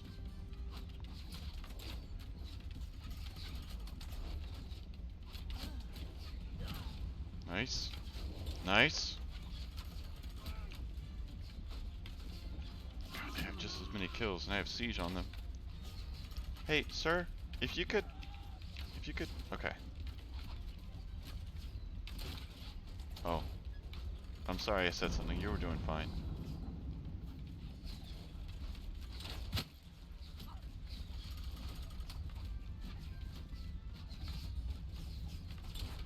Oh, God.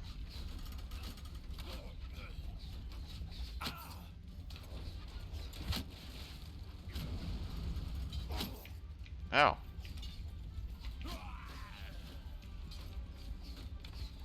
I'm gonna die on this thing. Someone get on that. It's scary.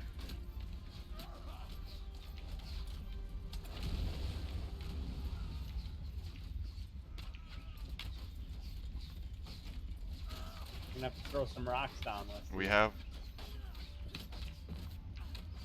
We got rocks. Right here.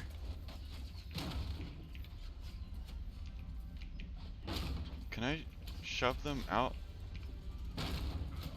No! Oh, I thought that was gonna like backfire. Can I go up here and throw them?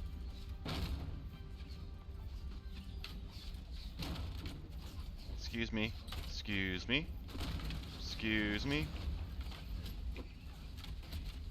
It bounced off the ram.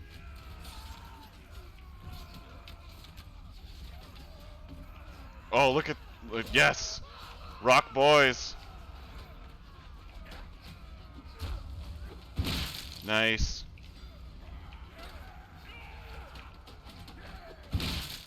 Nice. Oh, that's not nice.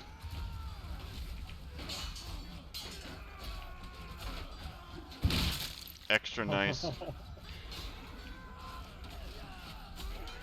Hell yeah. Damn fine job.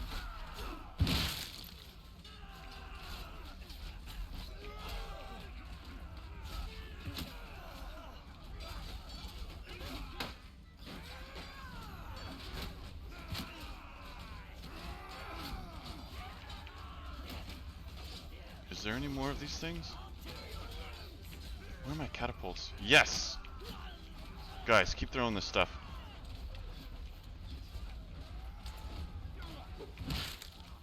I hit one.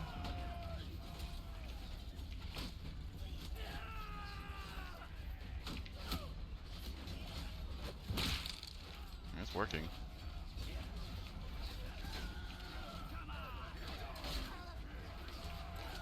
think those are just like singular ones, where before you were throwing like hot shot. I don't know. Yeah, it's working though.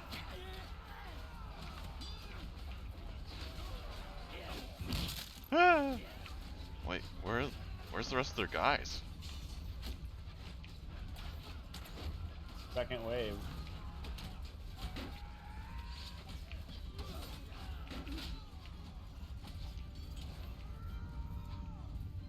Yeah, here they come.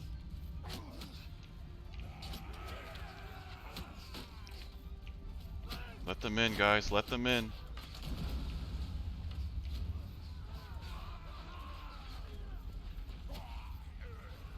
How are we doing? We're doing really good. We're doing really good.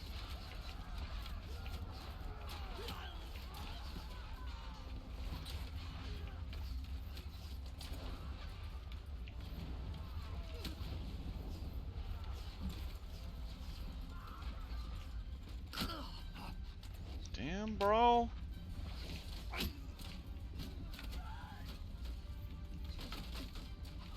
Eh. I did it. Ha!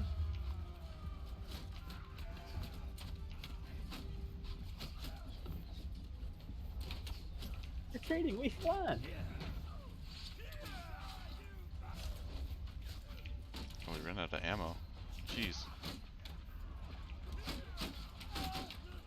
Oh, they can push the ladder off. Push it off. How'd they do that?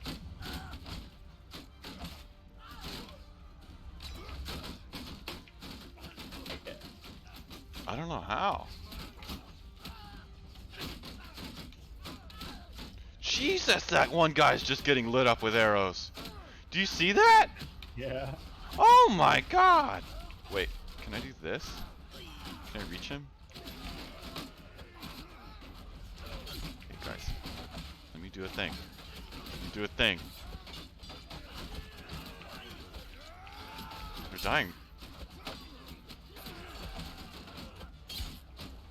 Yep, that works. You're holding them.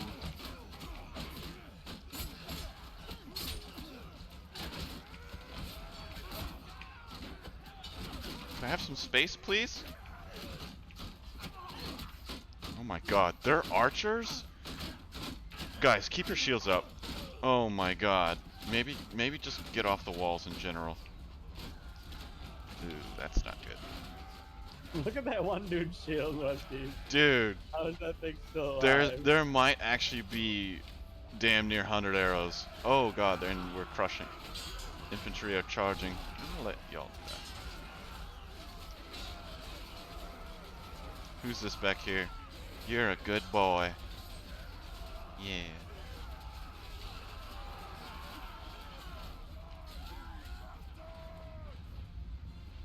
Oh. Where's my horse? We won. They're retreating! We won! I asked that one kid to hold my horse. Where'd it go?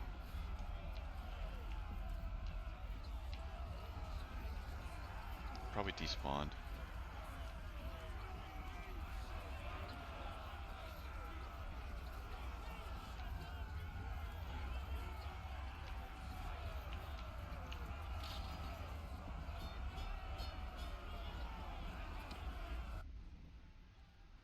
They're gonna keep coming, though.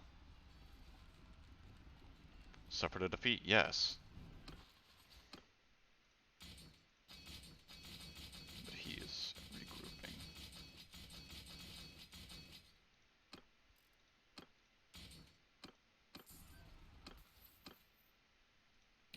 Gerda.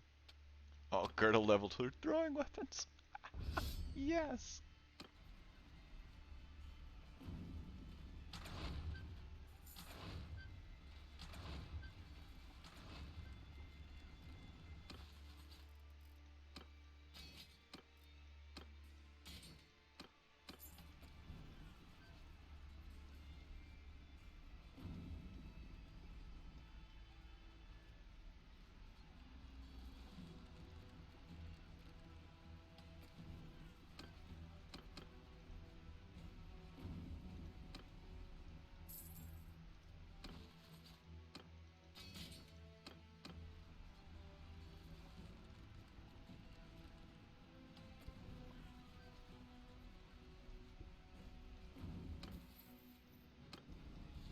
Rallying more men. It's always wounded. Coming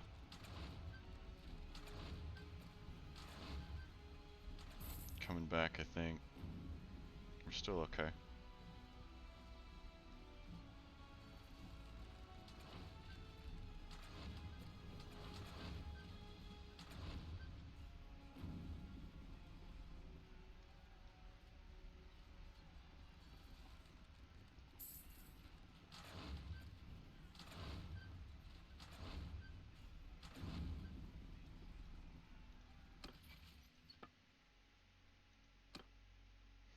They're trying to get that wall down. Yeah, that would suck.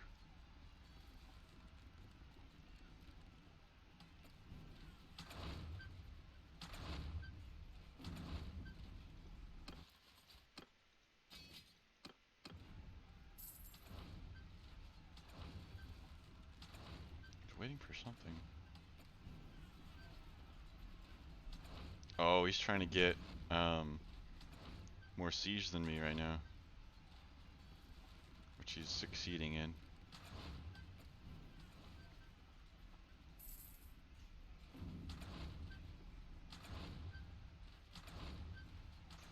Maybe? They're rebuilding pretty quick. 232. Oh shit, I have recruited.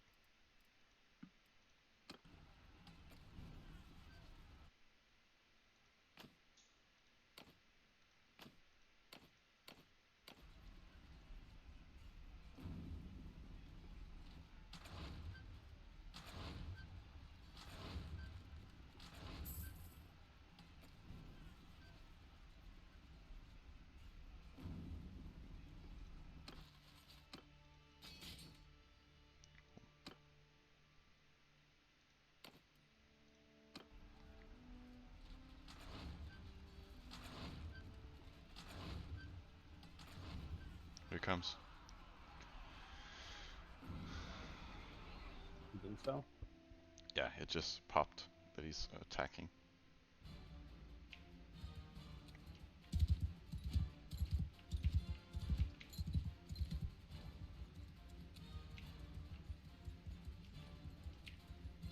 Hey, how about you guys that looked armed to the teeth go to the wall? Damn good shot.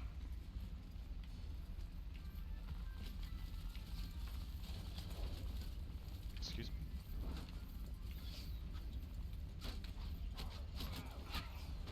Holy crap. I don't know if they want to get on that thing. What if I go up here? I got you, buddy. They got it sighted in. Move! Uh-oh.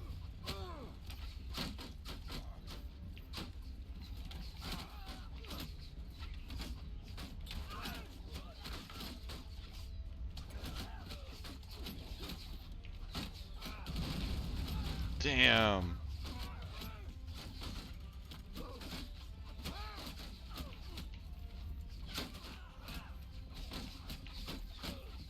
Oh, they're targeting him on that catapult as well.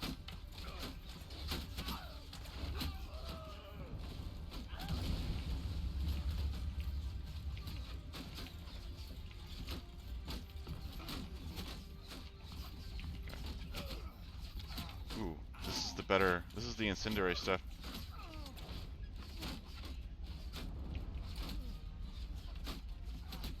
Incoming. Ooh, yes, yes, good targets, good targets, good hits. Oh my god.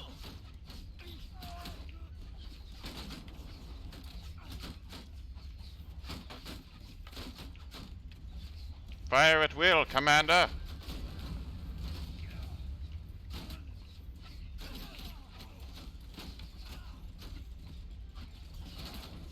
Load. Fire. You're too high.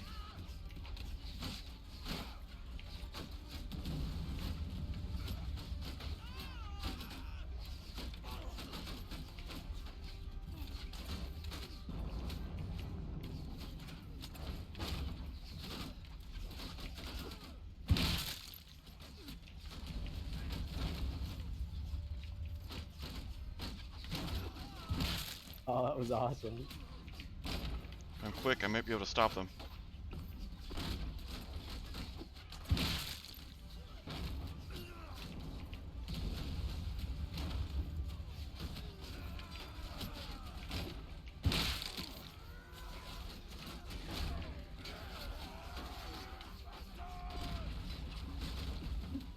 Shit.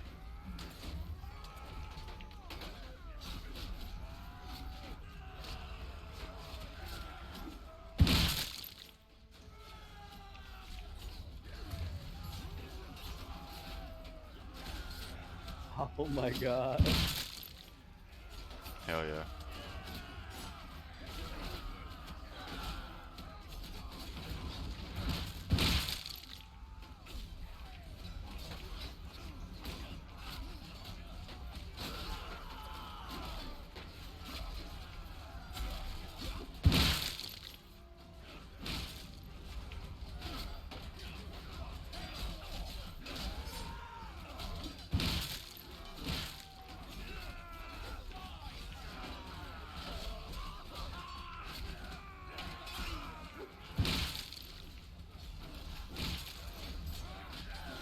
I like how they're doing it with me.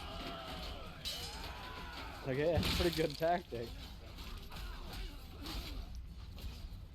Keep firing. Oh, we're pushing out. Jesus.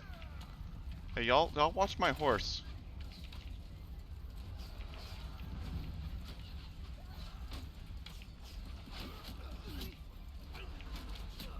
No, I'm almost dead. Here they come. Second wave.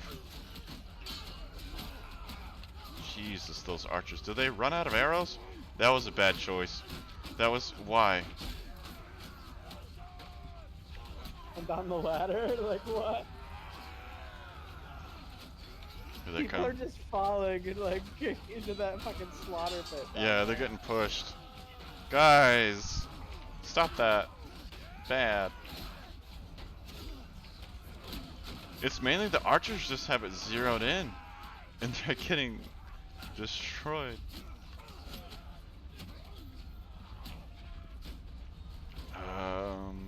Let me see. Does the other catapult have ammo I can throw down? It does. But I think these are singles. Oh, I dropped it.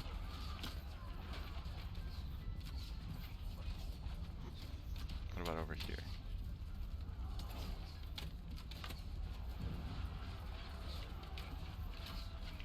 Hello. Nope. Jesus.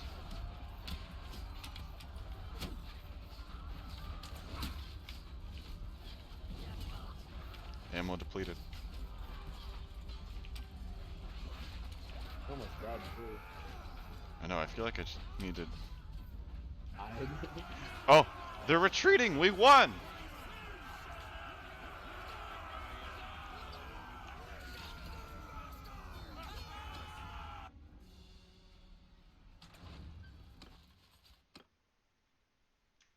You did it, Westies. I don't think it's over yet.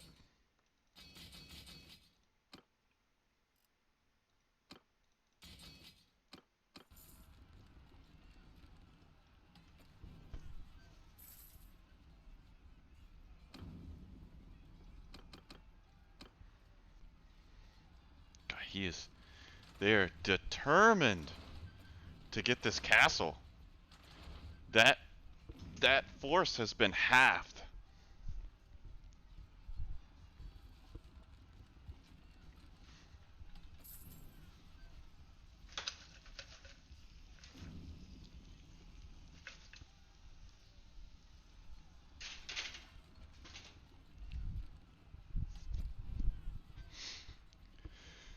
Oh man. Like, even those other buddies are like, I don't know if I want to join in on this. Like, Yeah, I really wish they were actually going around and recruiting. I don't know why they're not. Maybe it's a kingdom policy? Maybe he's broke? I don't know. Maybe I gave him too many castles?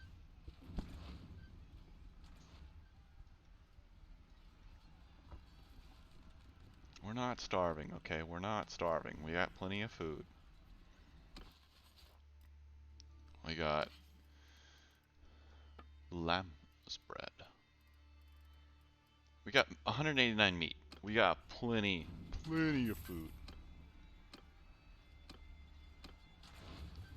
Meat is on the menu, okay? Oh, I should see if anyone leveled. All these commanders are with, there it is. Are with me. You're out trading.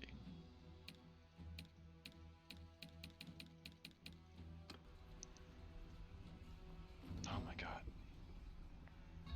Yeah, I'm busy! Here we go again. I'm scared he's actually whittling me down. Like, a significant whittle. Trying.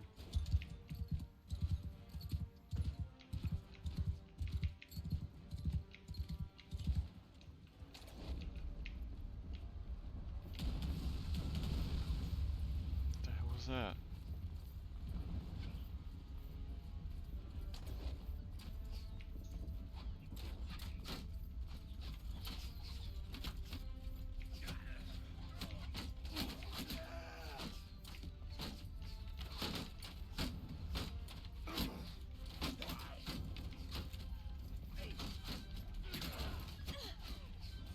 Damn fine.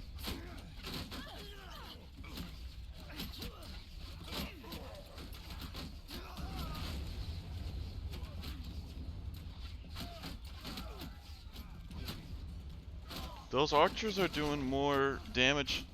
Nice! Do more work to me. More damage to me than the...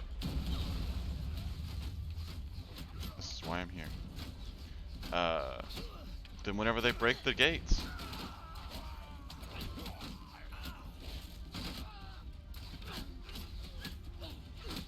Gerda! Gerda, no! Gerda died. Gerda just got, like... just tons and tons of arrows in her. Good job. Like, they're significant damage to these archers. It's crazy.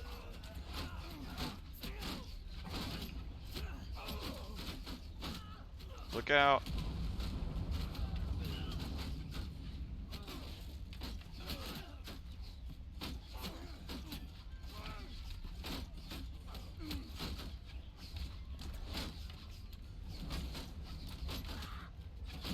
Oof.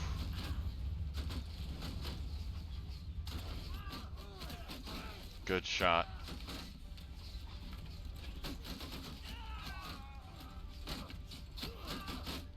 Jesus. Just keep your shields up. You're doing a good job. Oh my gosh. Okay.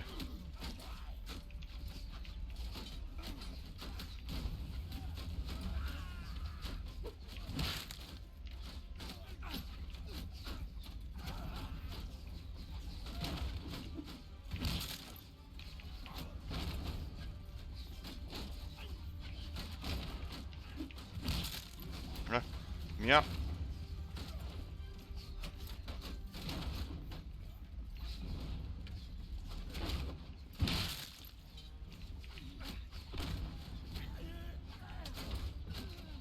This is not good.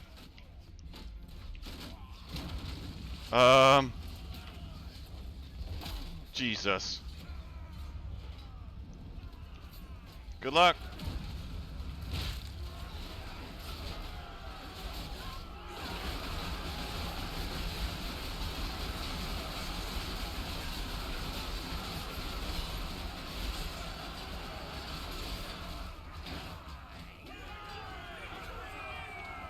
We won again. He's definitely whittling you down, though. Did you see what I did? No. Oh. When you fell out and like Yeah. getting raped, they all just turned towards you and were like, They're "Oh, like, get that guy." it's like I clipped that edge.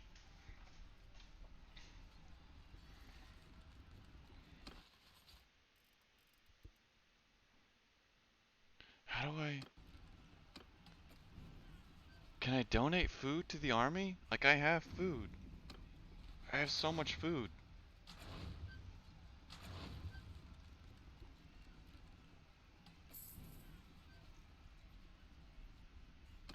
Some food in their stocks, can't you? I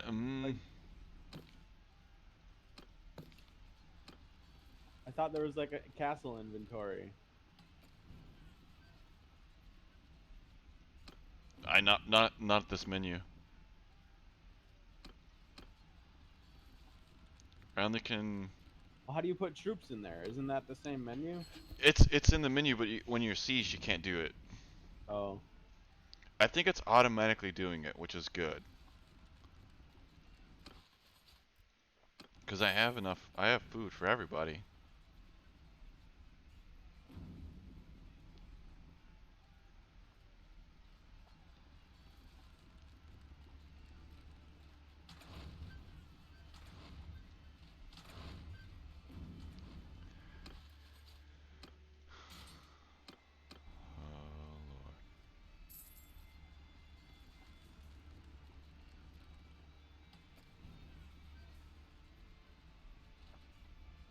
Here we go.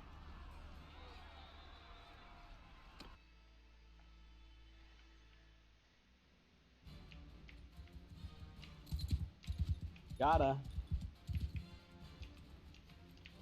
You can't tell him, no, I don't feel like getting attacked today. Okay.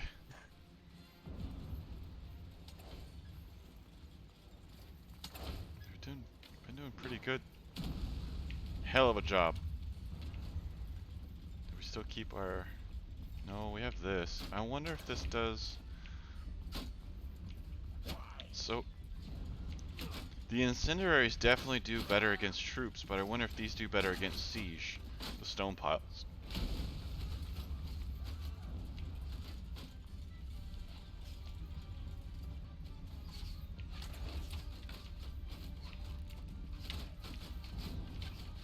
If that archer unit is going to set up on this side, I'm going to steal from this side.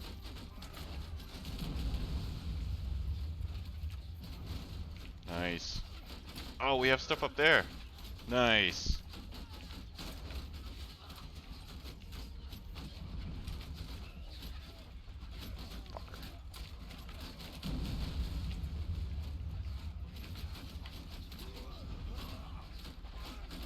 Oh my god, they fell down. You fools! You need medicine, my lord. Fuck it, put the ladder up. Climb back up.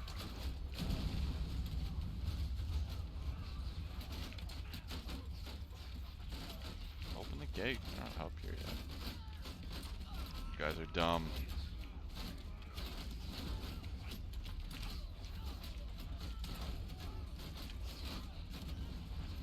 Siege tower's getting close. Oh, we just killed one of their leaders. One of the guys did.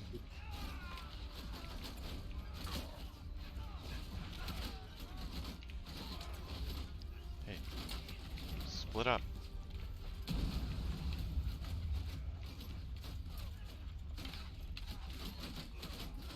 They're buddies. I don't know what they're doing.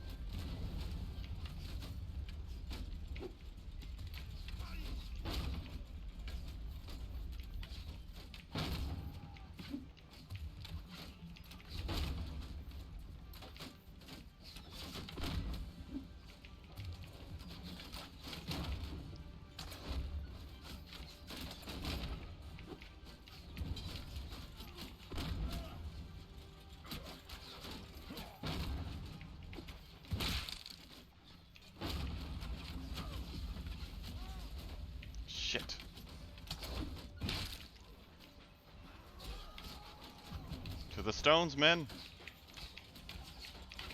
Come on.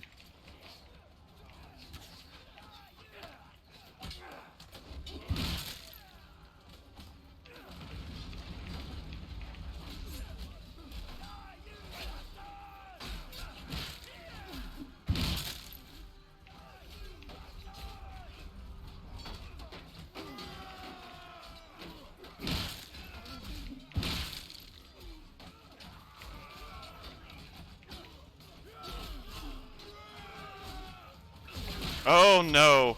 Oh no! Kill your humans again? No. Oh, We're okay.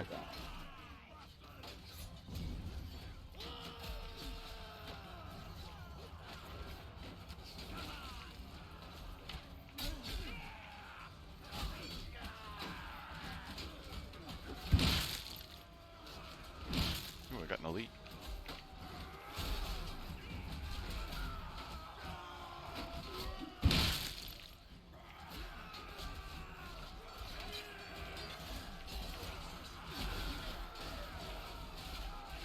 Rounds depleted.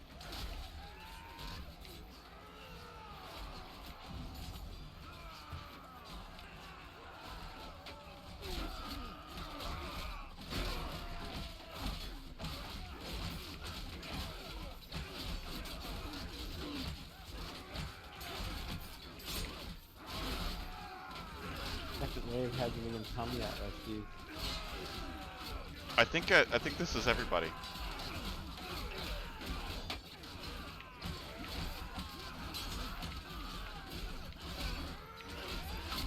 What the? God damn it.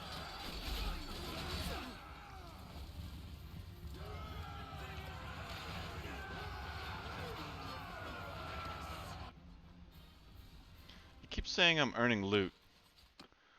Where's that loot? I need it.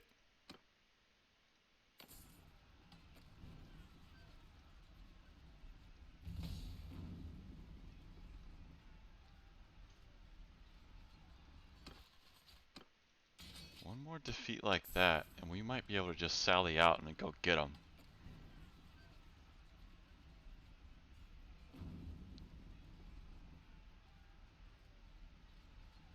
My Sally. That's what it's called. I know. Trolling.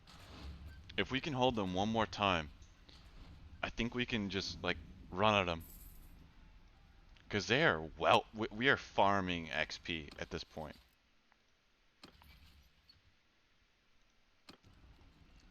Yep. Okay. These fuckers. Outside the castle ain't worth shit.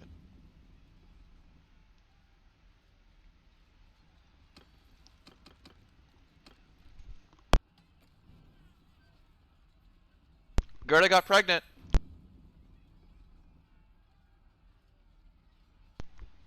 Yay.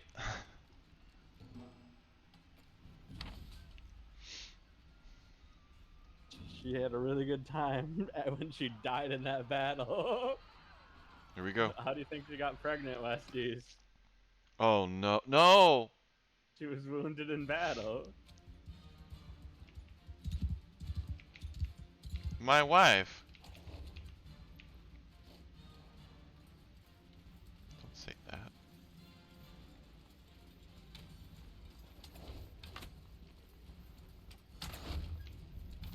I think all they have this time is a ram.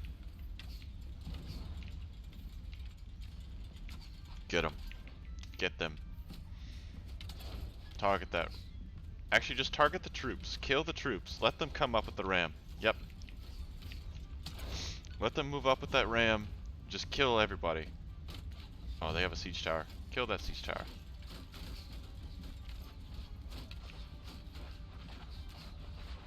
Yep. Good load. Good. You're doing. Did you get anything from the wall, Westy? No, I just got tokens. I help. Come on. Hoping for a neck or a ring.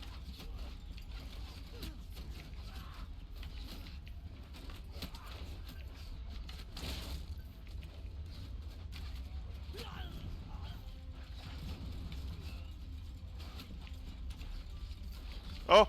No, I didn't mean this! I'm sorry! Oh no. Throw a rock at your own buddy. I thought I was loading it. I got too excited. Whoa!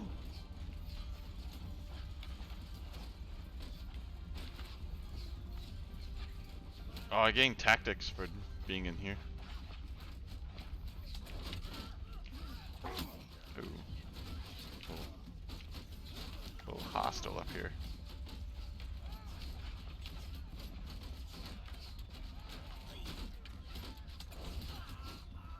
Nice!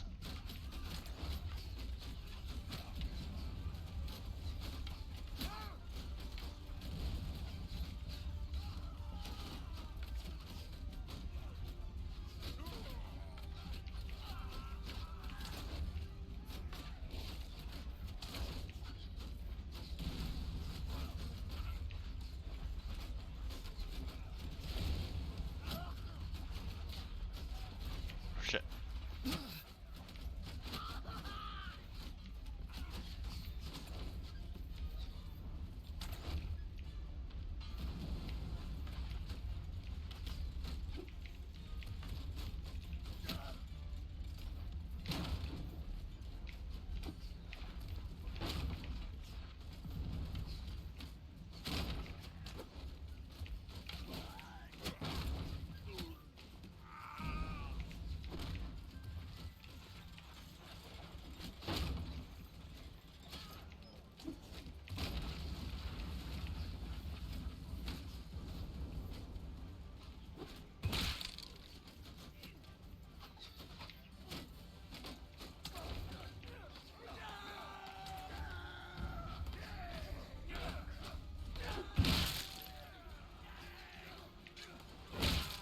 Think you can win this?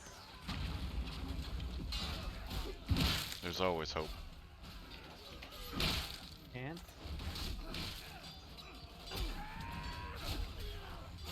I want to do that.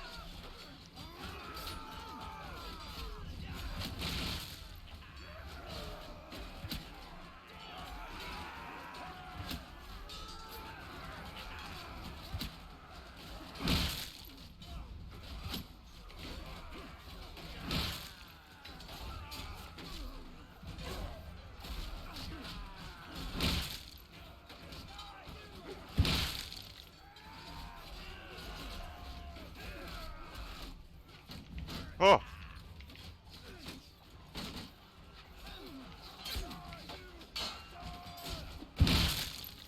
I think we got a chance.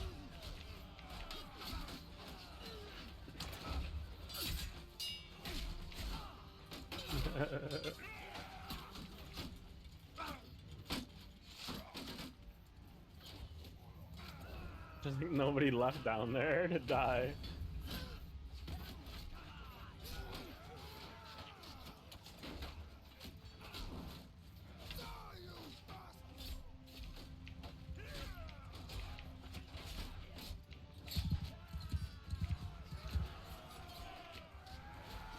Are they coming? Next wave.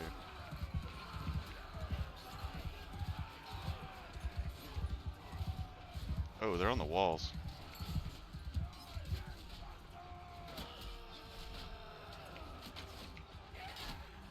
Guys?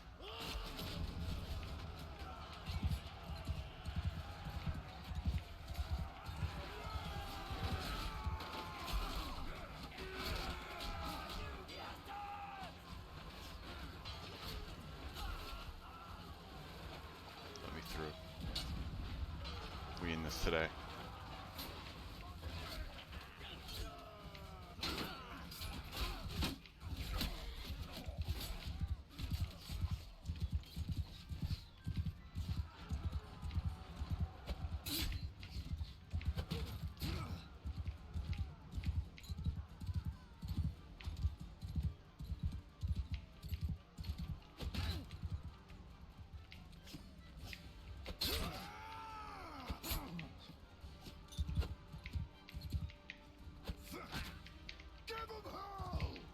Vents on all positions.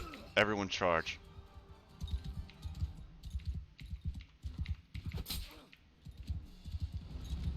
crush them.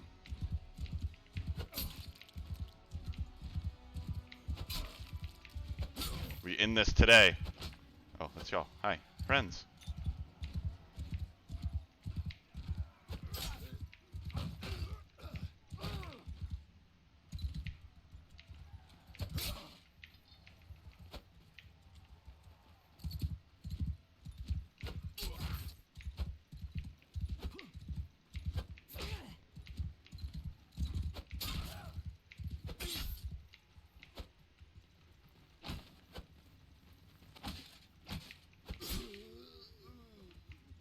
Oh, just speaking.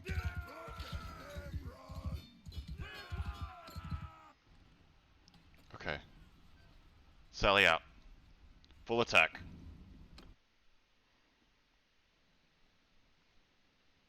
Everyone! Sergeant's in charge!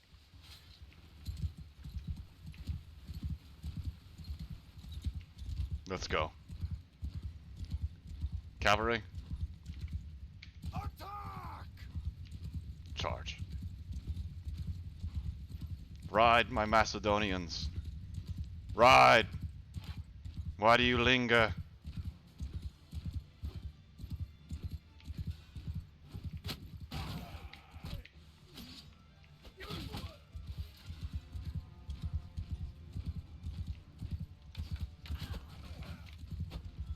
Oh, everyone else is wounded. The wounded troops don't fight.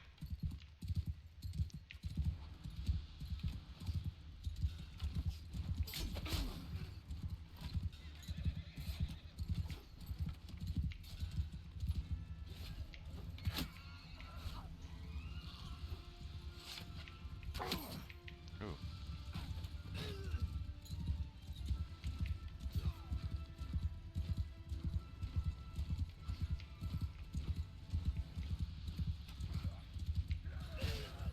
Hell yeah.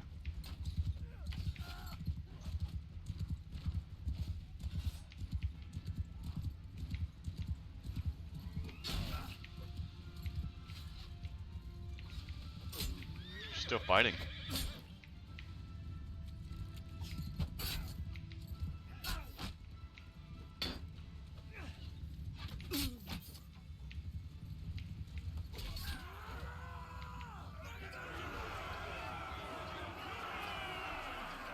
We won.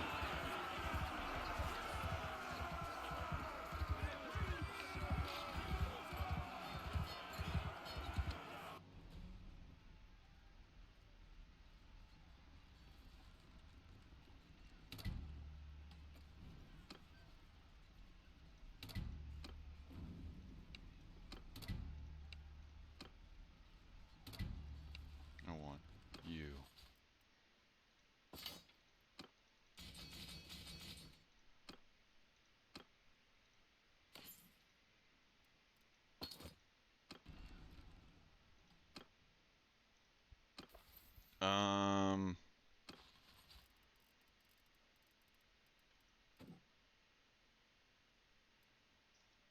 How do I talk to him?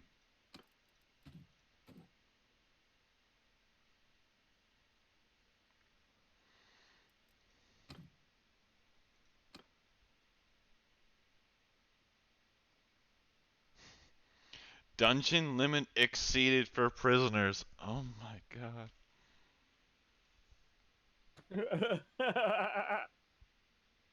Oh wait. I have too many to donate.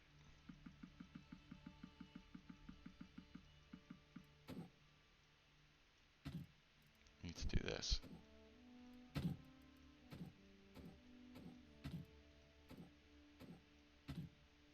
Okay. What? There's one prisoner.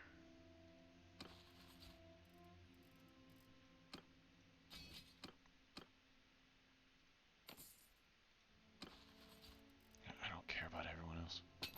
Which one? Him.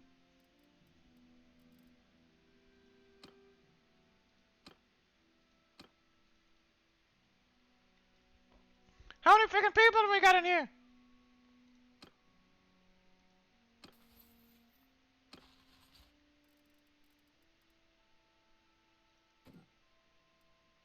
do I talk to him? I could execute him. Who is he? He the king? He's the king. He's the lord of the people I'm fighting. Yeah, kill him. What?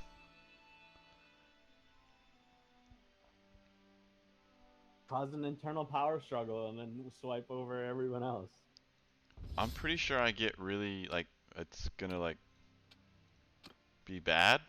Everyone declares war on you. Yeah, I'm pretty sure you get like really negative shit if you actually execute.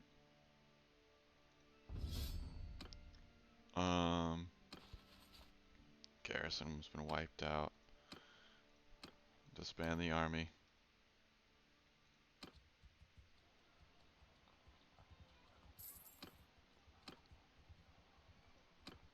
Wait, what was that? You need to resolve...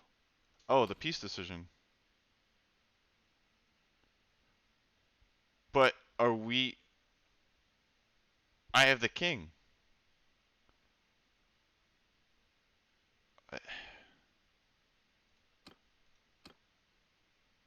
I'm okay with us declaring peace.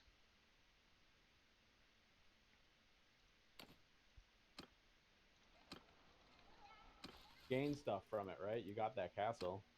Yeah, I did gain the Melonian castle. Okay. Oh, wow. What an epic defense. Oh, wait, did we get any good shit? I would think so. That was the fucking king's fucking guard. He didn't give me anything. We got trash. Did he send a regiment with all of his fucking gold and like get out of here? Oh, we have to go to over there. Oh, it's close. Okay, we can recruit fast.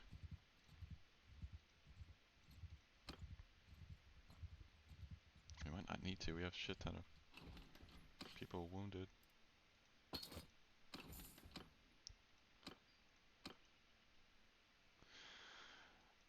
That was a good battle. Damn good battle.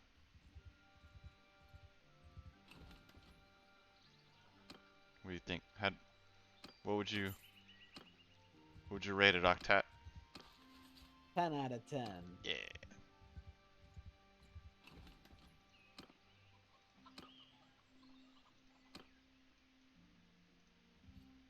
Who's this guy?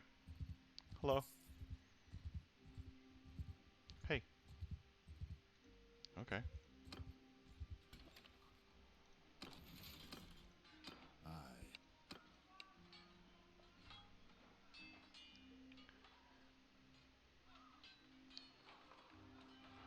Like you to wait. I would like you to serve. Oh, you bitch.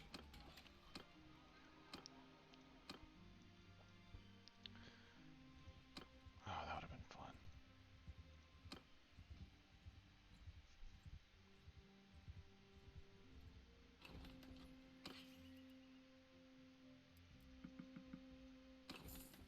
No.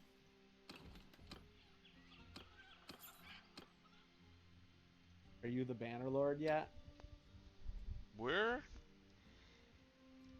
We're not doing too bad for it, honestly. Am I paying this fucker though? I'm gonna be pissed. No, I think we're not paying him. I think it was just like a straight piece. Like... Yeah. It better be if I have the freaking king. Like if I capture the king, then I have to pay him. Fuck this game.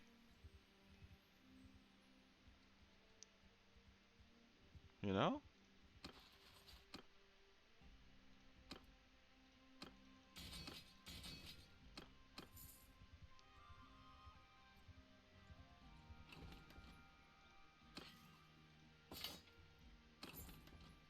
Oh, we already bought everything. You need horses, Westies. Yeah, I'm gonna go to this town. They're expensive. I need more lords.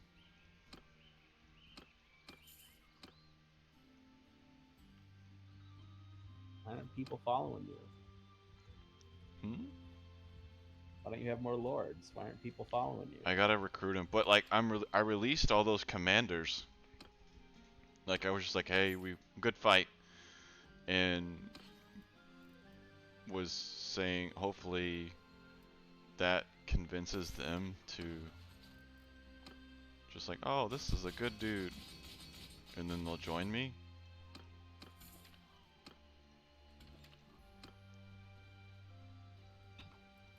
Maybe.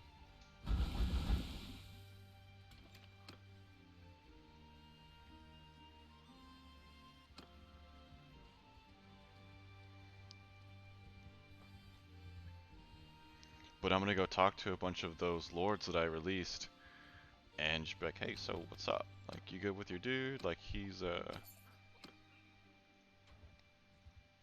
pansy who got captured by me. yeah, he's not cutting it. Like, I took his ass. He's supposed to be your emperor.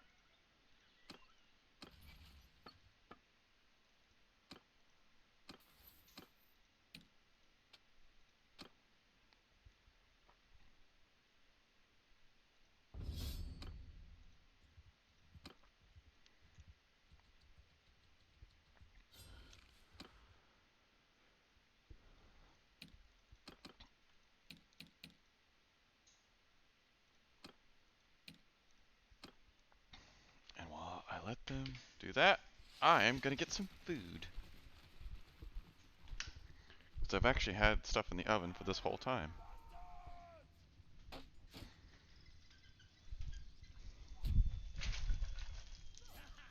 Just possibly cooked as shit.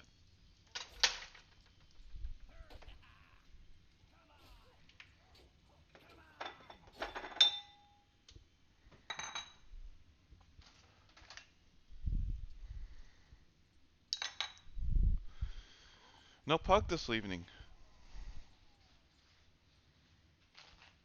It's Tuesday, right? Yeah. Hmm. Green. Hmm.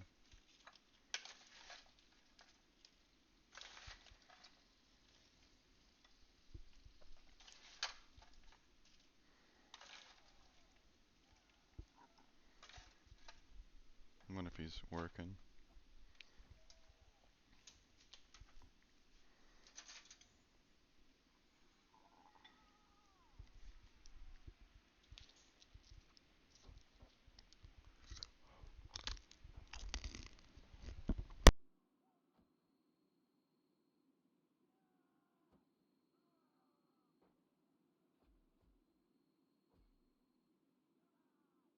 You know, so you we have this artifact.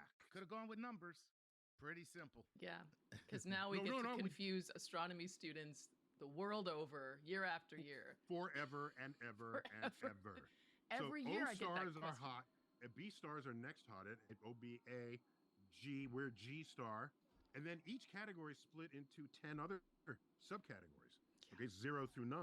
So we are a G2. Okay, Arabic numeral 2. Okay, and we divided them by what's called luminosity class. Like, how big are you? And so we have classes 1 through 5, or 4, or 3. Yeah, 5. And so we are G, Roman numeral 2, G, Arabic numeral 2, Roman numeral 5.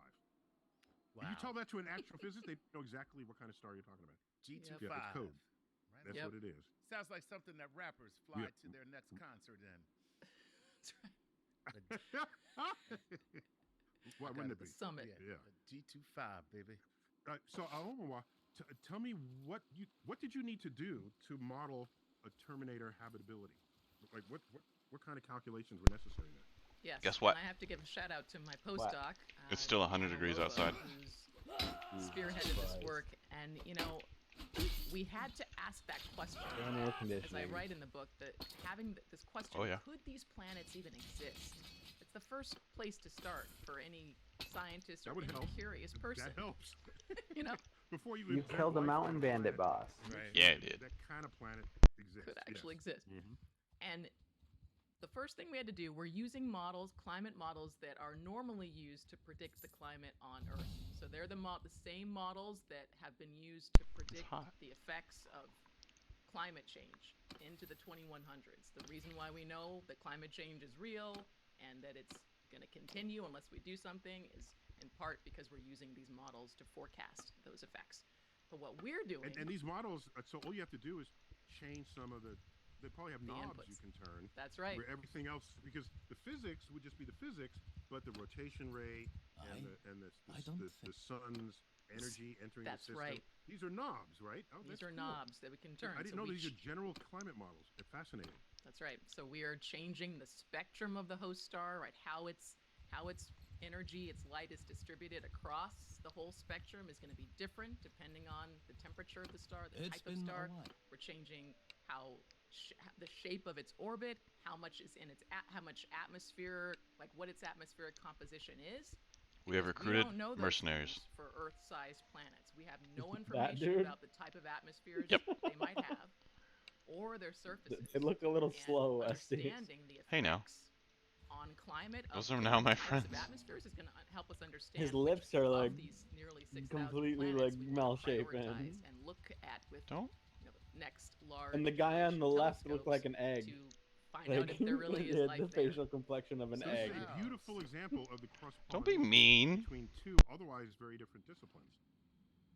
Yes. Like you're going to climate science, folks. They don't care about exoplanets. Right? They just care about Earth, right? I know, and I'm on a personal crusade to change that because it's true. Like it's so Your wife doesn't look too interdisciplinary. good We're using either. atmospheric science, climate science, astronomy, geology in some cases, glaciology, because I'm all about ice and different types of ices, and because different types of ices interact with different types of light depending on the type of ice. There's more than just water ice.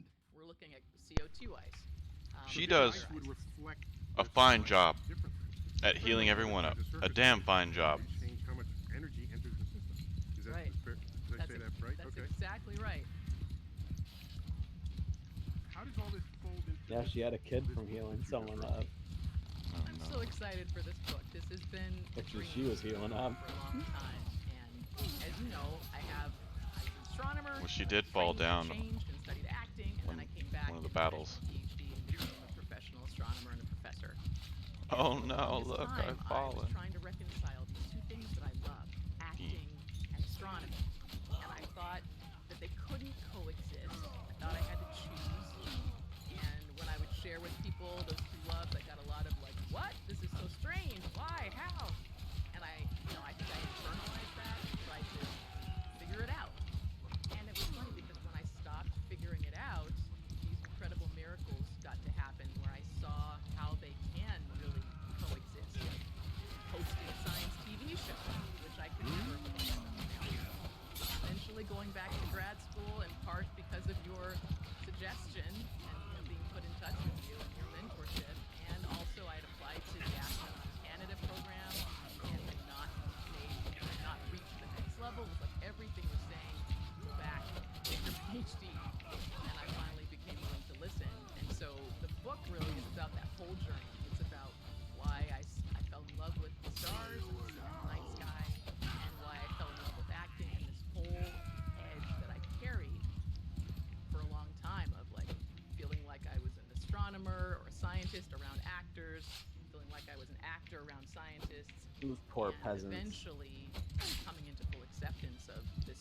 It's the conspiracy guys. That I had and how it could really make me a better scientist and a better communicator because of it.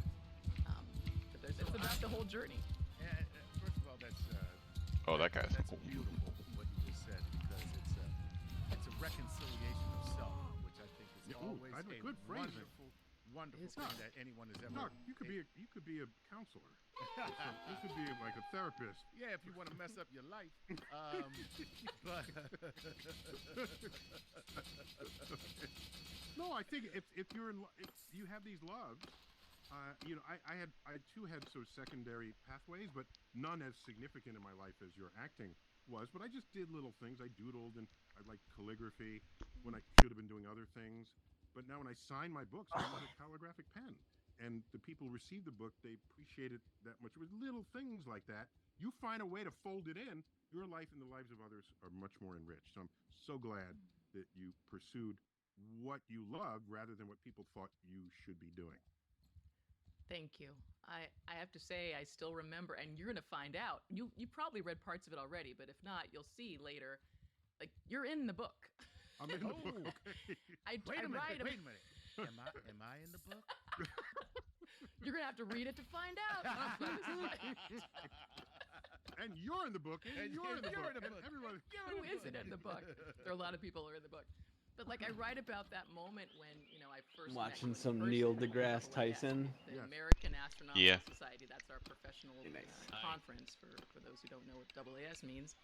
And we sat, on some umbrella chairs or whatever, and people were walking by like, is that who we think it is? Is that Neil deGrasse Tyson? And and you were just there, and I think I started to cry at one point because we'd been talking about my background and how I had there were ups and downs. I had struggled academically because my head was not in the place, like my heart and my head were not in the same place.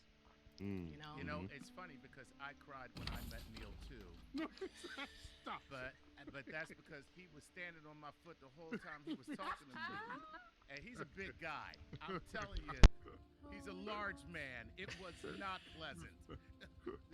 Wait, Almoa, plus it didn't help matters that you also married an actor. Isn't that right? If I remember correctly, is that correct? I did, yes. And he is 100% actor. He doesn't have the my actor, scientist, engineer, architect. Distraction. He's 100% actor, although he does enjoy those like doomsday Nat Geo shows or like Super Volcano or Okay, yeah. And that's in us. He's but what I'm saying is that would have been a force that would have been supportive of your acting, correct? And I presume. Absolutely. We met in acting grad school. He was my classmate. Oh, okay. So at UCLA. You were becoming a real actor. She said acting grad school. Yes. Okay. Well, this is the... That's the real stuff, okay? Yeah, that's when you're just like, how people say, well, I'm going to be an actor, and they're like, well, you're never going to get a job. When you say, I'm going to acting grad school, they'll be like, oh, you getting a job. One would hope. That's what we hoped and expected. That wasn't always the case, but yes, I wanted to study it in the same way that I studied astronomy. And that was so much fun. So I had left the PhD program that I was struggling academically in, and I had an old white male professor tell me to consider other career options, and and I internalized that and left. And when I got to acting grad school, it was like I was free. I felt so light. But it wasn't like it was easier compared to astronomy grad school. It was harder in a different way. And I write about this. It was like it wasn't necessarily about the brain cells working overtime. It was about dredging up my emotions and feelings and childhood experiences and bringing it all up, that I needed to use it to embody summoning these different it on characters. command. Summoning it on command, yeah. It's got to be real. It's got to be real. Yeah. So you stitched this, you made a tapestry of your life with your professional ambitions in this book. So it's part memoir, part advice column. Is that fair? Yeah, there's certainly, it's all spoken for the most part in the first person. Like, this is what I did. This is what helped me make my life better and reconcile these different parts of myself.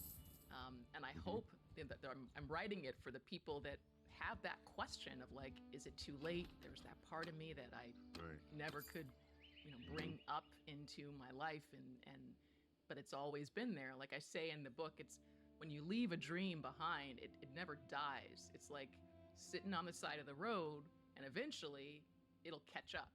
And that's what happened for me, and the message of the book is that it's not too late, and that if there's no role model that's doing what you want to do, you can be your own role model. Yeah, that's right.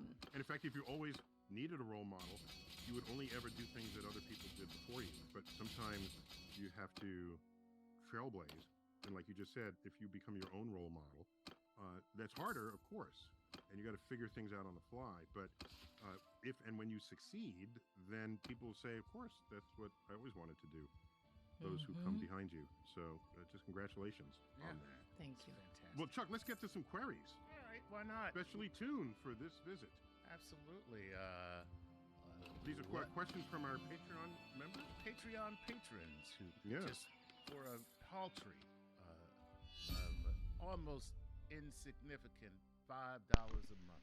This is Mike Parker. The Sturgians. Parker says, "Hello, Dr. Shields. The people who have nothing declared war on me. If life does exist in Where our you don't even have an army. which planet or moon Law. do you think offers the most promising location?" I love it. In fact, give me the top 3. Like, cases yeah. in order, not Oh just my one. gosh. It's a last-ditch effort to this try is to a get fantastic something. You're question. just Thank the you for weakest one asking on it. the totem pole. Mm-hmm. Europa, which is Jupiter, a moon of Jupiter, would be my top. Even though there's a lot of buzz right now around Saturn's moon Enceladus, which would be my number 2, the next one. Saturn's moon Enceladus has geysers of liquid water that are shooting out from its south pole, and there was a recent What a dick. and apparently all of the basic elements of life are there. Geysers but lead to Jupiter's moon. geezers. Geysers lead to geezers. Chuck, Where's I he don't even think gonna that's how attack language me at? works. Okay. And then, gosh, Okay, and number third one. Give me a third one. 3. I mean, I'll I'm give you a third skeptical one. about Well, Mars, but yeah. Mars, that's undersurface Mars, where you know there Undersurface, might yeah. be some liquid water in aquifers. Yeah. I'll be your third. are you your and what third do you option. I was about Or- to say that, and then but I'm skeptical. But yes, Or it could be I've terminated. Mars might have fossilized life. Okay. So the life was there, it's no longer there, but that still counts. Because it I ain't would count here. it. That's Ain't true. here. If we can prove that it was there, it still counts as life because it was there. True. Yeah. And we have I'll so give you much, that. and there's so much evidence of liquid water on the surface at some point. At one point, yeah. Oh, yeah. Right. Excellent. Excellent Super question there. cool. Nice All right, keep it going, question, Chuck. Mike Parker, way to go. All right, here we go. This is Sherry Cariso. And Sherry Cariso says, "Hello, Dr. Shields. Do the ideal conditions for life on extrasolar planets depend on the star itself? Or are the requirements the same no matter what? Also, thank you for Rising Star Girls. I am registering my niece. You are an inspiration. Sherry from San Diego." Thank you so much, Sherry, for asking that question, and can't wait to see your niece in Rising Star Girls workshops coming up soon. So, Rising Star Girls hosts summer. We host annual virtual workshops during the summer for middle school girls. The city's gonna rebel. of color, and that means ages 10 to 14 or 15, roughly. Oh, wow. No And is one it- is turning Are you gonna away, take it? and they're virtual. As so soon as we it have rebels, I'll girls take it. It's losing loyalty. participate from all over the country, and we even have girls participate from other countries too. And we're ramping up to do even more. We also host educator Go recruit all the webinars people out of there and before show they. educators how to use the activities in our That's a good idea. handbook with girls in their Nope. own communities Done. all over the world. So and back to your question, the primary ingredients for life are liquid water or a liquid, which on our planet is water. And as we know, we can't just look for water, but that's our first order thing. We're looking for some liquid that life can use to make its the stuff it needs to carry out its chemical processes and reactions. Some kind of energy source, whether it's the sun, the star, or chemical energy, like life that lives in the deep ocean around these hydrothermal vents, has no access to sunlight, and yet there's life there. So it's using the chemistry of rocks and heat from the core of the earth. Can I add there that when I was taught biology, it was only assumed that life could thrive. It was assumed that life could only use sunlight because we hadn't discovered the life at the bottom of the ocean yet. So they had to broaden the definition. Not that life depends on the sun, but life depends on an energy source. So I like this, that's now folded into that definition. Okay, so keep going. Yeah, thank you. And then the last one is Look at this asshole. the basic. The Now he has an bedrocks of army. life, like Oh, that's my some people. kind of environment for life to make its Oh. to carry out its metabolic processes and to use. So we think of this like it needs sulfur or phosphorus or oxygen or nitrogen or carbon. These are like the basic elements of life. So organic chemistry, basically. The organics, Okay. energy source, and liquid. So all of those things are what we look for when we're looking for a planet that could be habitable. And for the part that I am really focused on is where could the climate be suitable for water to not freeze, not evaporate away, but to stay in liquid form somewhere on that surface. And so this can be affected by the type of star, as you bring up in your question, because this starlight can be different depending on the temperature of the star, how that starlight interacts with the surface of the planet, the various atmospheric molecules on that planet, that can influence the planet's climate. So it does depend on the star. But those three ingredients are the main ingredients that we think any kind of planet would need to host life, to keep life going for now you a just long made time. me think of a question that if it's a dumb question, just let me know. There are no dumb questions. That is not true. You have not heard me ask questions. When people say there's no dumb questions, I'm like, just wait. Okay, so are there different stars that give off different colors and can look like our star is white? Are there different stars that give off different colors, and can those different colors actually affect the development of life? That is the complete opposite of a dumb question. That is a fantastic question. So yeah, I'm not going to believe anything you say now. Okay. It's not a dumb question. It just popped in my head. So when it just pops in my head, I'm like, maybe that's a dumbass question. Never. So yes, different stars have different colors. And if you are fortunate enough to live someplace where you don't have a lot of light pollution, if you go out on your porch or your stoop and look up, you'll see this. You'll see this in action, that all of the stars don't all look the same. Some of them look white, some of them look yellow, some look a little orange or a little red. And if they're twinkling, that's a pretty good bet that that's a star. If it's not twinkling, then you can be more convinced that it's a planet. There's a lot more stuff between us and a star than there is between us and a planet in our own solar system. And so there's a lot more atmospheric distortion and turbulence, and that's what we see as twinkling. But anyway, yes, the colors. Men? Colors are real, and that has to do with the temperature of the star. Decimate and them. how much light it's emitting. And that light, again, that's gonna, if there's a planet around that star, and just about every star in our galaxy has a planet around it. It may not be in the habitable zone, but if just about every star has a planet, then that planet, if it's got an atmosphere, if it's got a surface, that light is going to be shining down on that planet. And how much light is in what region of the spectrum, the color of that light. I told the cavalry to get off their mounts. Influence how it interacts with what's on that planet and the weather. Why would you do that? I don't know what I did. One of the most complicated problems to solve out there, it seems to me. They Because it's not just just light shining. charge. Okay, leave the horses. Okay, with the light that's shining down on the oh god, they just folded into the infantry. then if it reaches the surface, then you got to work on the surface, and somewhere in there maybe there's light. I don't know how to fix this.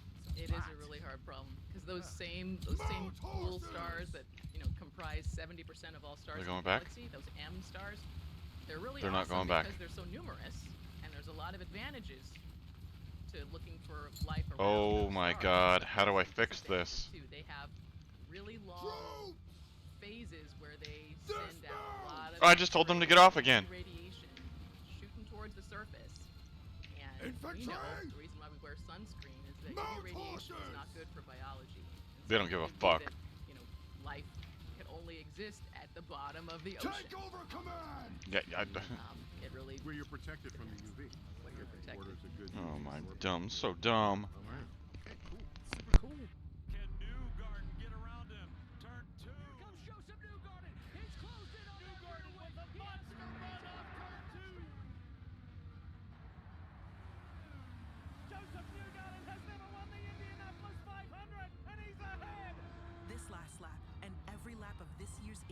100 were the first completely fueled by Shell renewable race fuel. This last lap is a first lap for everybody.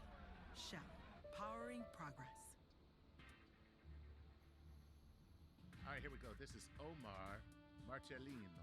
And Omar says, hello, Dr. Tyson. Hello, Chuck and Dr. Shields. Omar here from Dallas, Texas. Dr. Shields, given your unique journey through the cosmos of astronomy and theater, two fields that are often mentioned never in the same sentence, let alone in the same career, you have boldly gone where few have gone before, and leading the way in ensuring others from diverse backgrounds can do the same through your work with your Rising Star Girl. In your perspective, how could this universe of diverse talent and experiences propel us further into the frontier?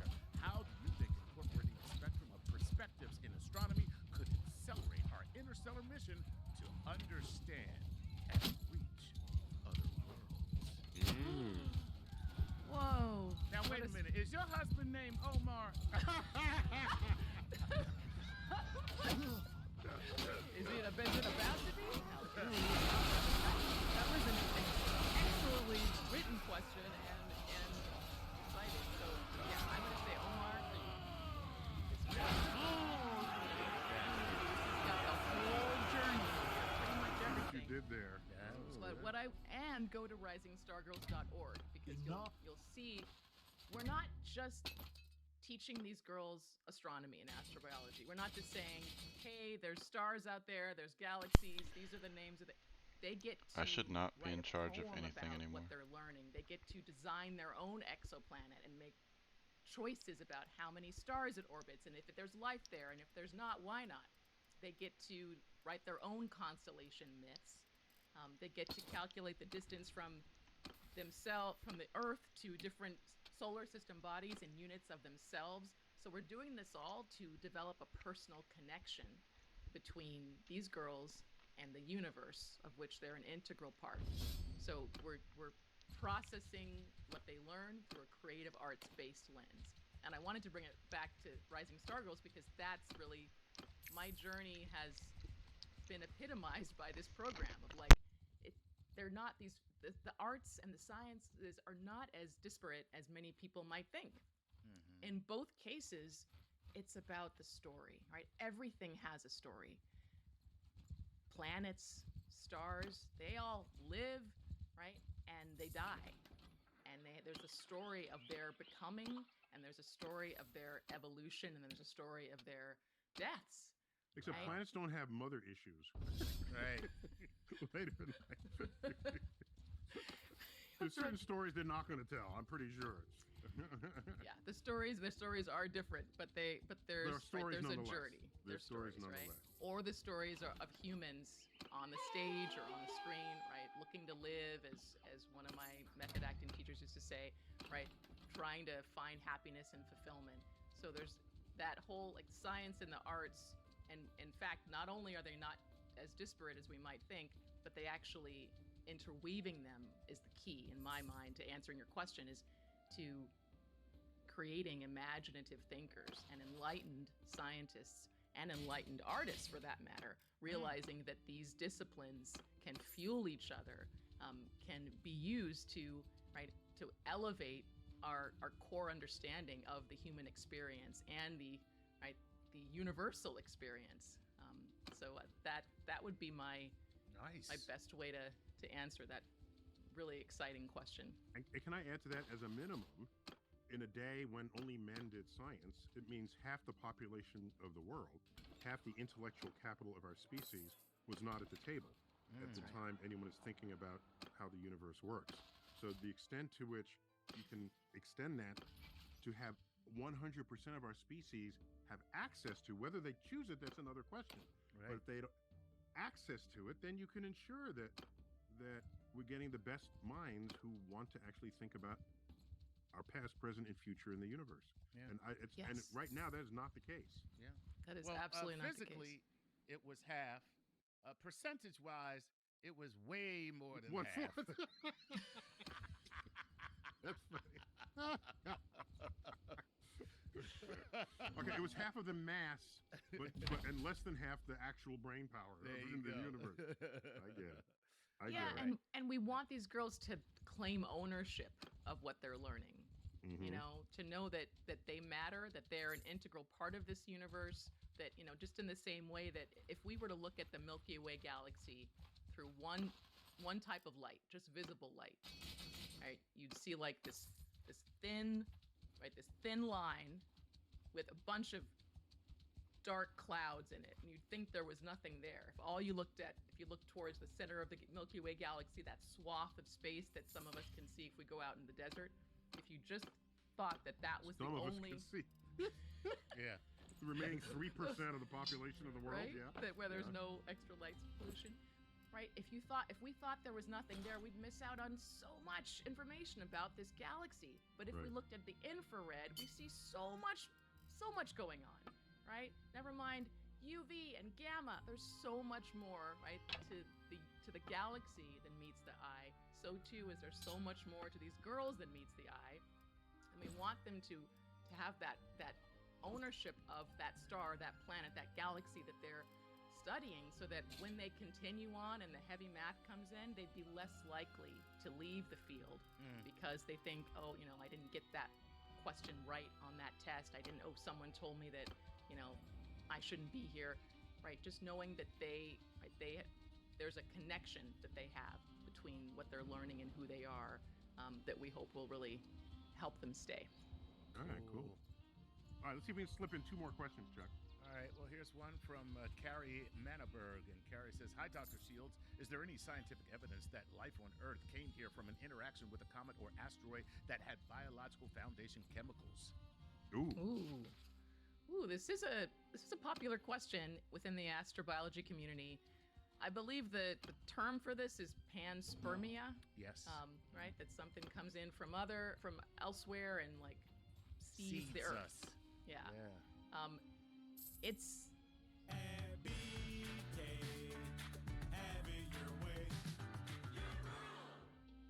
mean, of course it's possible. I don't think it's being given very much funding, to be honest, and in terms of exploration of this topic, but it certainly has been discussed within astrobiology communities. Okay. All right. Okay, this is Jason. He says, hello, Dr. Shields. Do you have any personal moral quandaries about science moving forward? Or is pretty much just forget morals and let's just see how far we can go? Now, I don't know if Jason is making an indictment of any sort or not. But, you know, that's a very specific It's question. starting out with the premise that all scientists are immoral. That's kind of... Yeah, basically. But I think I know what he means. It's like scientists want to discover. What if you, and you too, Neil, had the opportunity to make a discovery that would enlighten, but there was a larger chance that it would destroy? Would you still expose that discovery? That's a moral quandary. Yeah, this is an important question. This harkens back to the last episode that I was fortunate enough to be on with you, where we talked about terraforming and we talked about some of the moral and ethical implications of that question of, is it okay to terraform another planet or terraform Mars? I do think that as scientists, ethics must be key. So do you think it'd be okay to terraform another planet? Science and discovery at all costs. Yeah, fuck other life. For, okay. Upcoming periodical that's like, why do this? What if there's not oil there? Why spend billions of dollars doing all of this? Then why would we even be there in the first place? Yeah, that right. Object, Oumuamua, that what first the fuck is a object, kilometer? Is that, is it really an alien craft, or is it, can it be explained by regular scientific method?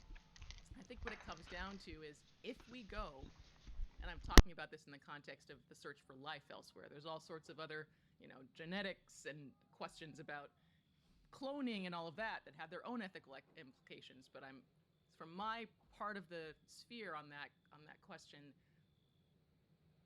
if we were to discover that we are not alone, what would we do with that information? Would we have to go and visit? Or could we stay on our planet and know that we're not alone and let that information inform how we think and feel and move throughout the world? Or would we need to go? And if we would need to go and visit, could we just go and visit and then come back home? Or would we need to stay? And if we needed to stay, could we just stay and not try to conquer? Or would we have to go the way that and emulate what was done on our planet with Columbus and Magellan and all the rest and the implications of that, right? That led to genocide. I would hope that we would be able to learn from the lessons of the past and not repeat them. And that really is what I think it all comes back to is hope. I have no clear answer about what other scientists might do, and maybe even what I might do, given the opportunity to go to another world and communicate with other species. But I carry with me the hope that I would want to do whatever we do from a place of love, kindness, inclusivity, and welcome, and humility, to be honest. lost. So that, I think, is the key, that to be a scientist, I must concede that there is more that out there that can be explained, and I can hold on to that humility and help and allow that to serve as a North Star for me morally. So well, that I'll is leave it there. beautiful. That's as beautiful. a comedian, let me just say this: that ain't happening. It's not. You can't win them all, Westies. Well, but I got two reactions. One, how charming it was that you thought we would go find aliens on another planet and that we might exploit them. It's just. Oh, rather than Independence Day and they're gonna come and kill us. Yeah. And believe me, if we go see them, they're not answering the door. They're gonna play the role just like we Jehovah's Witnesses or something. They're like, they're here. Please, don't let them. We're not. Get away from the window. But I'm that just question saying from the window. I've never had heard anyone talk about an encounter with aliens and talk about we exploiting them.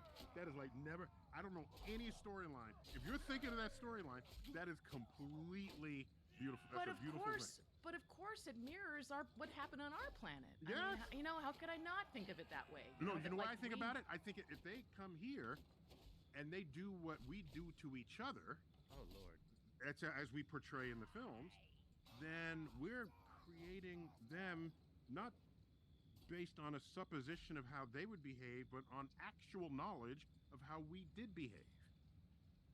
So, in fact, all of the alien movies are mirrors to our culture, as you treating it almost like a guidebook or a recipe. Yes. And I couldn't help. You have to publish a paper on the interstellar visitor Oumuamua. So we have Aomawa. I know it's so close to mine. We need that research paper. I write in the book. I say Oumuamua. It sounds like my name. Yeah, that's great. Aomawa studies Oumuamua. That's right. But Oumuamua is Hawaiian, and Aomawa, does that have some origins? My parents made it up. They made up, vowel sounds. They put together. They're musicians. They made a chant up. But yeah, that sounds. I went to Hawaii. They sounded like once. hippies. They sound like some leftover hippies all right there. The way. Very all nice. The way. Very at least you weren't named Moon Unit, okay, or something. Right, or Moonbeam, right. Or Pilot Inspector. I mean, come on. That's unfortunate. Oh my God. Yeah. But yeah, Oumuamua means messenger from afar arriving first. Yes, so the first messenger. Yes. Yeah. Very cool. Yeah. So, guys, we got to end it there. That's sad. Okay. Oh my gosh. This is good. This has been fantastic. Thanks for being on, and congratulations again. Thank you so much, Neil, and thank you, Chuck. It's great to be here. All right, Chuck. Good to have you, man. Always a pleasure. All right, I'm Neil deGrasse Tyson, your personal astrophysicist for Star Talk. As always, I bid you to keep looking up.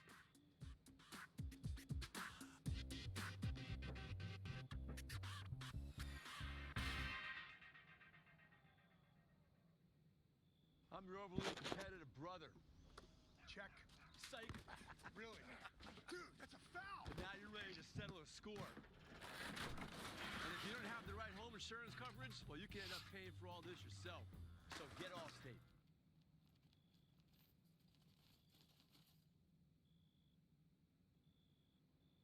You've got quite a swath through my men there, damn you. How about we settle this one-on-one?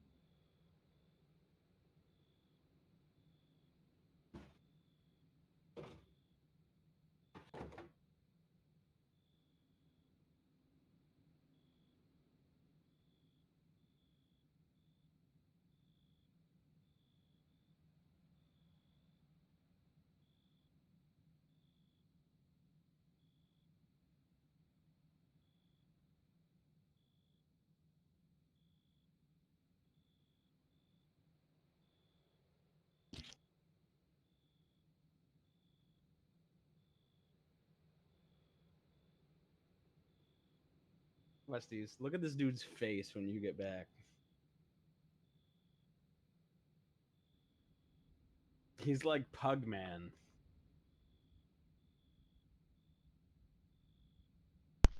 Okay. I was putting up my dinner stuff and coming back. Gotta pee though.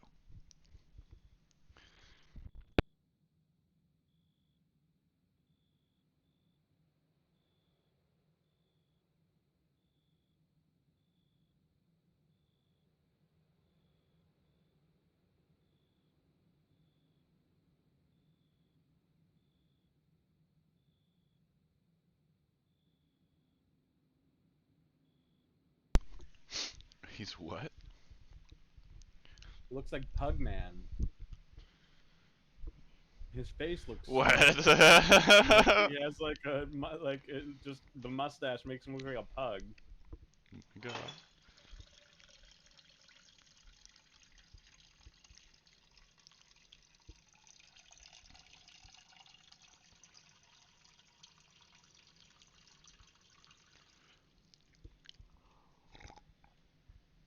Are you peeing with an open mic? No, I was getting water. Oh.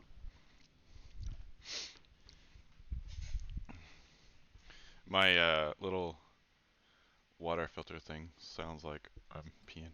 All right. Oh my God, that's Pugman.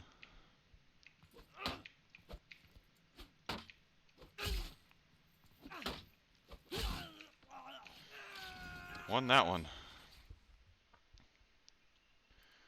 Ah, troop. I have too many. I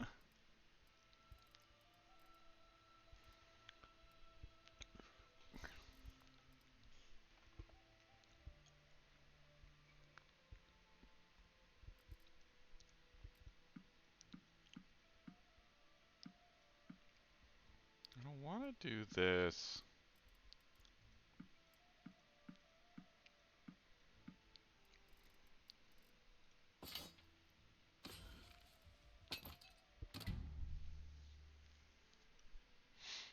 My charm.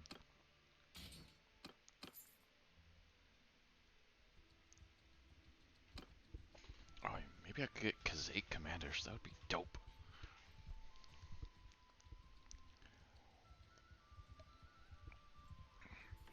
Oh, he's hiring mercenaries.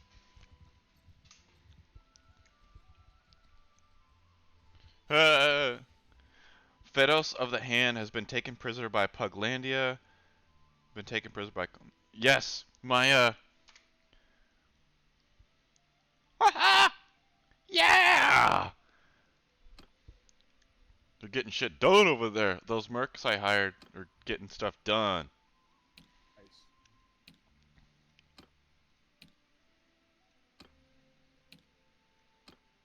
You just love it. Hell, if I can hire more mercs, that'd be awesome. I wonder if I keep clearing these hideouts, I can hire Kazate nobles? Be cool. Warriors, we are gathered here on the eve of battle to protect the Soul Core. I pledge my sword and my shield to defend it above all else. Tell me, what skills do you have that I may rely on you when darkness falls upon us? I am a maiden of the Order of the Holy Light.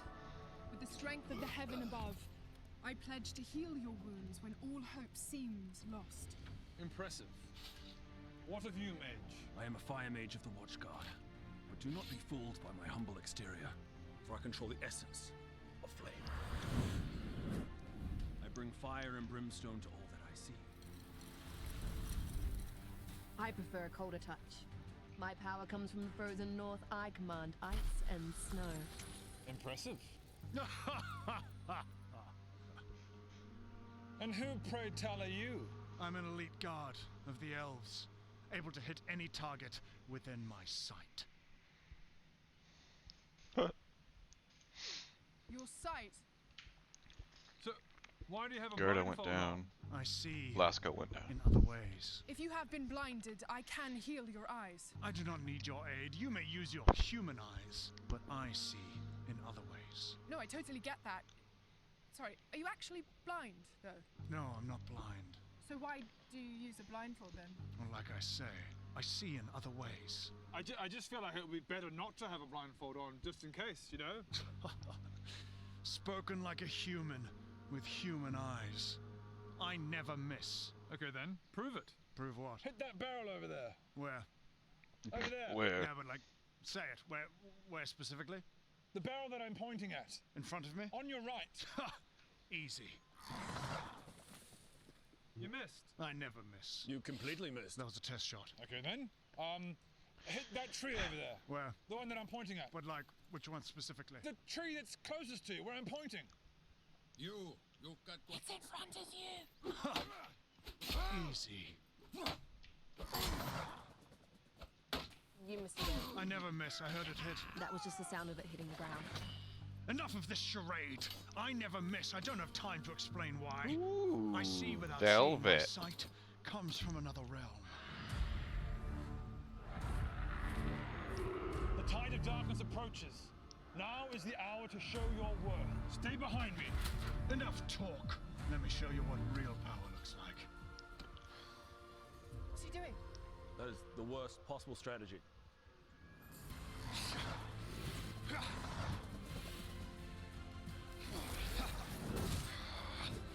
Feel the power of the Elder Sight.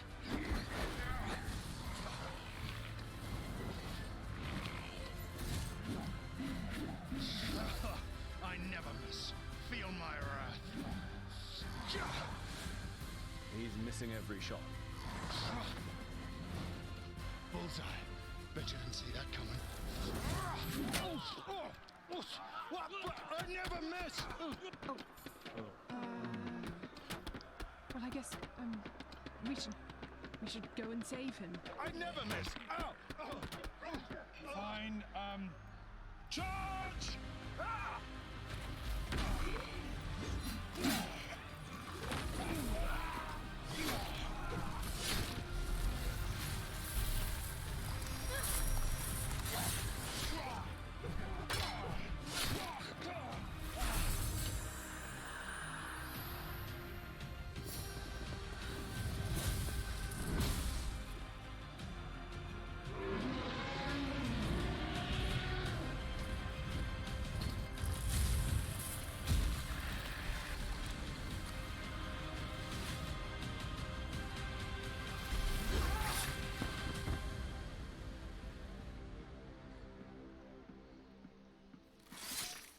You know, we make a pretty good team. Agreed. Shall I heal our fallen ally?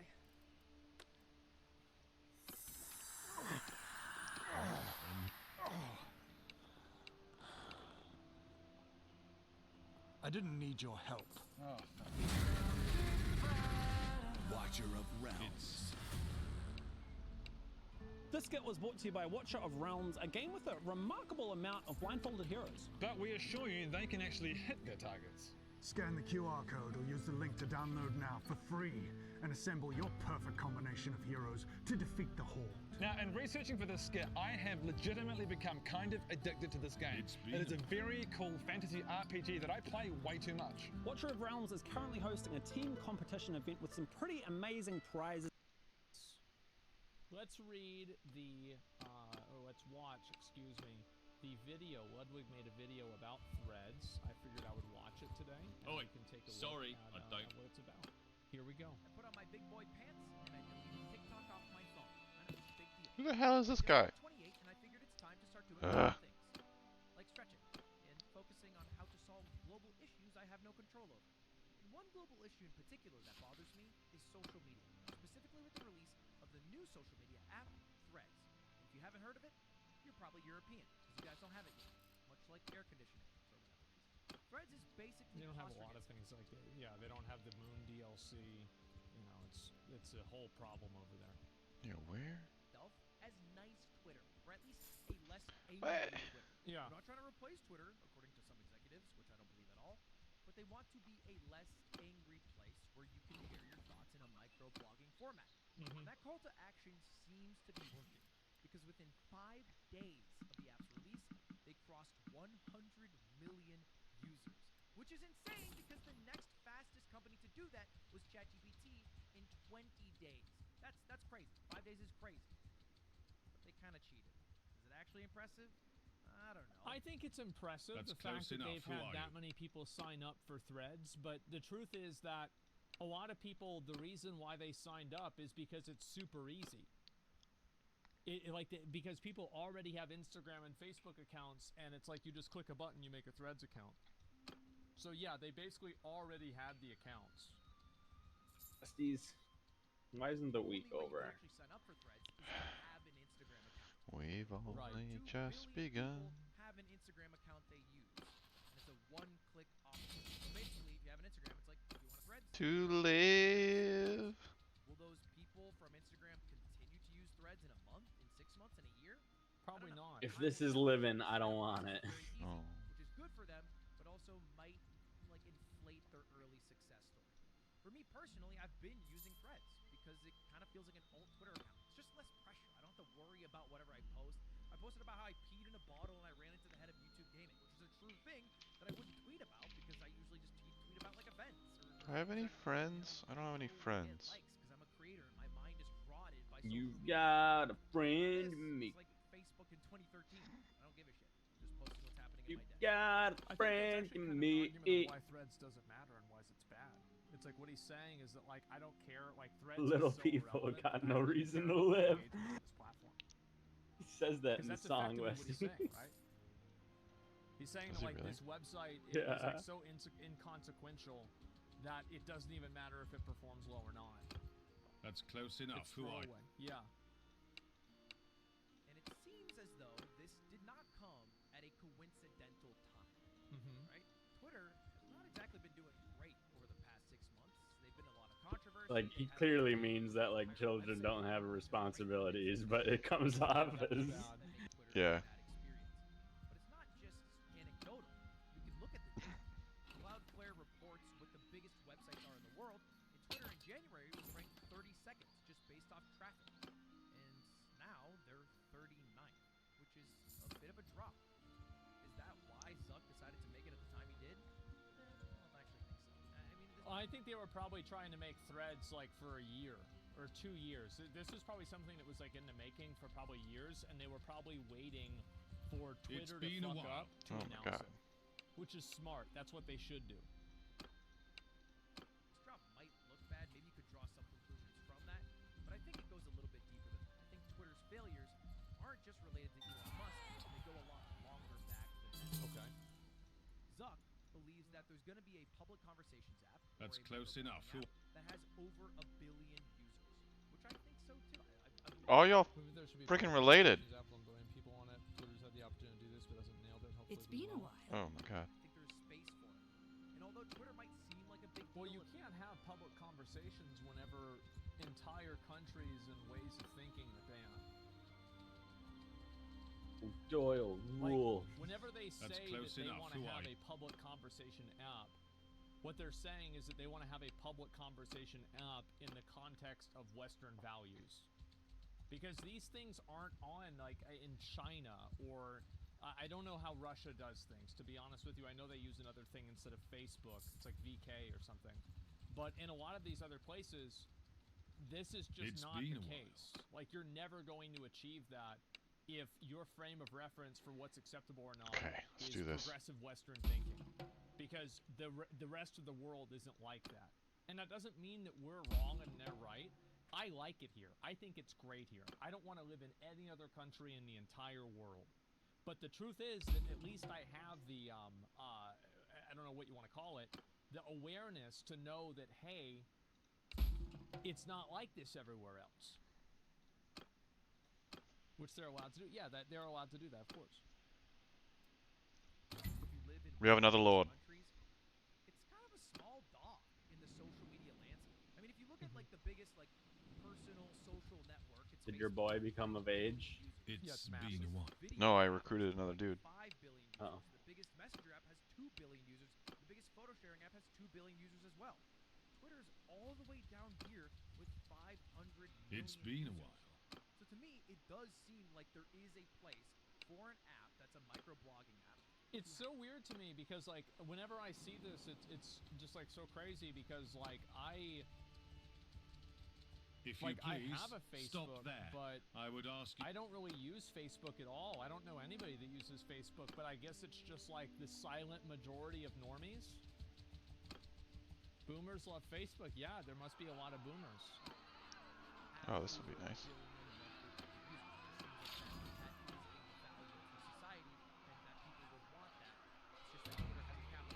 So Meta is putting their hat in the ring, and they seem like the most likely person to break a billion, as opposed to these guys, Mastodon and Truth Socials, which are kind of like parties you show up 3 hours before they start, in that shit lane. Well, the problem is that the reason why Truth Social and Mastodon is never going to work is because those platforms are built to be antithetical of Twitter. People don't want. We have a little boy. Twitter. Like, you're all like, anytime that you do something, If you please. and what you're doing is simply a response to something else, it's generally not going to go very well. You have to create your own idea and then have it have intrinsic value and not just comparative value with something that other people don't like. It's a kickback. What if I wanted to give it to the other dude? Elon Musk is not happy about the move that Meta has made. He's kind of fuming on Twitter right now. He's already asked Zuck for a cage match, and then also asked him to compare dick sizes while calling him. This shit is fucking funny. I think it's hilarious. You want to get wiped? Of course Elon would get the absolute shit beaten out of him. It wouldn't even be close. Mark Zuckerberg literally won a Brazilian jiu-jitsu tournament. Oh, I can increase my charm like this? He's like in his late 30s, I'm pretty sure. Elon Musk is in his 50s. Like, just based on age alone, he'd get the shit beaten out of him. Like, come on. There's no way. Give me the 200. Give me the 200. Yes. And he followed that all up by threatening to sue Meta for stealing their trade secrets.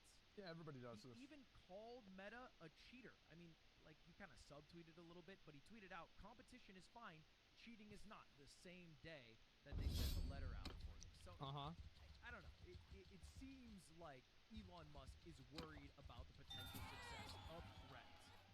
And what is Twitter's response to all this? They're just doubling down. They're doubling down on the exact same thing Elon has been doing this whole time, which is free speech, the town square. Yep. Say what you want on here. Be yourself. And being yourself right now is getting blue check and then trying to show crypto with your money. It's been. But be yourself on Twitter. Do whatever you want to do. And I don't know, maybe that'll work, but it doesn't seem like it's working. Doesn't seem like Twitter is growing. I don't know. Now it's up. Is that true? I don't know, because, like, I mean, the thing is, to me, from, like, my perspective, I feel like Twitter has improved.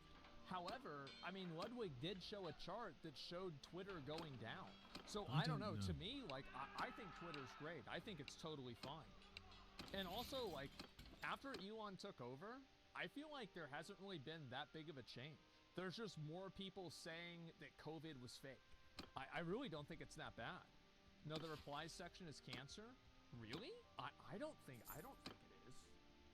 Why is it cancer? Yeah, I don't get it. Have you got a revenue split pop up from Twitter yet? I don't think so. Yeah, I'm not sure. I haven't noticed anything. Yeah. What's this here? I didn't like Twitter before. Now I think it's cool. Paid checks are at the top. Doesn't make sense considering relevancy. Well, before, weren't people that just had a...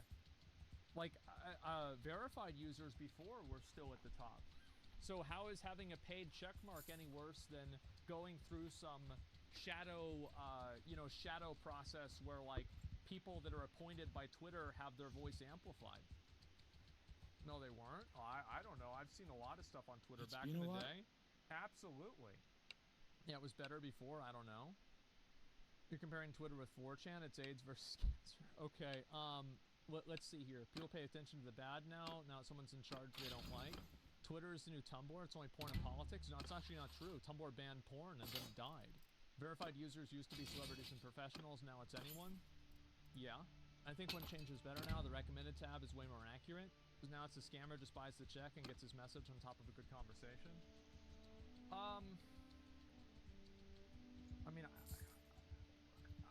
I feel like a lot of people did that already with buying verified accounts. Like, I'm gonna be honest, like, I saw this constantly. Like, all of those NFT projects, like, back in 2021, they were all verified. I just don't think that really holds up. Like, I can see what you're saying, but, like, I just don't think it's that big of a deal. To users to make a choice. The thing that drives my social media actions, and I assume yours as well, is FOMO. Is everybody on Threads? Are they doing a bunch of cool shit over there? That's the same with me. Like, if Threads blew up and it got way bigger than Twitter and way more people were using it, I would just use Threads. Like, I don't really care about this one way or another. It's a tool to me, right? I'm not emotionally invested of like, oh, I have to use Twitter because I believe in free speech. Yeah, I do, for sure. But, like, it's also, like, my job. So, of course I'm gonna do what's best for me. But I kind of want to go. There's a reason that I haven't downloaded Mastodon or Truth Social or Blue Sky. It's because nobody's there. It's been said many times, but it's like going to a party 4 hours before it starts. You're sitting there, beer in hand, at a kickback with somebody you don't know that well. It's kind of awkward, and I want to leave. But if it's a party over there, well, then I'll go. And right now, it's the first wave of people sussing out Threads to see if it is a party worth going to. Right. By a party, I mean if it is worth joining your I just don't think that there's a lot of value for an average user of going to a platform that's more censored for no reason. Like, why would you leave your platform and go to another platform with more rules? I just don't see that happening. Scrolling session where you waste most of your day. The people that will actually make Threads worth going to are people like you and people like me. Yeah. We are the ones that make content for social media apps. That's how it works. Meta's not making the content. They just make infrastructure for our content to live. If we make the content good enough on Threads for all of us to enjoy, then we will probably want to hang out with each other on Threads. Yeah. So we will see time. Well, the thing is that for a content creator like Ludwig or me or anybody else who streams, it's just a matter of, like, fishing where the fish are. That's why Well. It's because there's a lot of fish on YouTube. Look what we have fish anymore on Facebook, so people don't have Facebook as often, or at least not in our demographic. Well enough in infrastructure, and they do well enough in call to actions that it feels Same like a as party. Instagram. We're making the party fun enough that we want to stick around. And on one hand, I kind of like the idea of a not so mean Twitter. I really like Twitter. It's my most used social media app. But there's a lot of problems with it. The most important one to me is Twitter Blue. I don't give a shit that Elon Musk is trying to make money. I just care that Twitter Blue comments are pushed to the top. It kind of feels like browsing Reddit, but all the comments are filtered by Reddit Gold instead of what's the most upvoted. That would... Ludwig is right about this. He's absolutely right. I think that they should change that as well. Yeah. Make it a miserable experience. I don't want to pay to win. I want somebody who says something smart that everybody else agrees with, so I can feel smart when I read it. That's the whole point. I feel like I'm commenting and replying in an entire public town discourse. It also feels like most of Twitter's interactions are based around quote retweets, which instead of having a conversation with somebody, it's like saying, "Hey, look, guys, look at this big." Yeah, this guy's a fucking idiot. You dumb idiot. Yeah, there it is. Anyway, here's what I think about this idiot. Do you agree? By the way, my Cash App's down below. I saw this was blowing up, and so here's my Cash App, my Venmo, my Twitter, my Twitch, my PayPal. Let's see, what else is there? Oh, my Etsy shop. And then please also follow my brother. Yeah, that's what it really is. It just creates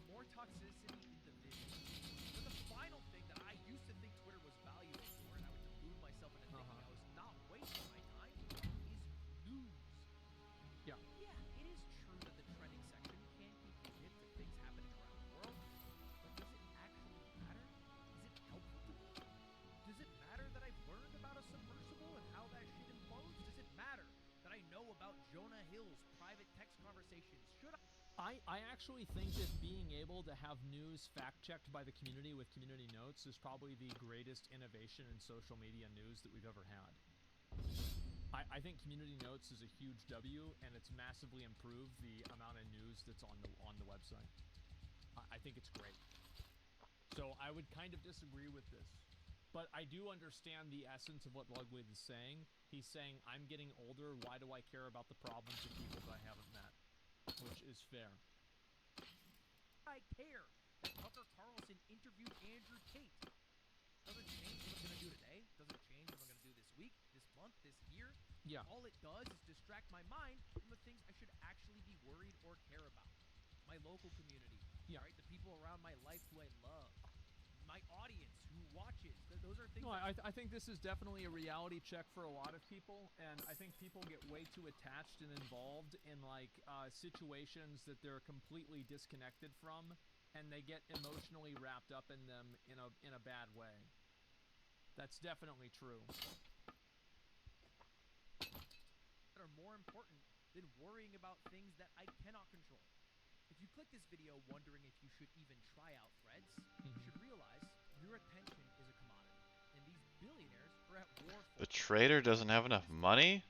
My entire job What? is to keep you on this website longer, and I'd like to think that sometimes I give you points that you can resonate with or insights that are valuable to your life.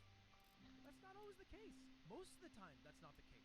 Sometimes I make videos about huge ego drama. Oh, I remember that. That was a good one. That was a good... I remember this one. This one was fucking good. Can't believe that was 5 months ago. Stuff I have to explain the context of for you to even pretend to care about for 10 minutes and then forget about the next day. And I make these videos because I'm incentivized by YouTube. It's become a game. I need to get a 1 of 10. I need to get the most people watching my videos for the longest amount of time possible. And if I do, then I make Big Papa YouTube more money and they'll break me off a bigger piece of the pie. But I don't want to just be another distraction in the amusement to death we are all suffering from. Now with another player in the game like Threads. I know I can be a cool distraction. I'm a part of I do. I think that's what it is. I have never liked the delusions of grandeur some people impress upon themselves. I think that yes, people watch my videos, people watch Ludwig's videos and things like that to get something out of it and maybe to learn something, etc. But I don't think that's necessary. I don't think that there needs to be a purpose to entertainment. There doesn't need to be a reason to enjoy something. You can just do something and have fun with it, and if you don't feel like you wasted your time, then you didn't. That's it. And, you know, like, I like talking about the drama. I think it's funny. And also, I think that really talking about the drama, it's not really talking about the people, it's talking about the ideas. And it's like, you know, is this the right thing to do? How should you look at a situation like this? So it's kind of like the personal reference that it has to your life of what makes it interesting. Personally. a lot of your morning routines. I'm in your lunch break right now. Maybe I'm on your TV with some family or friends or loved ones around the room. That's cool. you guys. I like doing that. But I'd like to do it in a way where the things I say matter more the next day, the next week, and the next month. I don't want to just be 10 minutes of another thing you are watching. What do you want? Forget about, and you doom scroll away the rest of your life. That's something that I've thought about a lot myself, is that, like, I always told people that a good video and a good stream is something that people think about after it's done. Like, I've always used that as, like, a reference of, like, is a movie good? Am I thinking about it after I finish watching the movie? Is a show good? Am I thinking about the show after I watch the movie? Is a game good? Am I sitting at Taco Bell thinking about the game? Am I sitting at Taco Bell thinking about, like, the content creator or something like that? That's always my judgment.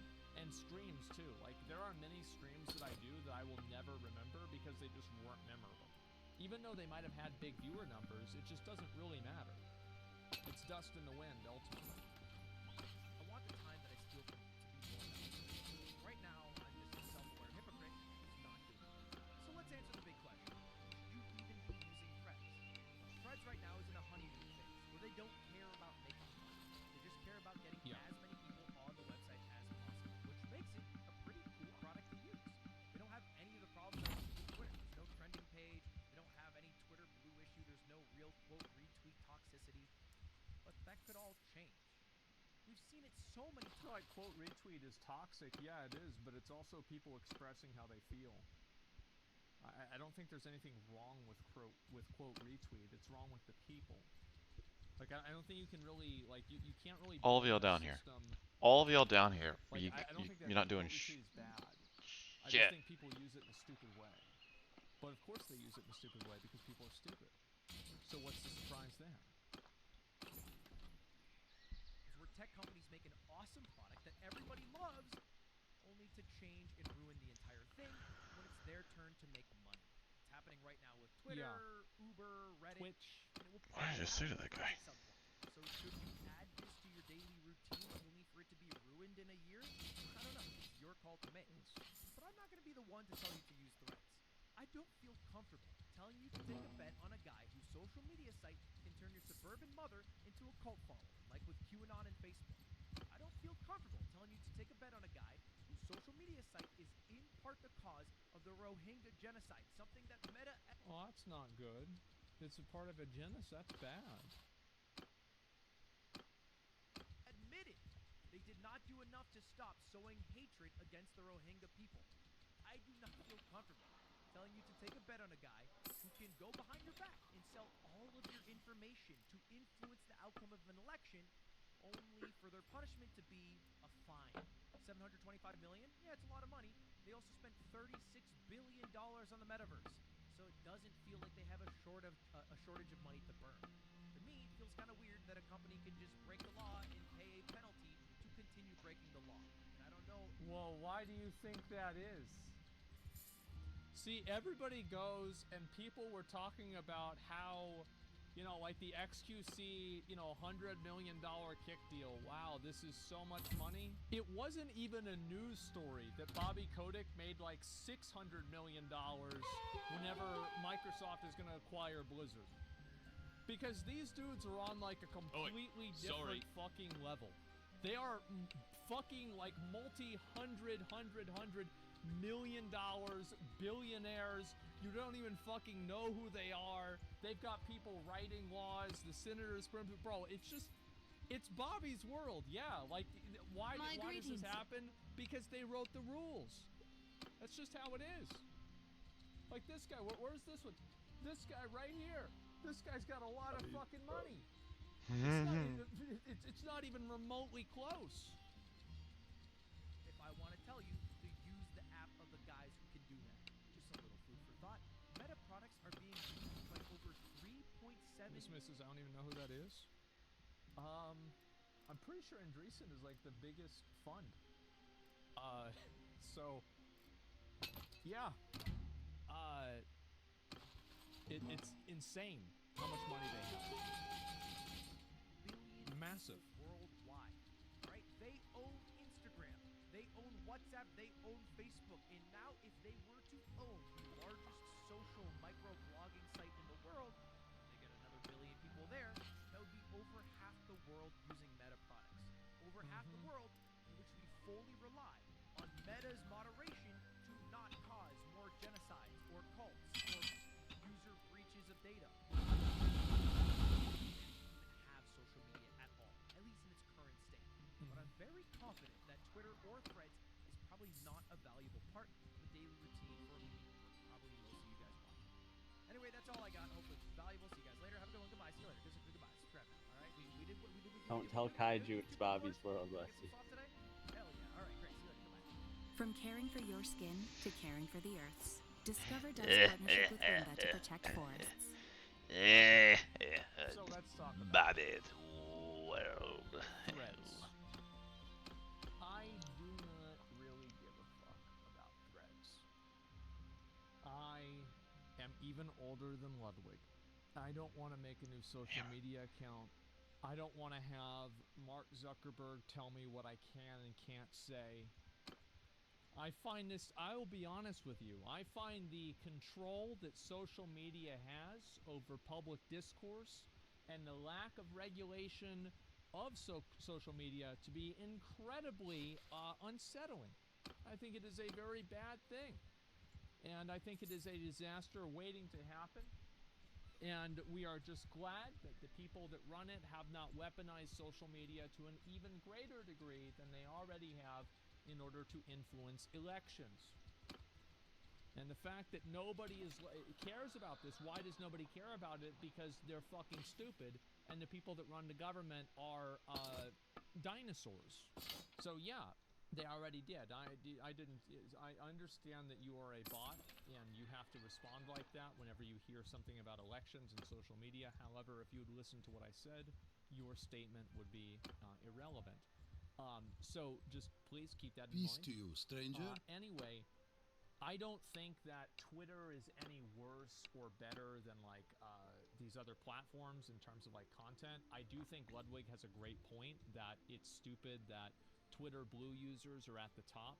I do think it's demoralizing for a content creator or for people that are using Twitter that their voice will be artificially suppressed or suppressed by omission, effectively.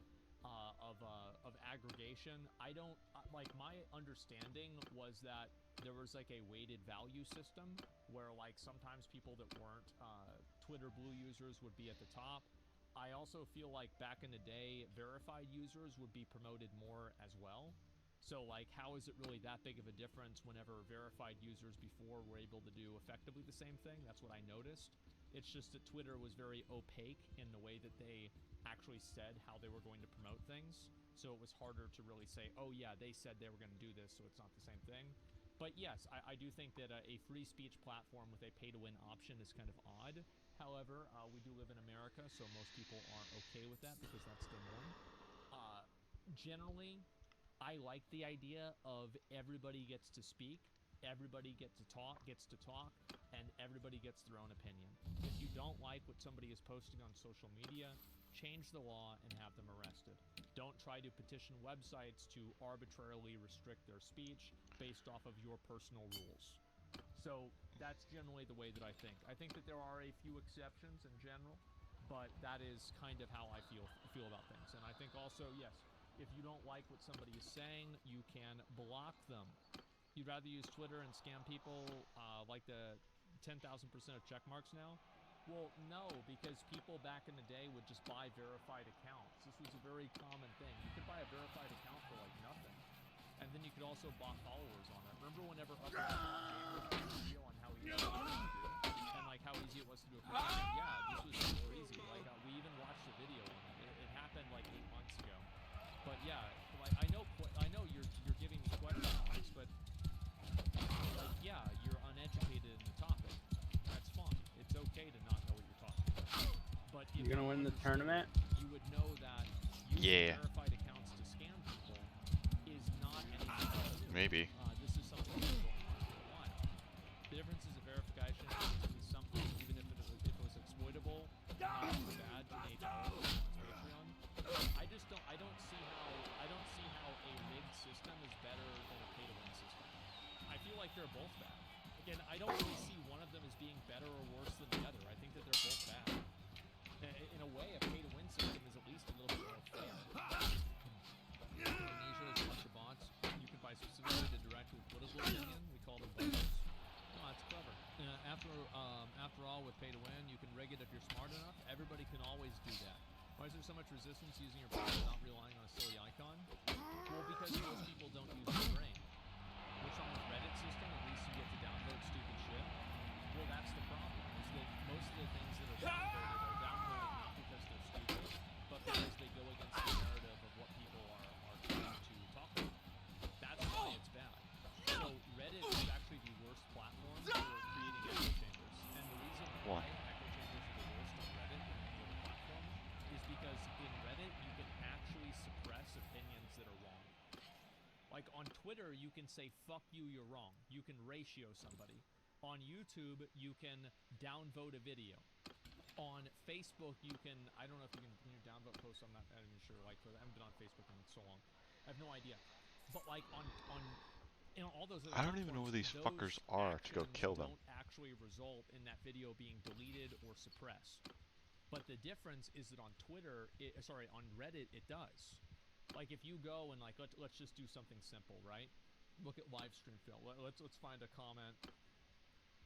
We're gonna look for one with over 100 comments. I think this is a Tectone comment or a Tectone thread. I'm sure people will like that. So let's see if we have any of them down here. Yeah. So like any people that have, like somebody saying this comment section is wild, any Tectone is too much Tectone. So this is like, this isn't really an opinion, right? Well, I mean, I guess it is, but this isn't really like, these are just people that hate Tectone. That's it. It's literally that simple. So it's not like a, what do you call it? It's not anything else. It's just people that are being, it's just ad hominem arguments. I'm looking for, I want to find one that's like older. Okay, there's this one here maybe. We're not actually going to watch this. We're just going to scroll all the way down. And so look at all of these comments here. Right? These are all comments that are suppressed. Like, I can't even read these comments because I have to click an extra button to open them. And that is the unique thing that Reddit has. Reddit actually has a tool to allow people to create their own echo chambers and silence, make it easier, at least not completely silence, but to silence dissent. And what that does with Reddit is it creates echo chambers because nobody wants to make their post and have it get downvoted, because downvotes mean you're wrong. That's what people think. So if you get downvoted, then you're wrong. So everybody is going to go to platforms that are going to upvote those posts. And like, for example, if you go over to, and this is just the nature, like humans create echo chambers. You see what I'm saying? Like humans just wipe them out. Natural, because you're going to go with other people that agree with you. But if you go to, let's say, r/conservative or r/progressives or whatever the most progressive subreddit is on Reddit, you're going to see the exact opposite opinions that are downvoted in the comments. And the difference is that on a place like 4chan or a place like YouTube, or YouTube can also hide comments, by the way, also. Or a place like Twitter, it is a public square. It's a public platform, and you are not able to actively suppress somebody else's speech in the same way. Echo chambers is another way to do so. A lot of people. Well, that's not really the point. All I'm saying is that that's why it's happening, and that's why it does happen. I'll link you guys to the video. I think more people should think about social media in a better way. It's unfortunate. YouTube shadow deletes comments hardcore. No, actually, that's not true. I'm sure, like, a lot of people don't run a YouTube channel, so you don't know how it works. So YouTube channels have different levels of moderation that the creator can opt into. So whenever you opt into these different levels of moderation, YouTube will automatically hide certain comments. And like, if you have high moderation, it will hide comments based off of like race, religion, etc. Shouldn't they have the high ground? Low moderation, the only thing it's going to hide is like things like ISIS propaganda, etc. Right? And also, YouTube is oftentimes not the one who's actually doing the shadow banning. It's actually the creator. So I can actually show you an example. I'll do it right now. Let me go back over and I'll just pull this up myself. Yeah, I want to open up a random Reddit Shields up, or a random YouTube video, and I can show you guys how this works. So I'm going to log on to my YouTube channel, and I'm going to look up a video, and we're going to look up the video that I did. The first video I did, I'll show you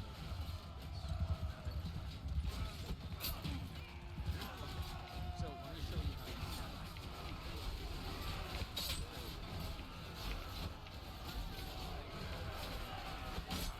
So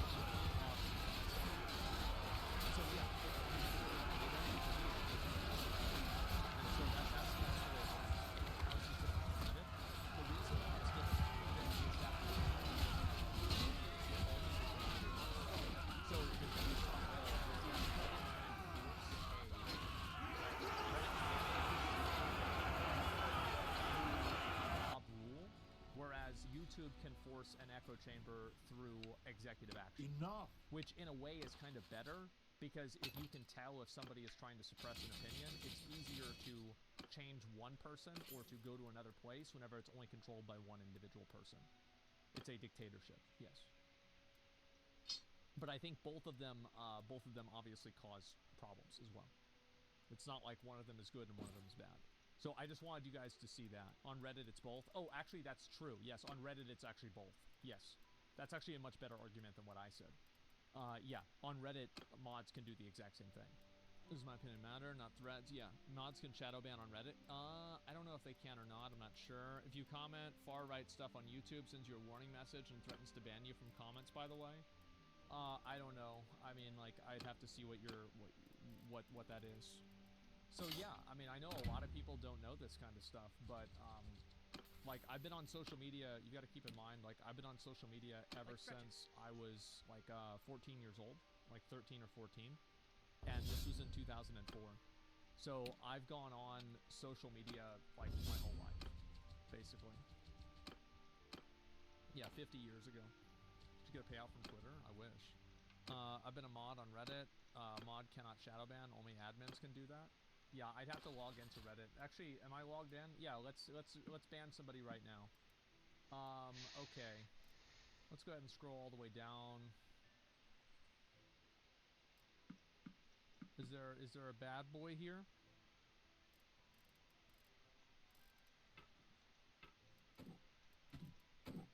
No, not really. But like, let's say I don't like this guy, right? He got 5 downvotes. He must be wrong, isn't he? So you can click this button and you can either approve the comment or you can remove it. You can remove it as spam, or you can lock the comment to where people aren't able to respond to it. So those are the actions a Reddit admin has. And then you can also go to the ban page and how do I even do this? Yeah, right here. You can see the bottom one is see mod mail. And I can just ban them right here. But as you can see, that there's not a shadow ban. I think mute user, it just mutes them for yourself, and it doesn't mute them for overall. I'll go ahead and I'll double check that right now by looking at an account. No hit Jerome. What do you want? Oh, actually, maybe you can mute them. I don't know. Yeah, it's hard to say. Maybe you can mute them. So I have no idea. It's been a while. It's time we had a heart-to-heart about our future. 68% of business leaders report a lack of diversity in their workforce. Closing that gap can open a world of opportunity. DeVry Scholars programs provide you the critical skills to help you seize it. You are the future. Advance your ambition.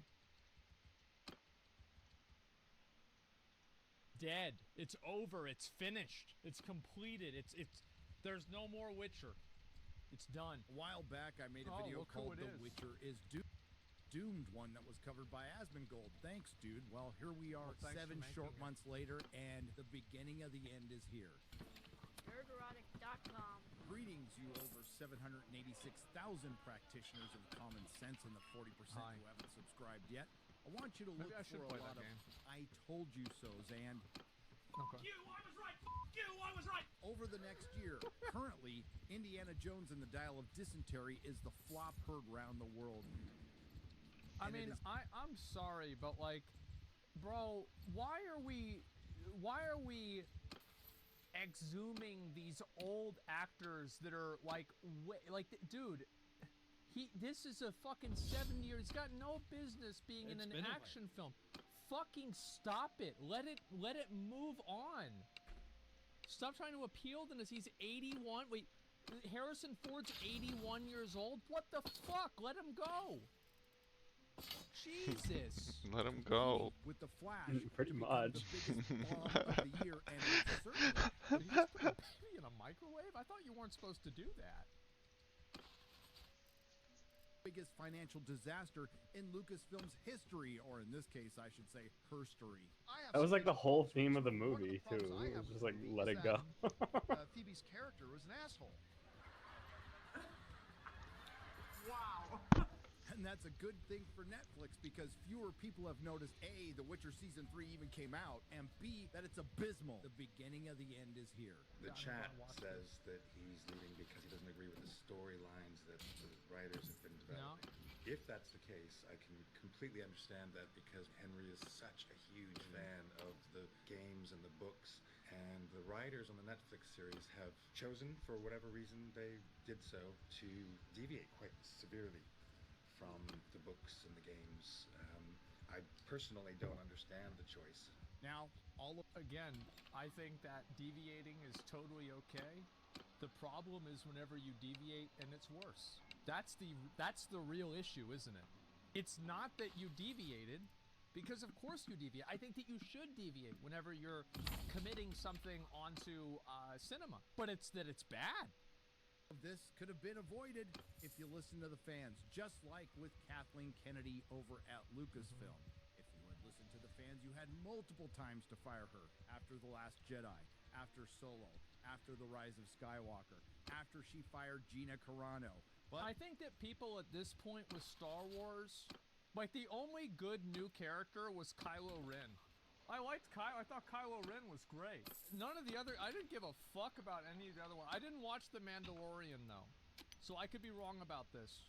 Beyond all rational explanation, still in charge, I don't and know. look where it's gotten him. We've also seen this with Chris Chibnall and the first female Doctor played by Jodie Whittaker. Those two were only shown the door after the show had Doctor Who worst ratings in 31 years. I don't know why people don't understand that like the gender of a character is like a very core element of the character. You can't just gender swap a character and expect people to be like, oh, okay. It's a massive fucking element. Like, why are we pretending like it's not? Completely cratered. Same goes for Alex Kurtzman, who's been killing Star Trek now for years. Yes, he did have a recent success with Picard Season 3 one he had nothing to do with, but now he's gone right back to killing Star Trek, and now 2 of his shows have been canceled with more to come. This kid's got to go back to preschool. Michelle Yeoh is set to star in her own Star Trek movie. The problem that a lot of these things have, like whether it's Star Wars or Star Trek or Indiana Jones, is that the IP is tied to like William Shatner or why am I not thinking of his name? Or Sir Patrick Stewart, of course. Yes, of course, Patrick Stewart. Yeah, it's tied to them. And it's the same within Star Wars, right? It's tied to the main characters in the original Star Wars. That's what people really give a shit about. It's not, guys, it's not Joe Rogan. Okay? That's not Joe Rogan. Anyway, I think that's a big issue. Because they're not able to make new characters that people are engaged with in the same way. Now, in my opinion, I liked, actually, Chris Pine as like, who was he? He wasn't Commander. Fucking, like, he was the replacement for William Shatner, basically. I thought he was great. Yeah, Commander Kirk. Yeah, there you go. I haven't seen the movie. What is this? Would you care I actually to tell me your good name? The fucking what was it? The second one. What is it, Westies? Benedict I'm just gonna hold the screen, and if you want to look that at was a it. good movie. I liked it. His crown doesn't even fit Now him. Netflix is doing the same thing. He has a The fro second that like Henry Cavill started having a inside the problem crown. with Lauren Schmidt-Histridge's writing, she and her entire Why staff is gloves? gone. Or Admittedly, despite it having problems, This is the whole I did outfit. like season 1. Gave it a 7 out of 10. It reminds me of like Lord Farquaad. Yeah. I told you so. Yeah, and who? Told you. I earned that. Despite my age, I'm still capable of being a sweet summer child. Now let's do a brief recap of The Witcher's road to failure. After a very successful season 1 where Netflix thought they had their Game of Thrones, we started... Yeah, I don't think that the show was as good as Game of Thrones. I don't think it was even remotely close, but it had heart to it, and I think that it had like some really good moments, and it had decently good characters. I enjoyed it.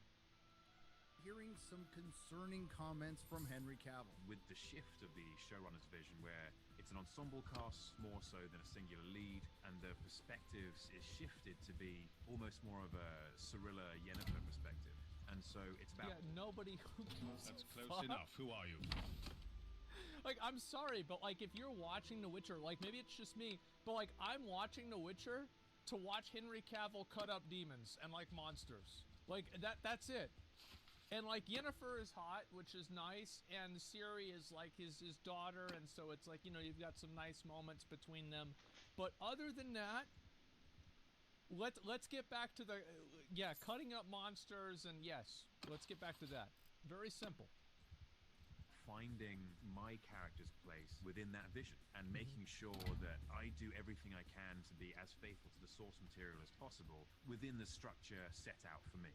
That was Henry trying to temper our expectations, and that's a good thing, because then season 2 came out and they absolutely butchered the book Blood of Elves. After Lauren Schmidt Hissridge completely ignored the fan complaints of there not being enough Witcher in The Witcher, she decided to put less Witcher in The Witcher for season 2. Then we heard from former Witcher. Like, I wonder, like, how are the executives letting this happen? This is what I never understand. Is like, things are just obviously going to shit. Like, because they did that Witcher Blood Origin, right? And that was really, really bad. Like, did anybody watch that? I don't think anybody, but like, because I saw I had like a 0 out of 10. I was like, I'm not going to watch this. Writer Bo DeMeo that writers on the show were openly mocking the source material. Then on October 13th of 2022, Henry Cavill announced he was leaving The Witcher, and it all gets worse from here. Shortly after that, a petition was started with over 300,000 signatures. Netflix, you must keep Henry Cavill as The Witcher and replace the writers instead. Then after that, we started to understand why Henry not only left, he ran. Blood Origin was released with a whopping 13% audience. I thought it was lower than that. Come no closer. I did. I thought it was even lower than 13%. Score on Rotten Tomatoes and a 1.4 user score on Metacritic, making a pretty good case of being worst fantasy series in a year that Willow and the Rings of Power came out. Yeah, whatever happened to Willow? I heard that they were redoing Willow. And that's also, by the way, remember what I was saying earlier about how they're trying to keep all it flopped? It got canceled? Good, it's stupid. They shouldn't have done it. Yeah. Yeeted and deleted. It's ridiculous, yeah. Like, I remember watching the original Willow. It was great. I loved it. So, like, we don't need another one. Stop it. Just stop trying to make a quick buck on exploiting nostalgia. Like, you want to make a show about Galadriel? That's nice. Then call it something different. Like, give her a different name, make it a different universe. But that was just a taste. What did Lauren Hissrich and her patriarchy-smashing writing team have up their sleeves next? This brings us to The Witcher Season 3. Oh, didn't even notice. First off, props to Henry Cavill for being a true professional. Part of being a professional is showing restraint, and I'm sure the first time he saw that script, he wanted to set it on fire and tell him to piss off. In Season 3, just like in Season 2 and actually Season 1, everyone's after Ciri. As the synopsis goes, as monarchs, mages, and beasts of the continent compete to capture her, Geralt takes Ciri of Sintra into hiding, determined to protect his newly reunited family against those who threaten to destroy it. Season 3 is based on the book A Time for Contempt, which is appropriate because Lauren Hissrich has obvious contempt for The Witcher and men in general. At this point, you should just call the show The Witch Her, because this is clearly the Yennefer show, and it always has been. One more time. Is it that bad? I haven't seen Season 3. Is it really that bad? Yes, it's bad? God, I don't even know. Yeah. Season 3 is the worst of all. Holy shit. I'm as. I told you so. Yennefer, Ciri, and their sidekick Geralt are all together again, except there's a little problem. I seem to recall last season that Yennefer betrayed both Geralt and Ciri, and then Yennefer goes so far as to try to sacrifice Yennefer and Ciri and their sidekick Geralt. Ciri and Yennefer worked it out before the season started, and it only takes a couple episodes for Geralt to forgive Yennefer. About right. But why take the time to have Yennefer authentically redeem herself after, quite frankly, butchering her character last season when you could just blow past it and get back to girl boss. Anya took... Yeah, I think that's always a mistake. A lot of times characters do that. They'll do something that's like obviously like a really bad thing, and then they just kind of ignore What it the? as if it didn't even happen. Where did he hit me? Screen resolution, yeah, anything like that is really bad. Rotra as Yennefer and Freya Allen as Ciri are fine. They're giving nothing to work with this season. Just like last season, and I know this comes from the books, but Ciri is just a girl who's key to everything. That might have been new at one time, but it's not now. It's just a tired old trope. And Yasker is back. We'll see another song for Dan Bassica. And just in case you haven't heard, Yasker's totally bi now because Netflix has been pretty subtle about it. And Yasker spends most of his time in a won't gay with Prince Radovid. I am not gay. I have relationships with women. Sex with men. And I got news for you.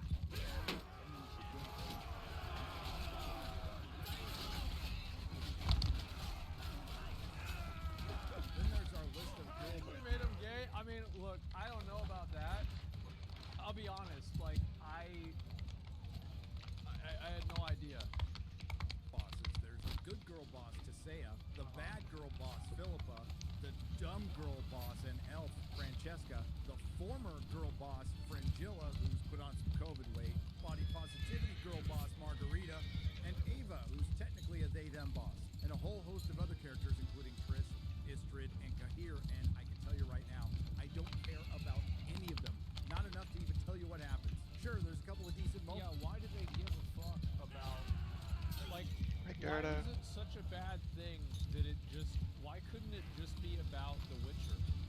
Like, the side characters, yeah, like, nobody gives a shit about any of these characters. Like, what is this?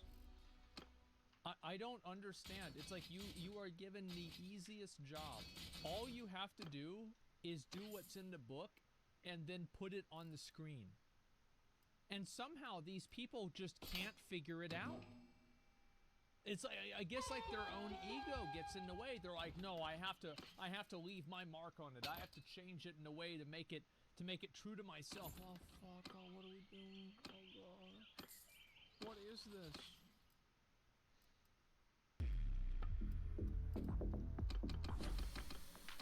Electrolyte, instant hydration. With Lars Mikkelsen's Stregobor or Graham McTavish's Dijkstra, but they are fleeting. And brief moments do not make a show good. And I don't even know what's going on here. Emperor Amir to just do his best Cersei Lannister impression. When you have finished this mission, oh shit balls! They're attacking each other. Everything that we want. And Bart Edwards is too young. He looks like Ciri's older brother, not her father. And this brings us to the show's titular character, The Witcher, Geralt of Rivia. I love how like even with like the guy talking about the season, this is I forgot he was in the show already. Like all they've been doing is talking about like the other characters. Yeah, The Witcher. Wait, oh yeah, I remember him. Right. Yeah. Played by Henry Cavill, who's just an afterthought. We're told that this season is far more book accurate, I guess, except for when it isn't. Our boy I just don't understand how like book accurate should not even be the goal. Being good should be the goal. Like almost every single adaptation of a book into a movie is changed. And sometimes it's changed in big ways. And it doesn't fucking matter. Geralt is done dirty again. He's more babysitter than protector, and he goes on more inane side quests that didn't happen in the book. Except the original Lord of the Rings? Really? So Saruman fell off the pillar in the book? That's crazy. I didn't know that. Wow. Thank you. I had no idea. Well, that explains a lot.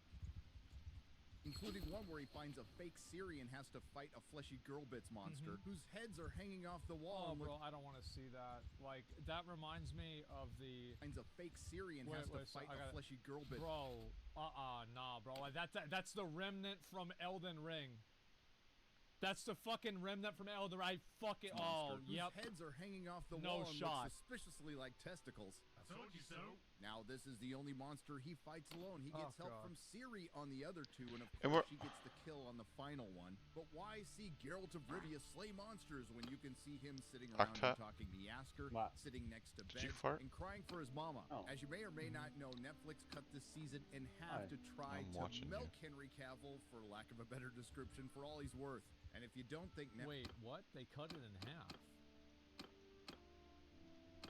Wait, what? Did I miss something? There's 5 in June and 5 in July. It's released in 2 parts. Dude, I saw the most cringe shit. So, like, some of the advertisements for Witcher, so they had, like, all these billboards and stuff. And they were basically announcing that, like, to get people to watch the show, they were saying, yes, he's still Geralt in Witcher 3. It was this fucking most sad and pathetic fucking thing I've ever seen. And also, like, isn't this kind of souring the audience's expectations for, fucking Liam Hemsworth? I feel like it's kind of, like, I mean, fuck, he's not a terrible actor. Like, I mean, yeah, I think Henry Cavill would be better for the role, for sure. But, like, fuck, I mean, if I was Liam Hemsworth, I'd be like, God, you know, thanks, guys, really appreciate it. Yeah, what is this? It's just general milking by the yeah, it's like they're just giving up. Fuck, man. Yeah, our new actor, he's not that bad. Netflix is keenly aware that their show is dead. I give you this from Forbes. Netflix throws Liam Hemsworth under the bus in a desperate marketing bid for The Witcher Season 3. And here's the tweet from The Witcher, just in case you need a reminder. Yes, he's still Geralt in Season 3. Ouch! And where does Lauren Hisrich decide to end this first part of the season? With a ball. Ha! Which is strange because this show has no balls. And it doesn't end there. This also happens to be the worst episode of the worst season. The episode is mostly told in flat. I feel like, again, it seems like there's a lot of this, like, royalty and, like, this plotting stuff, etc. If you please. Like, I never read the Witcher books, so, like, maybe I'm off base on this. But whenever I think of the Witcher, I think of, number one, The Witcher. And I think of living off of the land, being one of the only Witchers left, like, the dichotomy of protecting people but being hated by them. And it's, like, very much like it's not a solo act. But he is, I mean, literally, look at the fucking thing. He's a lone wolf. That's the thing that they have. So, like, I'm trying to think of, like, what would I imagine The Witcher to be like? I'm trying to think of, like, a book or, like, you know what I'd imagine The Witcher to be like? The first half of Django Unchained. There you go. That's what it would be.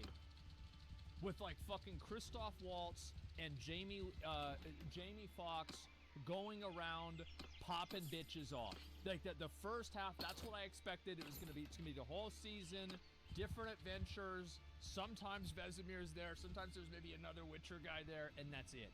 Involved politics from other countries too? Maybe, yeah. So, yeah, like Berserk, these guys are having a bad day. I mean, sure, but yeah, I don't think so. There's a ton of politics in The Witcher between nations and mages. Well, maybe you're right. And that's what I'm saying, right, is I could be wrong about that. But, like, going into it, that's what I expected, is the first half of Django Unchained. Instead of, you know, The Witcher, you know, instead of, like, you know, Django and Dr. Schultz, it would just be fucking Geralt and Yennefer, or Geralt and Ciri, or Geralt and Vesemir. And that's it.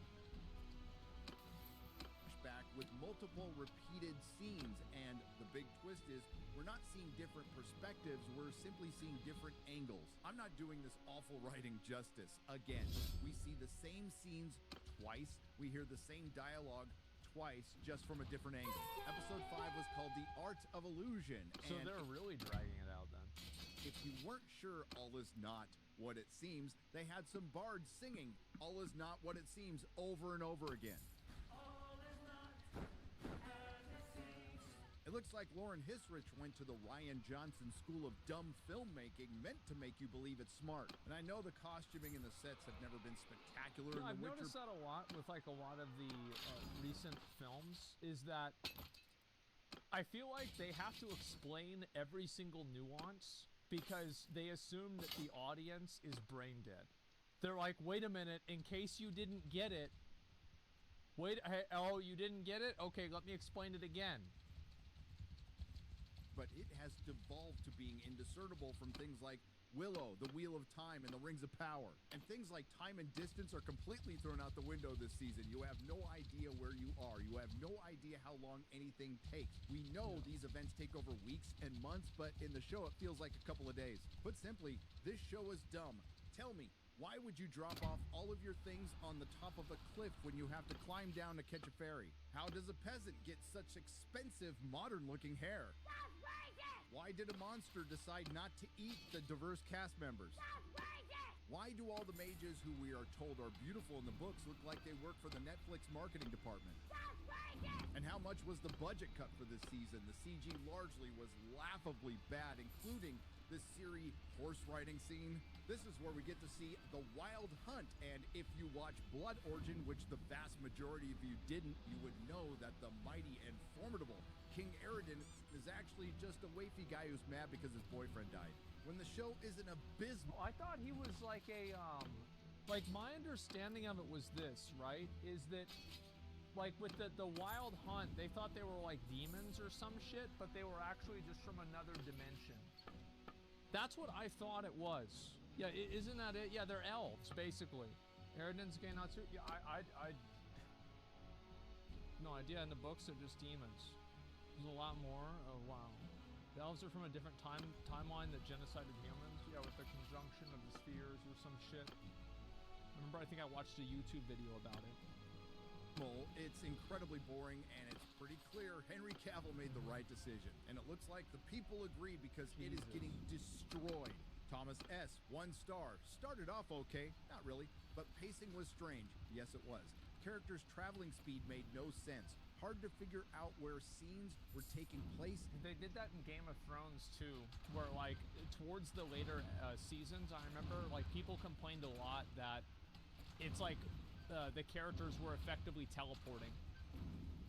And so much side character nonsense that just drags on for no reason. But honestly, watching the last episode 5 was one of the most painful, difficult things I have watched in a while. A shitty song played over and over again as dialogue and scenes are repeated again and again, all for a reveal we already knew since like season 1. Josh A., half star, just a teenage love drama. Barely made it through the first couple of episodes, but decided to reluctantly chug on. To my dismay, the last episode was the worst of them all. Ion G., half star. Season 3 is more accurate to the books, meaning random Easter eggs from the books without context, and the meaning changed so much that it makes no sense. They ruined impactful scenes from the books just to put them in this rotten show. Bad cringe characters are not even book accurate, and I think he meant to say neither are the monsters. This seems like bad fan fiction. Let me play devil's advocate. Maybe Lauren Hisrich and her team of writers didn't adapt the books properly because they wanted to play to their strengths. The only problem with that argument is, as writers, they don't have any strength. And it's because... That's the issue.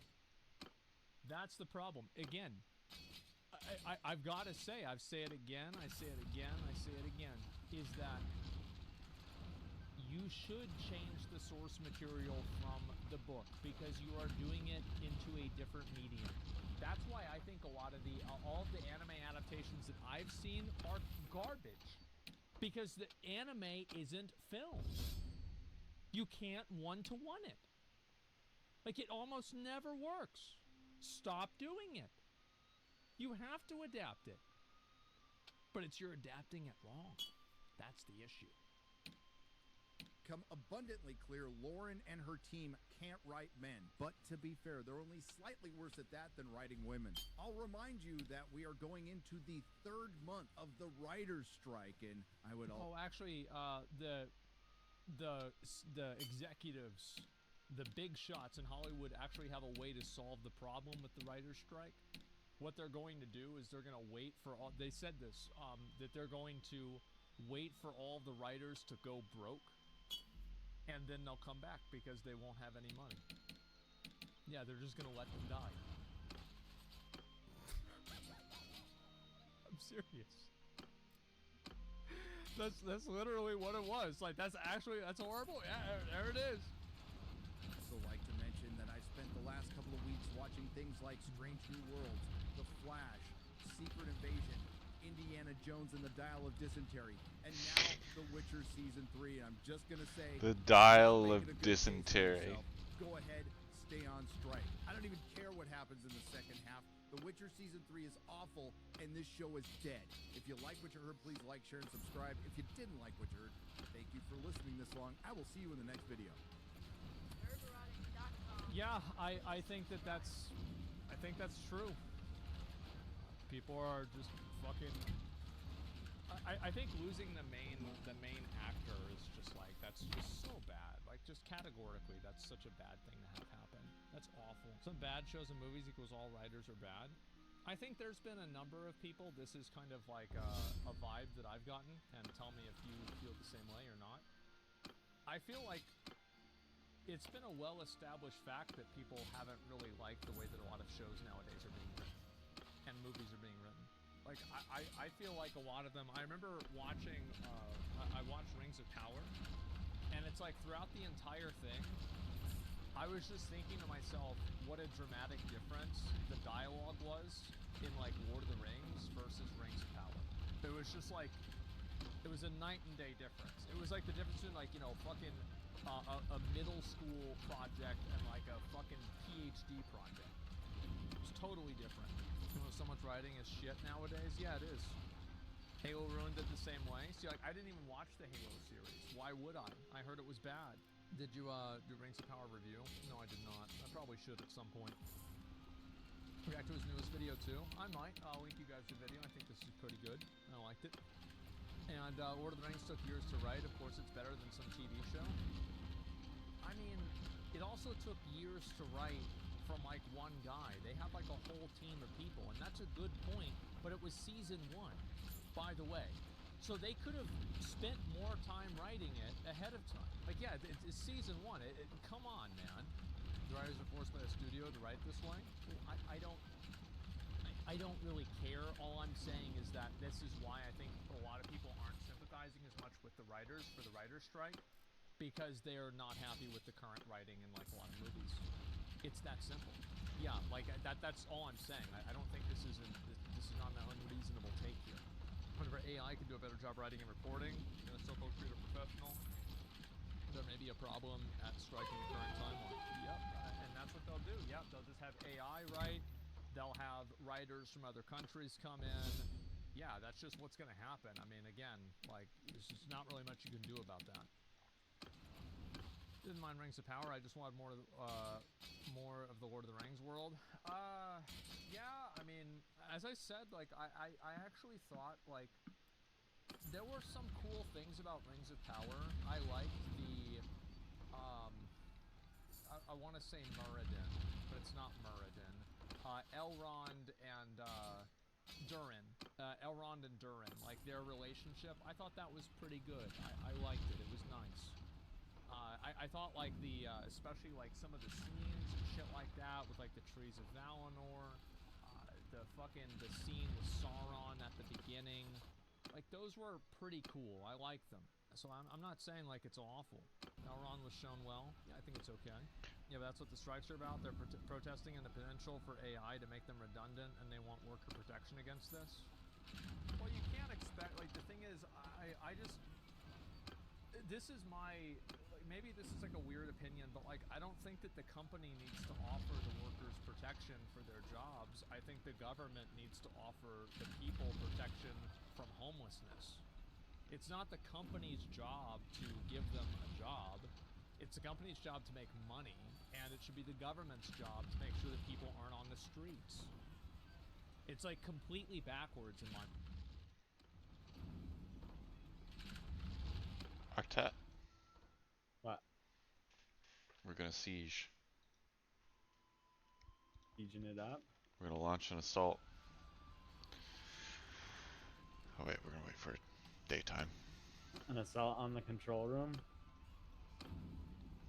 An assault on Rote.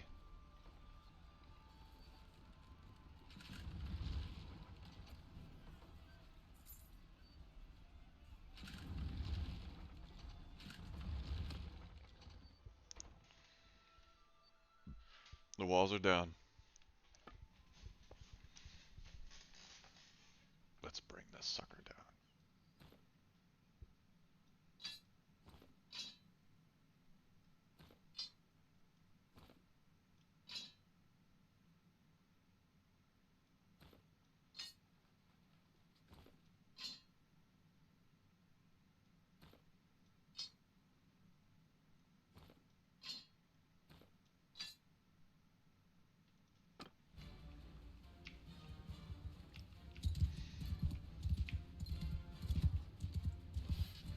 For Puglandia!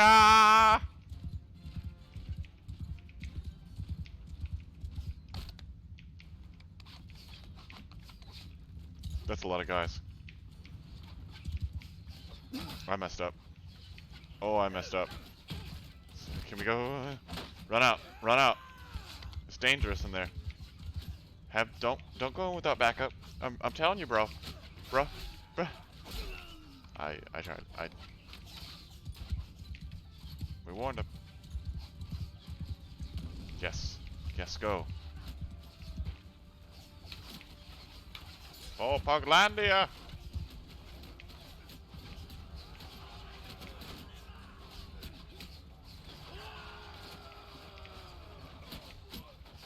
To the breach!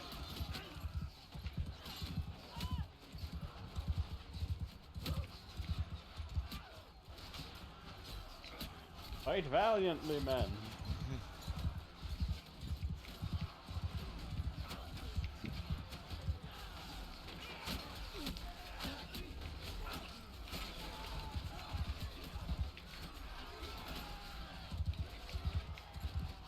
I don't think this first wave is going to be effective. First wave, ineffective. Dog 1 not open.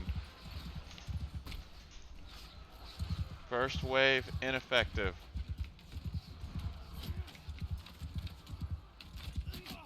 Do not hold the castle. Send the next wave.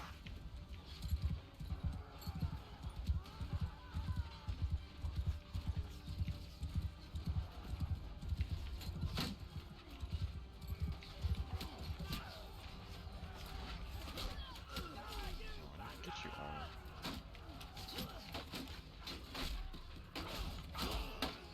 Are you gonna win? It doesn't look too good, Westy. Doing okay.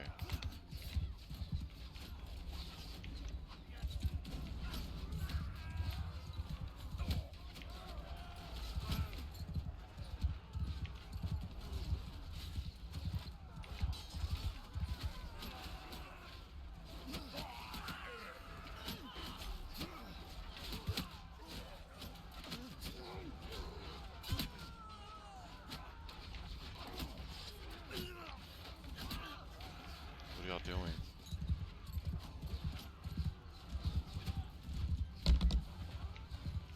There's so much ranged.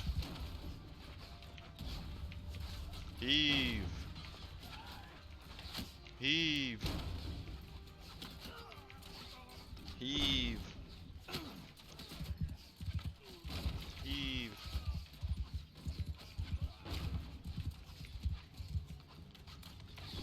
Oh, that's a lot of guys.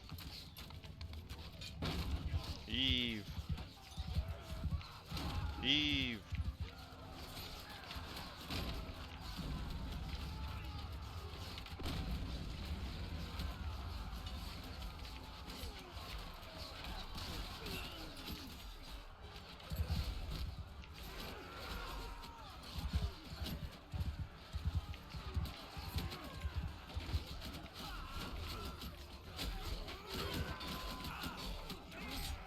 Get in there. Get in there. I don't care what you smell.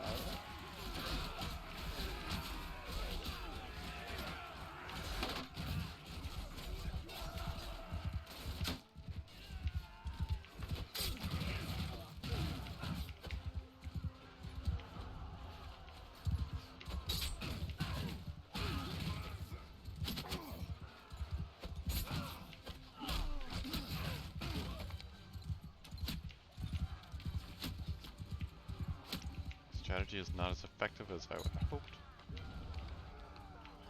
We're actually not doing very good.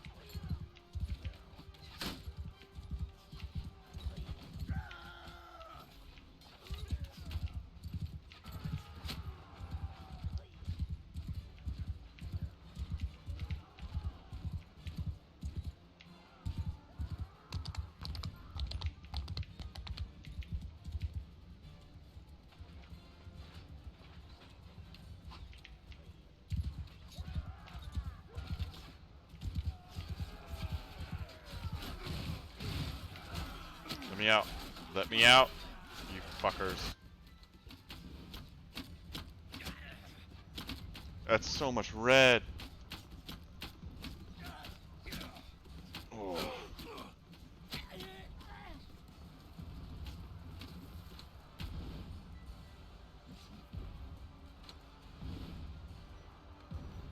That's too much red. Yep. Crap. Place is a tough nut.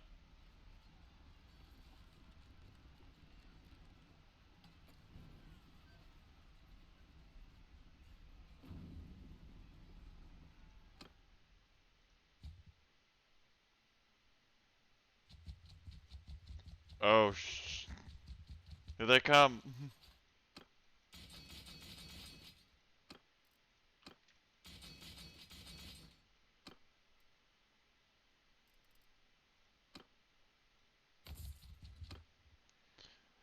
This could be really, really bad.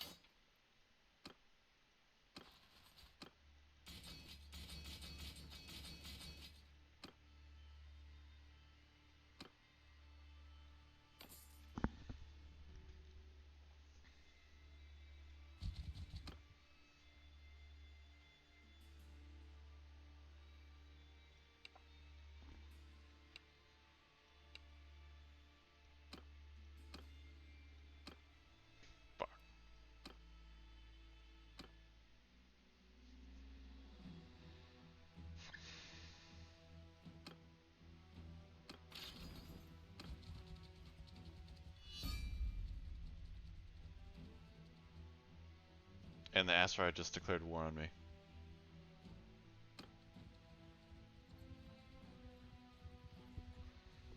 This is bad.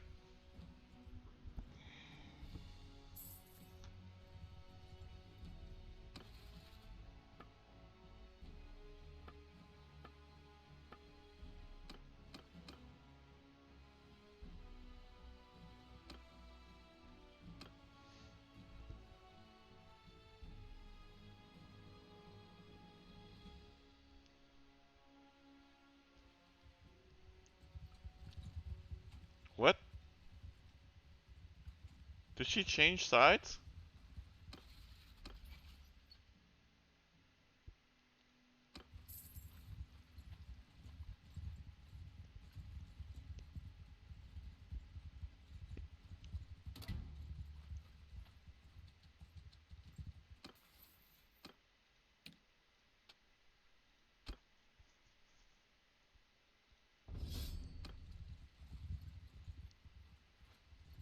Oh god.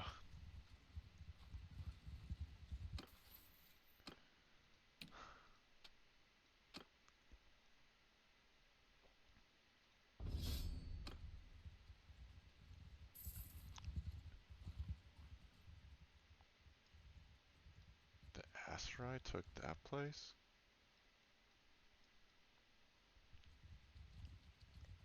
I wanna go home. Oh, now I'm sieged in here.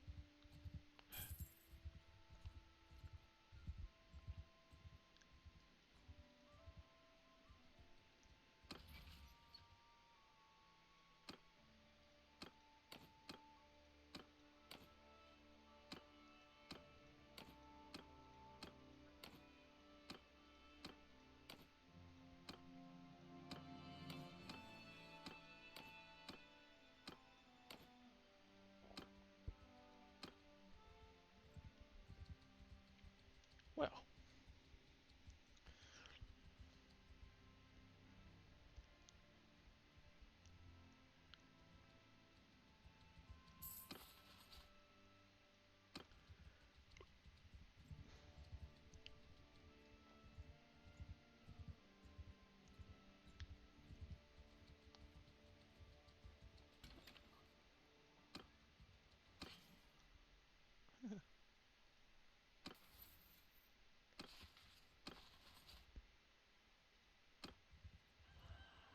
Wait, and then we have...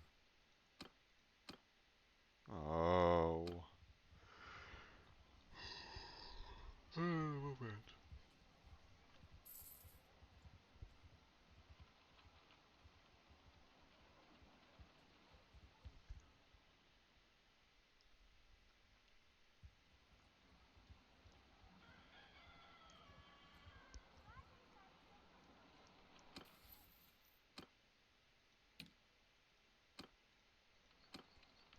I don't...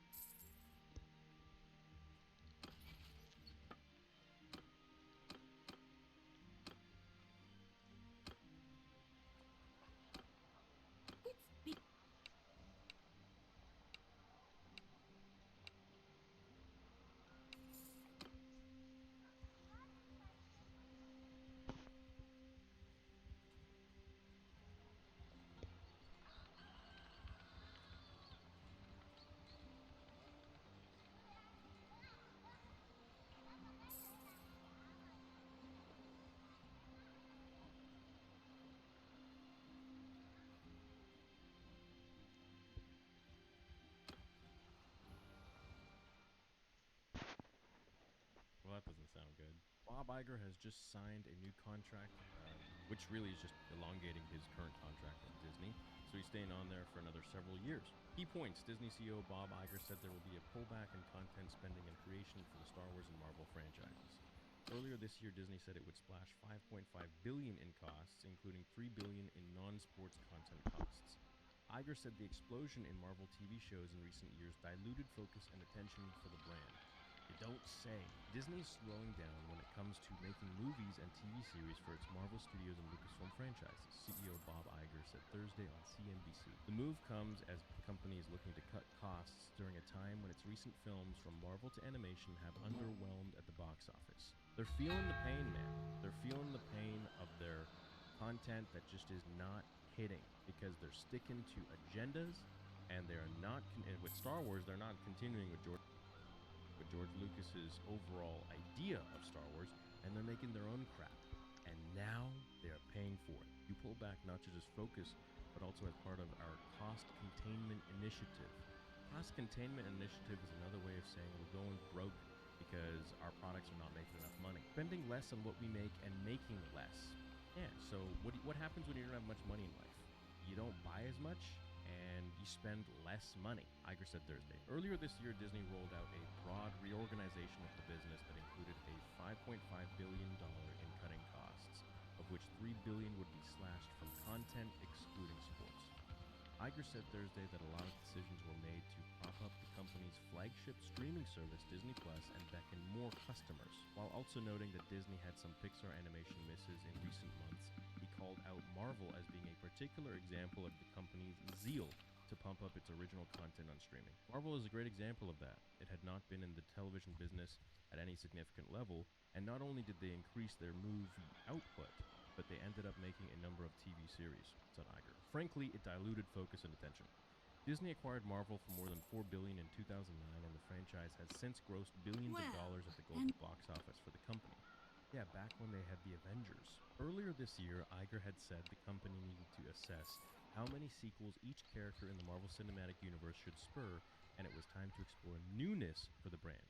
He added there was nothing in any way inherently off in terms of the Marvel brand at an investor conference. Earlier this year, Ant-Man and the Wasp: Quantumania debuted as the 31st film in the Marvel Cinematic Universe, kicking off the 5th phase of the 15-year-old franchise. The film had seen the sharpest decline in ticket sales from its opening weekend in franchise history. The Marvel installment also ranked in mixed to negative reviews. Meanwhile, Marvel's Guardians of the Galaxy Volume 3 has done much better, These grossing bitches. more than $800 million globally. The reason for that is, well, characters. On the Lucasfilm front, there hasn't been a Star Wars film in theaters since 2019, and the company has focused primarily on series such as Emmy nominees Andor, Obi-Wan Kenobi for Disney+.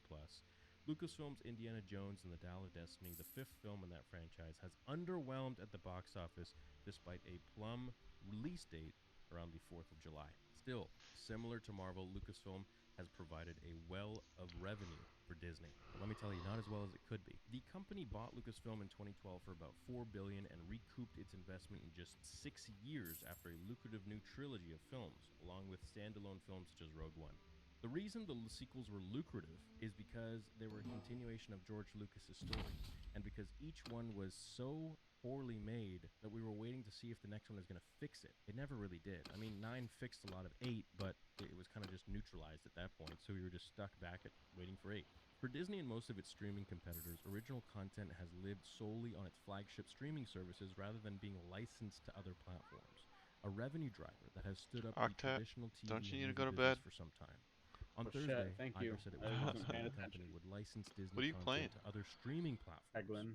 Pretty Oh, crazy. no. Imagine Star Wars being on Netflix. The Clone Wars used to be. It's a mean, no. possibility I won't rule I said, out. oh no. Iger said. You Beyond always that, get hey, lost on that one. money must be bad if they're thinking about selling different shows and IPs to other streaming softwares. Like, imagine having something that is that's like a PlayStation exclusive, saying, hey, you know what, money is so bad that we're going to have to release this exclusivity and give it to a whole bunch of other consoles, Xbox, Nintendo, whatever. You know, God of War is exclusive to PlayStation.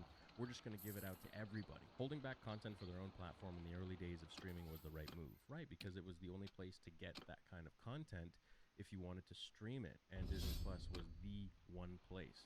Now it's going to be everywhere.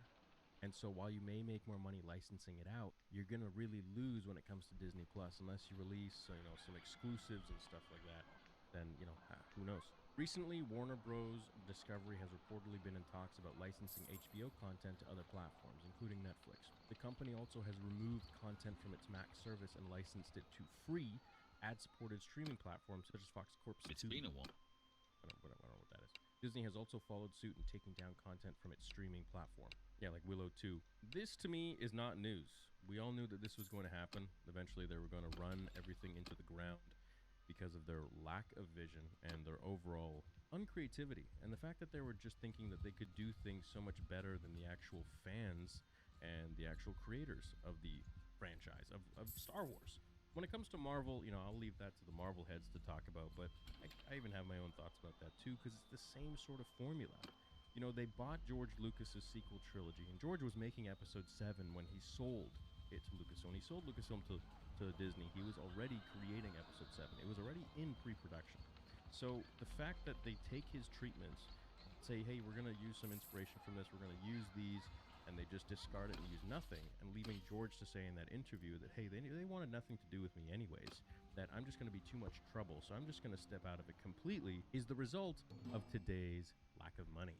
And the reason he has to cut costs, the reason he has to license exclusive stuff out to other streaming services, and to me, this is not a win. This is not anything that I was hoping for.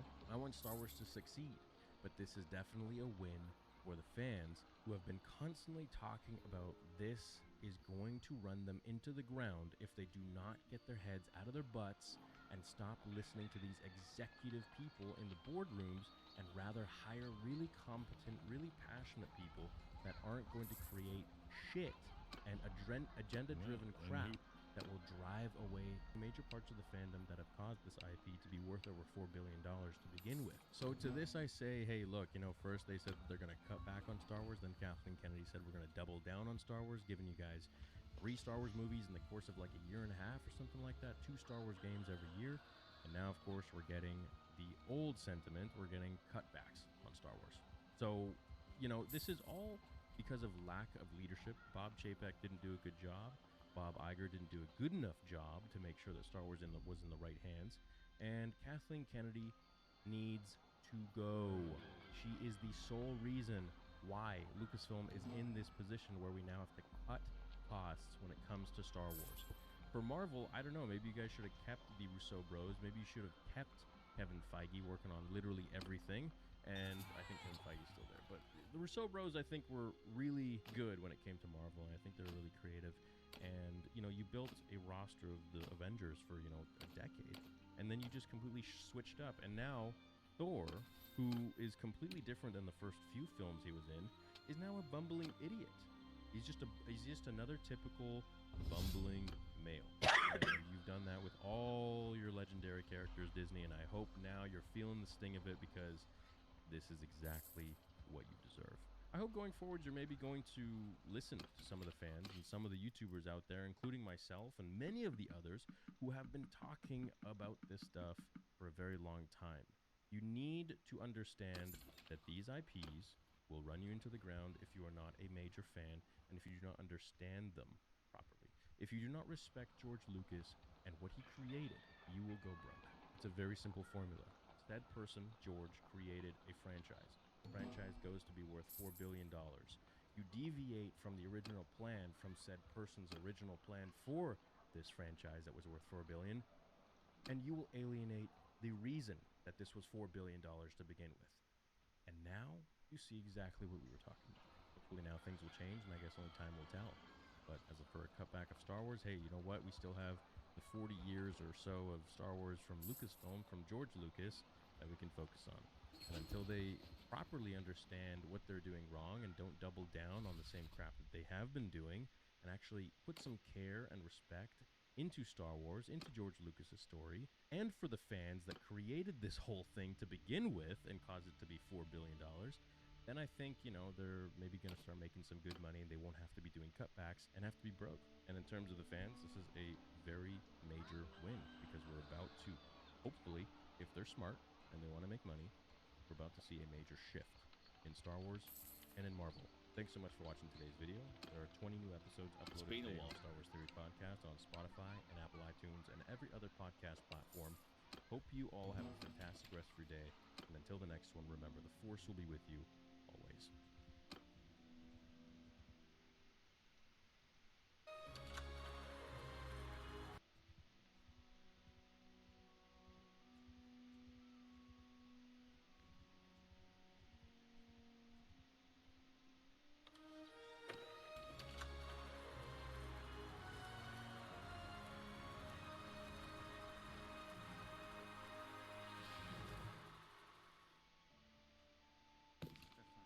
Why are you turning off the fan? Fuck it. Oh, man. All right. Guys, it is 103 degrees outside. My AC is broken, and it's 90 in this room. So if we're sweating, it's because of that. It's gonna be But more the than that show with the must go lights. on. The AC guy doesn't show up till tomorrow. So let's do this. We just got back from Mission Impossible Dead Reckoning Part 1. Hey. And I'm going to rush this review. This was a fucking awesome movie. Yeah. I'm sure you've already seen the reviews because this thing came out like, what, Monday? Was a Monday. stealth release or something? Yeah. Nobody told me that. I thought it was Thursday, so I had booked my tickets for Thursday. But, wow. Tom Cruise fucking delivers again, dude. That guy, you know, he wants to single-handedly bring back fucking old-school movies that are just crowd pleasers, non-stop fucking action. It reminded me of fucking, you know, Top Gun Maverick, how satisfied I was with that. This plot, even more complex than that one. It might lose some mass audience, but I don't think so, actually, because they'll just be having so much fun with this spy shit that they're going to love it. And there's great chase sequences, action. It's a long film, and I felt it, but I didn't care because it was good all around. Joe, what did you think? This is a great summer blockbuster hit right here. Like even though it's like probably like 3 hours or so, Yeah, I was still it's engaged 2 the hours entire and 13 time. Yeah. And Tom Cruise is crazy for his crazy cult, but he's a crazy man for doing his stunts. Yeah, man. Great he's going- stunts. Exactly. Oh, man. But it was a great movie. I really enjoyed this. Great fighting, great twists with the generic little tropes and twists. But I loved it. This was a must see. Okay, two thumbs up. What about Patrick? By the way, Alex had to. He's on vacation. He had to take off. He'll be back on next weekend. And so Patrick, I'm back. So as soon as Joe leaves, then fucking Alex leaves. Then Alex comes back. Then Joe leaves. Now Joe leaves. God damn it! But we got Patrick. Here I We am. rely on Patrick. Hey. Patrick, what'd you think of the movie? Man, I've been waiting for like a summer blockbuster, and this was it. Yeah. This had everything, man. It was I thought it was a fun plot and action pretty much the whole time, like that 2.5 hours or whatever it was. And you were saying you weren't like you were like not really into it. Yeah, or- I was like, man, Is this number gonna 8, be good? like Tom Cruise is a crazy watching fucker and an more of old these. man, you know, like Could this possibly satisfy I'm me? like, yeah, I'm like, how are they gonna make this fun? And they did.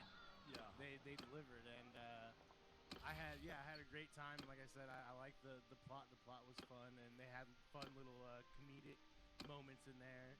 Directed by Christopher McQuarrie, and that motherfucker did a great job. Written by Christopher McQuarrie as well. Written and directed.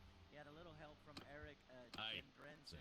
So yeah, everybody has stuff to do in the film. His old crew is back. You have a little bit of Simon Pegg. You have a little bit of Luther is the character name here.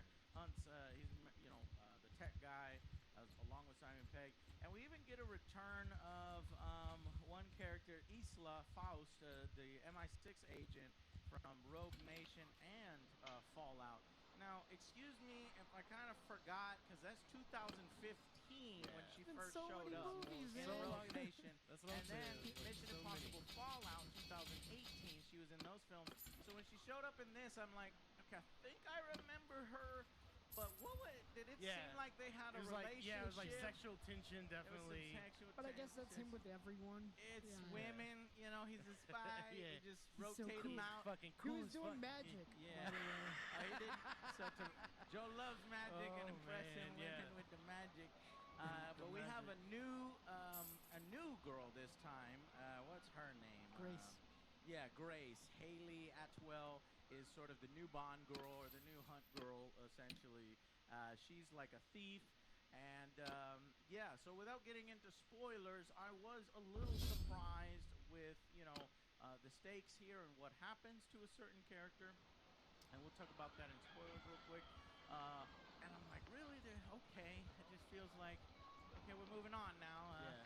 Maybe a little too quickly, but they wanted like the changing of the guard. Yeah. They're like, all right, this is the new one. They have Gabriel, Mr. Isaiah Morales, as sort of this powerful terrorist, his adversary in this film, a man from his past that really killed somebody close to him. Another Ethan Hunt girl being killed. The original one, I believe. Yeah, and he's got this French assassin who works for him, Palm. Is it Mantis, right? Yeah, that's Mantis. Yeah, it's Mantis, dude. That's we what were talking about that in the car. on the drive home. Yeah, I was like, holy shit, that's Mantis, dude. I loved it. I loved her. Yeah, and she you was were saying awesome in the car that it's cool to see. Yeah, actually, like, because she kind of has like the opposite character in this movie, because more serious. Yeah, because tone. Mantis is like fun and bubbly, and then like this character is like, oh fuck, I'm not fucking with her. She's a hardcore assassin and a badass, and I guess she's good at fighting in this, but she must have learned a thing or two in Marvel, or had some good stunts. The choreography. But okay, so this is a part 1, and despite it being a part 1, this fully fucking delivers. You know what I mean? I don't feel cheated.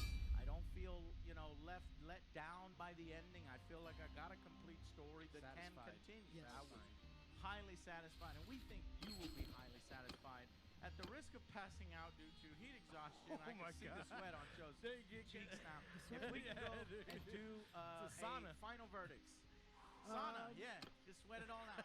For me, it's gonna be a 9. I was entertained. It was kind of long, but still, like, I want to see another one of these. Even though, like, what is this? 8, 9? Yeah, fucking fine on this. I believe it's. I want to see more of them, as opposed to like 7th installment. As opposed to Indiana Jones. No more. Yeah, so that was like a big budget. Everybody go to the theater, and it let you down. Yeah, they should have stopped at Chris's Skull, because that one was trash as well. Right. I knew it was gonna suck, and obviously it did suck. Sorry about that, but I'm happy Oh I was here. I was in this chair last time. Yeah. As long as I get I took more, a bullet for you, OJ. As long as I get more stories like this and still entertaining, and it's kind of tropey and stuff, but at the end of the day, I still had a great time, and I felt like I got my money's worth. Yeah. So what are you giving it? 9. Patrick, what do you think? I'm gonna go with a 9 as well. Like, I came into the movie not wanting to give it. I mean, not trying to be negative, but like I was like, you're God, like, this ain't gonna do it. This is the 7th fucking movie, you know. I'm gonna be lost. I don't care. I haven't seen a fucking Mission Impossible movie in years, and it was cool. Yeah, it was satisfying.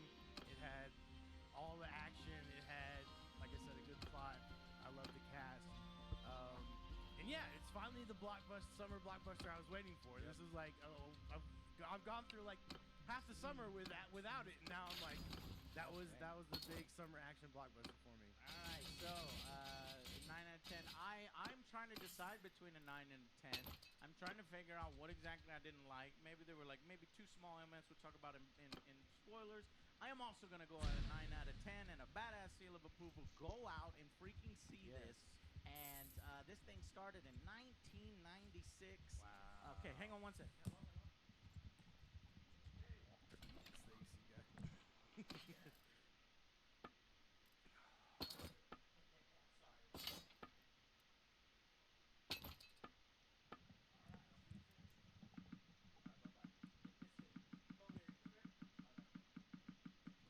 Okay, that was actually the fucking AC guy. Oh, I'm gonna God, leave this save in us. Here. Anyway, so he's on his way in 30 minutes, but I don't know if he can fix it by tonight. But all right, here we go. So what did I say? 9 out of 10. 9 out of 10. All right, let's go into the spoiler section now.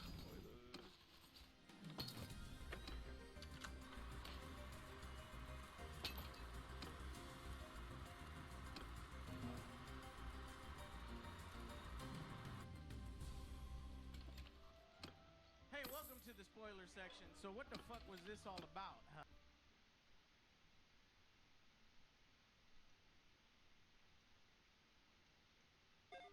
folks, today is Friday, July 14th, 2023. As usual, my name is Jake Baldino here. I'd say LinkedIn Sales Navigator is our #1 tool and the best investment we've made in our sales team. And that helped produce over 100K of MRR in that particular quarter.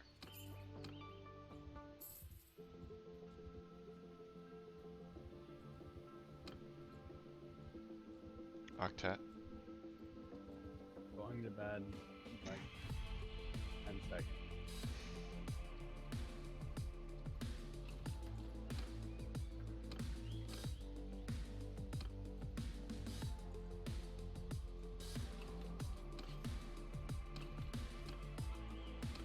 I'm on the last like setup board.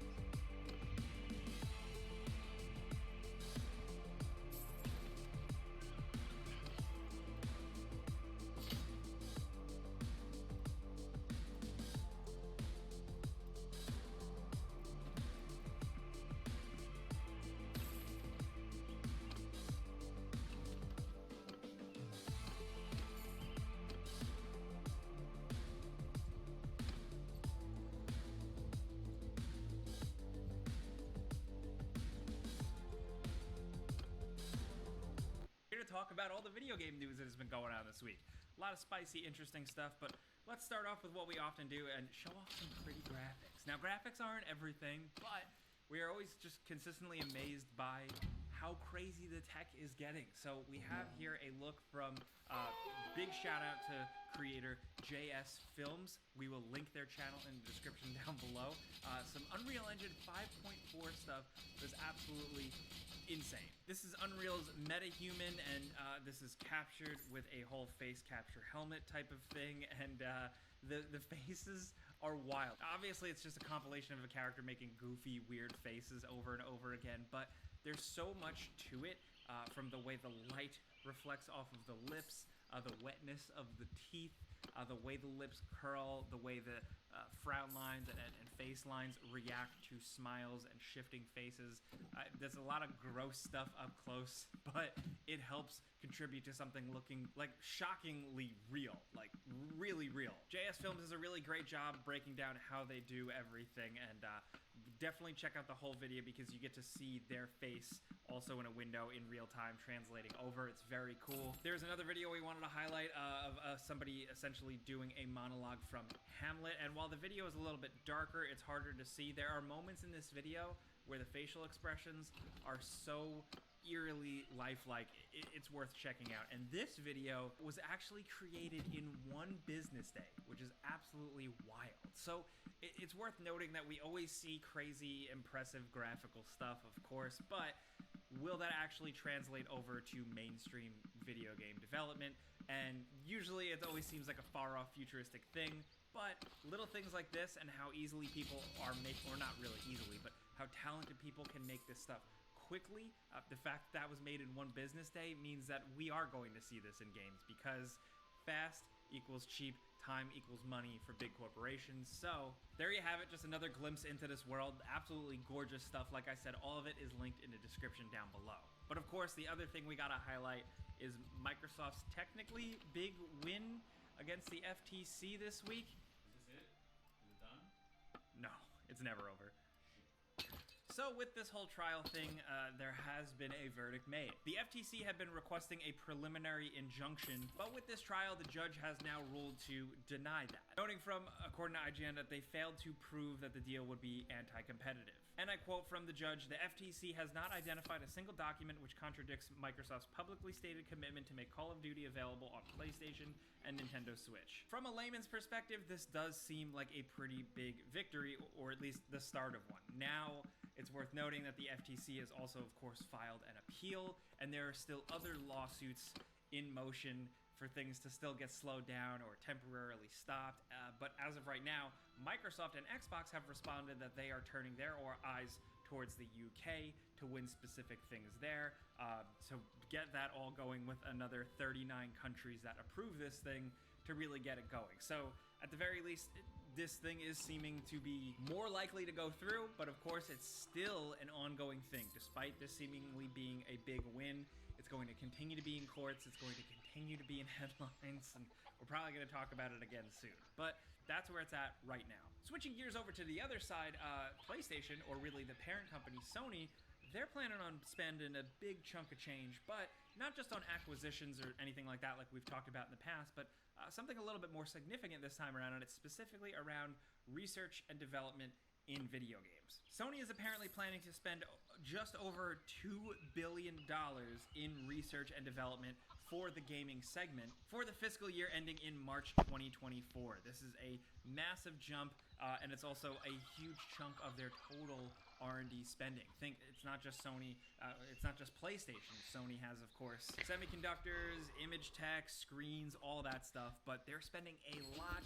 in game research, specifically around extended reality, hybrid gaming, and real world tech, and also live service stuff that we've talked about in the past that they're trying to get their way into. Now, where I hear them at least pledging to spend a bunch of money in R&D stuff on the live service stuff, maybe that can be them not just going into it like, you know, horse blinders into just making some shitty live service game and coming up with something that makes sense and that players will actually want to get down with. Who knows, though? I have no idea. I don't know what research and development really entails. I also don't understand what $2 billion even is, so that's where that's at. But there's still some corporate things to talk about, specifically with Sega, who has now kind of publicly denounced play-to-earn games and are scaling back their plans from blockchain-related games, which is actually a pretty interesting move, considering you have other companies like Square Enix who have still just been doubling down into it. Sega seems to now realize that the future may not lie there, or at least it's not a thing that they want to approach. In a conversation with Bloomberg, Sega's co-chief officer, Shuji Utsumi, said, and I quote, "The action in play-to-earn games is boring. What's the point if games are no fun?" This and some other statements within just says that they're a little bit more skeptical in terms of like integrating Web3 stuff into their games in the future. They've talked about like a super game that would like incorporate a huge budget and more tech. They don't know how that stuff is going to tie in. They're apparently still looking at all that. Sega is still allowing NFT stuff, like essentially their characters to be licensed to third parties. So they're keeping that open, but as of right now, it seems like they're stepping away from the play-to-earn model, which good, in my opinion. But of course, technology is like a rapidly developing thing. It's always moving, it's always changing. I'm starting to have trouble keeping up, so we're just gonna have to wait and see where that all really ends up. My new fridge that I'm getting, it has like, it can have an actual RSS feed on it, and it can give me gaming news. No, I just made that up. Will you believe it? I'm very upset. Hey, now, next up, you guys have been watching the show for a long time. You know that during some of the more complicated news stories, I always make a disclaimer that I am not smart. Well, I'm being self-deprecating.